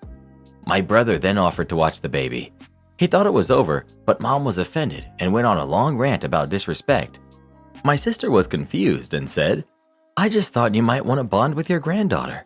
To which I said, "She didn't even raise us. What makes you think she wants to spend time with our kids?" I admit I was mad because she was acting like she was that martyr who never had time for herself, when she literally never had us, and when she did, my older brother and I took care of everything in the house, including childcare and house stuff. Obviously, my mother got furious, saying that I was ungrateful. My older brother intervened and said that we weren't ungrateful, but we couldn't ignore the matter of fact. The fight escalated and my mother stormed off. My father called us and told us that it was entitled to shame Mom for not babysitting. Are we the jerks? Edit. My father is not mentioned because the story is not about him, and it doesn't make sense to talk about him. There's more to the story with him, of course, but this story was about an interaction with us and our mom. The only involvement our father had was the short call at the end. That's why he isn't mentioned much. Not the jerk. As long as it's okay for people to not be natural caregivers, it is not to be a non-caregiver and wanting to be treated like the saint who sacrifices for everyone. She had all the help in the world when you were kids, and now she's acting as if you guys asking for help is entitlement, and it's not. It's a basic thing. You're not asking her to take weekends, school breaks, etc.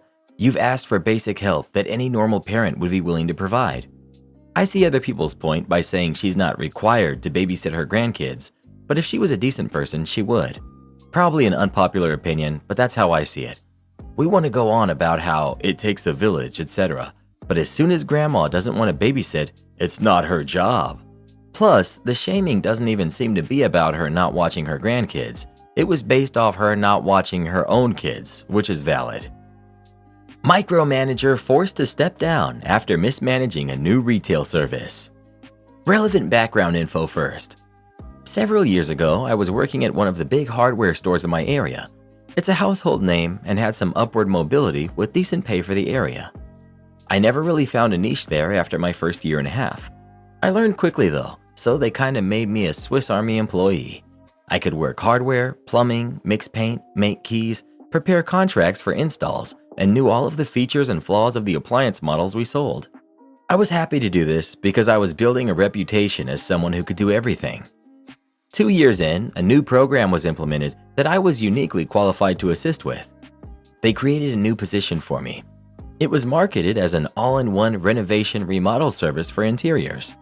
I was to assist the designer with product selection, product information, contracts, and local marketing for this service. Everyone involved was super excited about it. Note, I was still only making $10 an hour in 2015 for this. The problem was that because this was brand new, no one knew how it should work. The designer basically had to figure it out for herself while I tried to catch her up with all of the store and product knowledge I had accumulated during my unique experience with the company. Issues with the program. 1. It was way too expensive. 2. Product to be used had to come from one of our stores, which was limiting. 3. No one knew about it. It was a rocky start. Coworkers would call me over to talk to customers if they mentioned working on a big project, but that's all we had. No completed jobs to reference or anything provided by corporate to get us running. We made our own stuff. I put together a video advertising the service and got the nod from management to use company card to purchase a TV and media player to roll the video on repeat. We built vignettes in the store to showcase our design ability. I had been picking up a lot from the designer, so it ended up being a partnership in effect. The Micromanager. Enter Devin, the assistant manager. He had actually been involved in the project from the beginning and had been pretty supportive and brought good energy at first. But I think he got fed up with issues that we couldn't control. Sloppy contractors refusing to fix things that they messed up. Slow design process as customers worked out what they wanted and people just backing out after taking a bunch of our time when they saw the price. We were, on average, charging $3,000 more for a small bathroom remodel on labor alone. Consulting and design fees were also worked into the final cost. The product was discounted to basically being tax-free, but as I mentioned, options were limited to products the company sold. It was just too expensive to make many sales on the poor side of town, where almost everyone knows some kind of contractor or tradesman with connections.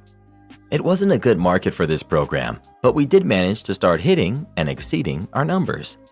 Number 7 in the region for the brand new program was not bad. And just when we finally started getting some business and a rhythm around 8 months in, Devin decided that it was not working fast enough for him. Obviously, the designer was to blame since he had no authority over the contractors or setting prices. She didn't know what she was doing, and he was going to make some changes. He honestly didn't do much besides hover, bring bad energy, and make terrible suggestions. He didn't understand the scope of what we had to do to get a customer out the door and happy. He forced us to cut corners and get the sale as quickly as possible without concern for liability, for basically destroying a room in someone's home to remake it, or what was realistic in terms of timelines. Customers felt rushed and got nervous. They backed out. We came to a standstill. We would only have 2 or 3 designs in progress at a time, but suddenly, after working our butts off building the program, we had no customers for the first time in 6 months. Obviously, Devin was not subjecting us to his authority hard enough. So he went harder and fired the designer. I lost my patience. Justice or injustice, I don't know. I'm a chill dude, but I had been working my butt off for this company, making peanuts on the promise that I was working towards something. I endured working for the incompetent managers that got their positions because they started working there at 18 and made it their life. The toxic alpha male, I will lead, you will follow BS was too much, so I started bullying him back, making fun of him in a teasing way where he couldn't really react without looking bad or losing control. I did that for a while, and he left me alone to run the program in the interim since I was the only option. The designer and I had become friends though, so I was still mad about how it went down. I wasn't finished yet, but I didn't know what to do. Eventually, they got another designer, and Devin had me moved back to what I had been doing before. Passed over for several promotions that I was more than qualified for. The market had been flooded with longtime employees that were being moved around. Bad luck, but I was done with the place. One day I got an email with an anonymous review your manager survey. The store computers were set up with an always-on and logged-in user profile, so I wrote down the link and verified with a coworker that they weren't unique. In every department I visited that day, I wrote a review for Devin. All different ratings, but I made the good ones so that they sounded bad, but as if I didn't know it was bad. I did that maybe 10 times. It wasn't character assassination or anything, just opinion-based stuff with some vague examples so no one could figure out it was me. I didn't lie either. I just said what people don't usually say out loud. He would barely look at anyone after that. A couple of weeks later, he resigned his position as assistant manager and took an exterior design position at the other end of the store, as far away from the departments he had been over before. Basically, the same thing as what we had done with interiors, but he was in the designer's shoes. I left a couple of months later to work tech support for DHS, but while I was still in training for that, my friends from the store told me that he had gotten fired. Maybe he learned something. He should have at least learned how my designer friend felt. They were both fired on Christmas. My stepbrother stole my investment car and crashed it. A few years ago, I got a nice bonus in a major sales year, and I made a really smart investment decision with it. I'm a big car guy. During a dip in the exotic car market, I was presented with an insane private market deal on an extremely rare manual transmission supercar. Original owner was a friend in a car club who passed. His kids handled the sale. I had just enough cash available for a down payment to buy it as an investment. Not ready to disclose the model just yet. Fellow gearheads can probably guess. But it's one of less than 200 remaining in North America, low mileage, all original without a hint of damage. I honestly rarely even drive the thing myself. It's just too valuable at this point, worth more than triple what I paid for it. Let's just say it's easily valued north of $600,000 right now. Or at least it was. Last weekend, I was out of town. My idiot 17-year-old stepbrother had his prom and decided to borrow it for the evening. I don't think he was even drinking. The car is just not easy to drive. It doesn't have any safety features, and it's tough to handle for anyone less than an experienced driver. He ended up misshifting, spinning it out, and causing a fair amount of damage. It was still drivable afterwards, and he brought it back to my garage, so no accident report was filed. But my cameras caught him leaving with it in pristine condition and returning it wrecked. I'm livid. My dad and stepmom are very apologetic, but aren't really taking much responsibility for what he did. Originally, they wanted me to try and claim it against my insurance, which I have no intention of doing. They eventually came back and offered to try and pay for the repair. I think it can be fixed for under $60,000, but finding parts for the thing isn't a cakewalk. My problem is the loss of value. I had a broker that specializes in these cars go over it with me, and he thinks, even expertly repaired, with the wreck and non-original parts, it will have lost at least $200,000 to $300,000 in value after being restored. My broker is going to provide me with a written loss of value estimate this week. I'm leaning towards demanding that amount from my family in restitution, or I can press charges for the theft of the vehicle. As far as I can tell, those are my two options to seek the full value of the investment. Just getting it repaired would mean taking a $250,000 loss when all is said and done. I know this would be a hardship, but my dad and step-fam won't exactly go hungry. They own a couple rental properties that they could sell to come up with the cash. But in discussing this with my sister, she thinks I'm being unreasonable to burden the family with such a major expense, and I should just let them pay to fix the car. I don't see how I can even remotely cover the loss I'm taking without pushing this ultimatum their way. Would I be the jerk? Edit, to clarify because I keep getting asked. The car was on my own property in my garage and was very well secured, but my dad had a key to the house that my stepbrother used to get in. He knew the alarm code and where the keys were hidden because he's family. Also, this probably wasn't too clear in the original post, but I'm not exactly wealthy or anything. At least not wealthy enough to afford my own supercar under normal circumstances. This was very much an investment towards retirement for me, hence why I almost never drive it. Not the jerk. I'd honestly have pressed charges already. He stole your car and caused massive damage, let alone the safety factor. He could have gotten himself and or others severely hurt operating a car that he had no business being behind the wheel of. Frankly, He's lucky that that was the worst that happened, and their apologies don't cover all that. You're being generous giving them different options to work it out that don't include charges. Also, what are they doing about him? Because if they haven't properly grounded him from literally everything, taken away his phone and any gaming devices, and told him he's getting a job to pay this back, it's not enough. Am I the jerk for not eating food my girlfriend's parents made at family dinner? My girlfriend of 4 years has a different cultural background than mine. Her parents are not from America, and family and meals are very important to them. I grew up in America, and while we had holiday dinners and maybe a Sunday dinner every couple of weeks, for the most part, mom or dad made something, and then we ate it where and when we wanted to. I eat dinner with my girlfriend's parents every week, and I love it. It's important to her, and I have no problem with different cuisines. It's all delicious food. However, I do not eat a lot. Growing up, I was very overweight, and I saw a nutritionist, stuck to a calorie deficit, and worked on my portions, and I've been at a healthy weight ever since. My relationship with food has changed, and I no longer have the desire to tear through 2 double quarter pounders anymore. My girlfriend's parents seem to get offended that I get small portions of things and don't fill my plate up a second time. They will make maybe 5 to 6 different food options, and I'll get a little bit of everything because I want to taste it all. At some point, every time I'm there, they ask me if I didn't like the food. They mention the small portions and how I never go back for more. I just honestly tell them that I don't overeat. They've never made a scene about it to me, but I guess they've been discussing it with my girlfriend while I'm not there.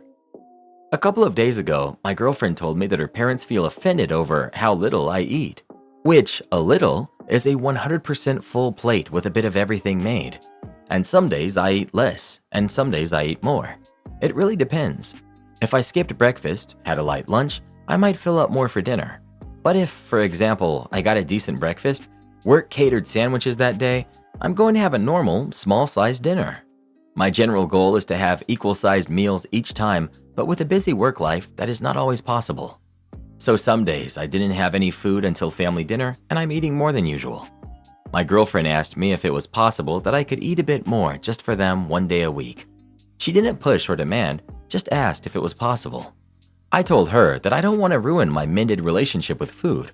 I don't understand why the parents are so offended. I always pack up Tupperware and eat it throughout the week because it's delicious food. I don't want to disrespect her parents though. Edit. Another odd thing I want to add.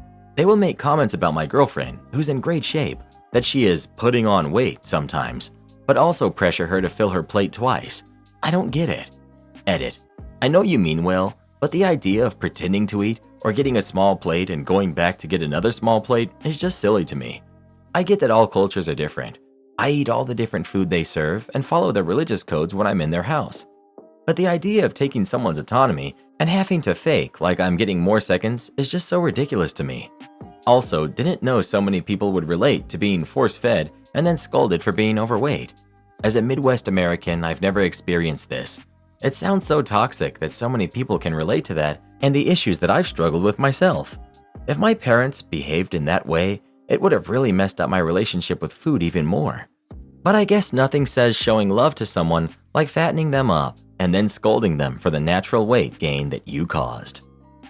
Not the jerk. My extended family is this way culturally, and it is considered offensive to them if you reject food or don't gorge yourself. But culture can't be prioritized over your boundaries and well-being. This is a good compatibility test for you and your girlfriend. It will be uncomfortable for her, but I hope she chooses to back you up. Am I the jerk for leaving my best friend and his friends stranded in an unfamiliar city? So for background, my best friend has gotten into going to these Spartan races. He and a small group of his friends have started going to local ones, but recently heard about one in another state they wanted to go to and compete in, but they didn't have anywhere to stay. So they asked me if they could borrow my truck and trailer. I have a tow-behind camper for the weekend. I said no, I wasn't comfortable with them taking my truck and trailer, but that I'd drive them and the camper to their event. We made the 3-hour trip and set everything up in the area where the race was taking place the next day. I have a habit of leaving my keys on a hook next to the door to my bedroom in my camper. Remember this. Come nightfall, I went to take a phone call outside and ended up wandering around the grounds for over an hour. When I got back to the camper, the door was locked, and I was told by my best friend's older friend through the window that there wasn't enough room for me in my trailer. So I reached for my keys to unlock the door. but realized I had left them inside the camper on the hook in my room. So I called my best friend from outside, and all I was told was, "Sorry bro, nothing I can do." So I ended up sleeping in my truck that night, which I had fortunately left unlocked by accident. Their race began at 8 a.m., and at 7 they came meandering out of the trailer and woke me up. No apology, by the way. So while they were in their race, I hooked my truck back up to the trailer, closed and locked everything, and waited until just after they finished and had started walking back to the trailer. Think really wide open field. When I saw them coming, I started the truck and drove off the property with them chasing behind. I made the 3-hour trip back home, declining call after call. When I finally got home, I finally took my best friend's call. He started yelling at me saying, "Why would you do this? We have no way home now." I just said, "Sorry, you shouldn't have made me sleep in my truck after I did you this favor." He told me that there were better ways to handle this than by leaving them in an unfamiliar city with no way home. I think he ended up calling his dad to come and get them. Is he right? Was there a better way to handle this?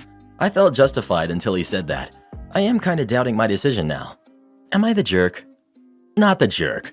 They're Spartan warriors, right? They should run home. Not the jerk. Was there a more adult way to deal with this? Definitely. Did they deserve to be treated like adults after the disrespectful and childish stunt they pulled? No. Forget those guys. They got what they deserved. Was there a more adult way to handle this? I'm legitimately torn on this. I'm not convinced there's a way OP could have handled this which would have taught these jerks a lesson or been better all told. Anything less than this would have likely led to these jerks feeling they got away with their behavior and wouldn't think twice about doing it again, if not to OP, then to someone else. Adults need adult consequences, and I'm not certain anything less than this would have been a true consequence for them. Not the jerk. Who tells someone they can't sleep in their own camper? He's not your best friend.